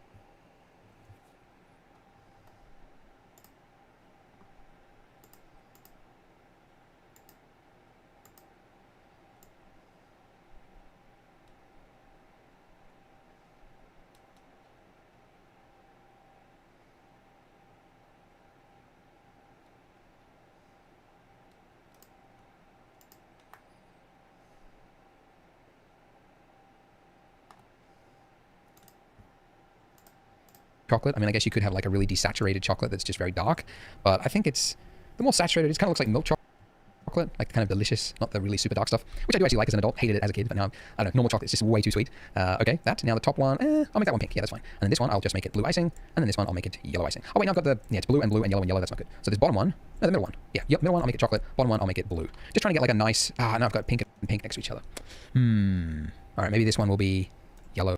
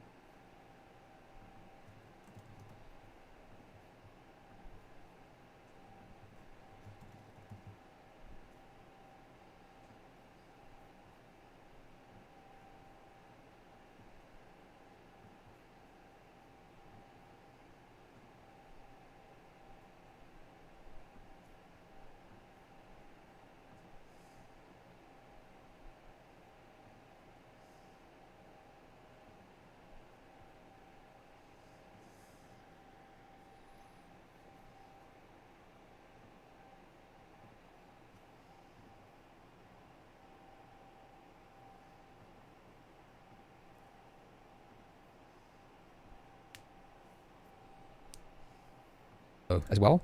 That's too yellow. All right, maybe the bottom one can be pink. There we go. That's better. All right, so I don't have any like. It now looks more natural. Looks, which is just more random, I guess. No, less random because I'm like manually finessing it myself. So it's less random, but it looks more random in a way. Anyway, finally, before we move on, let's start labeling our objects. So first of all, I want to make sure that my plate is inside of my environment collection. So I will now call this plate. This bottom one, I will call it, let's call it counter. And then this back one, I'll call it the backsplash. Backsplash. Awesome. We have done it. Oh, we do need to give a material to our plate as well. Can't just have it as a default material or else it'll look terrible. So, new material. And the first thing I want to do is adjust the roughness and make it look kind of, shiny like the ceramic plate. Let me just load that up actually one more time. There we go. Use that as my reference. So it's somewhat shiny. And then, like the ceramic plate, let me just load that up actually one more time. There we go. Use that as my reference. That's a good point. We do need to make that plate, make it look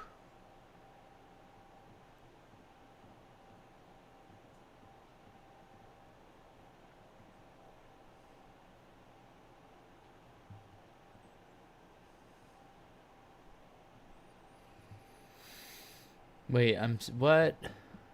Oh, that's how tired I'm getting. I don't even remember where to do materials at. Okay, new. Should be like.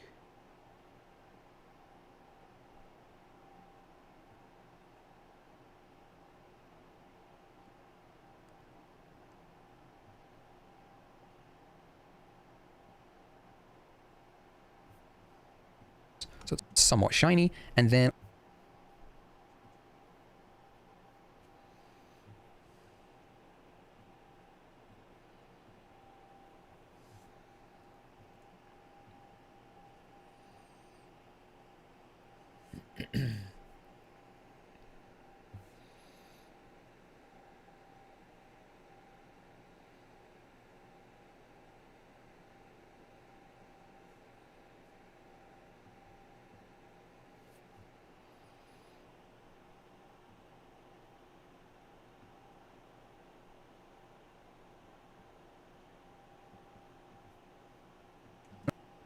like the ceramic plate, let me just load that up actually one more time. There we go. Use that as my reference. So it's somewhat shiny. And then also I want to give a subsurface because ceramic does actually, there we go. Use that as my reference. So it's somewhat shiny. And then also I want to give a subsurface because ceramic does actually have a little bit of that, that creamy bleed through of the light. So I'll turn my weight up to 1, radius all set to 1, and then the scale 0.001.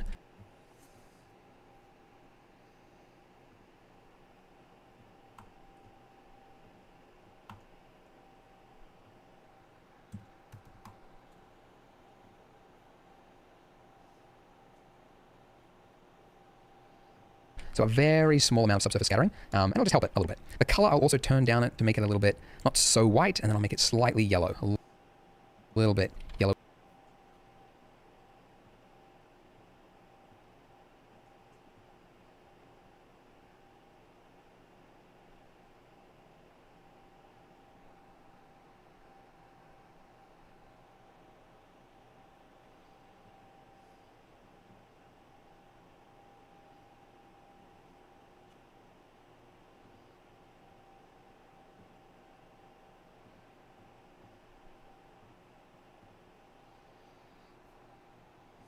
Creamy color, just like over there.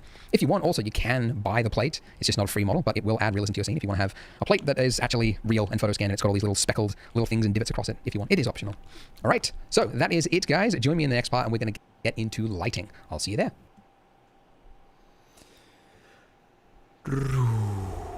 We are done for today.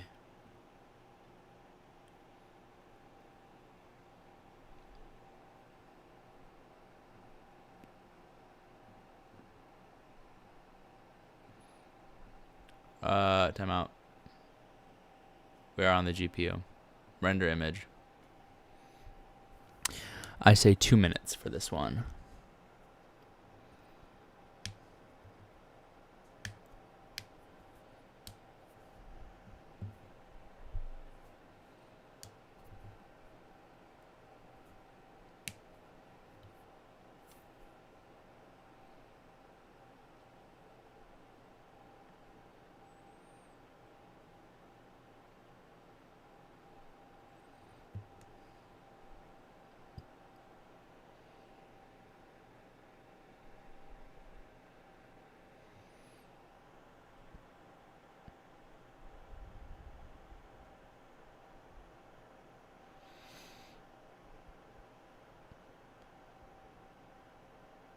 It's going to be longer than 2.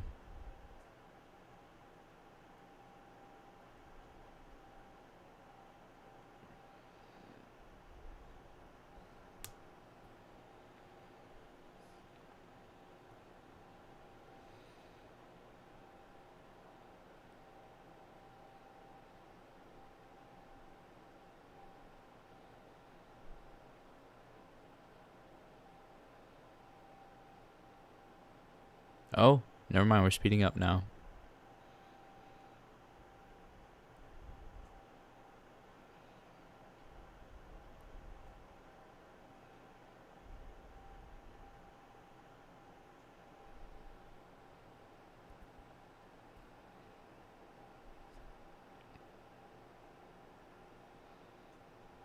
Oh, it's faster than our last one.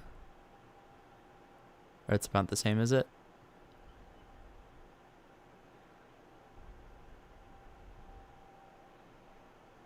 Seven, 8, 9. 2 minutes and 1 second. I was 1 second off.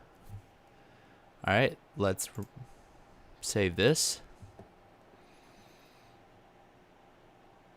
We title this Donuts Day 4 Part 2 because I didn't have the other parts. Okay. Oh, over 4 hours of stream. Well, to be fair, half an hour of that was a break. So, yeah, we got a lot done today. I don't know if we'll be able to finish tomorrow. I'm not certain. We still have 4 more parts left. We got through 3 today. But then I'm looking at part 14, which is only 10 minutes long, or 11 minutes long. So depending on how fast the other stuff takes tomorrow. Because again, these videos are, even though like part 10 is a lot shorter than the other ones. Well, all these are a lot shorter, except for part 13 is a little bit longer. Part 13 is the longest. So maybe tomorrow, maybe Sunday. I don't know if I'm streaming Sunday. I might be streaming Sunday. So either finishing tomorrow or Sunday. So thank you all for joining me on this long ride today. I don't think anyone will watch this all the way through. But if you do, wow, that was impressive. All right. Adios.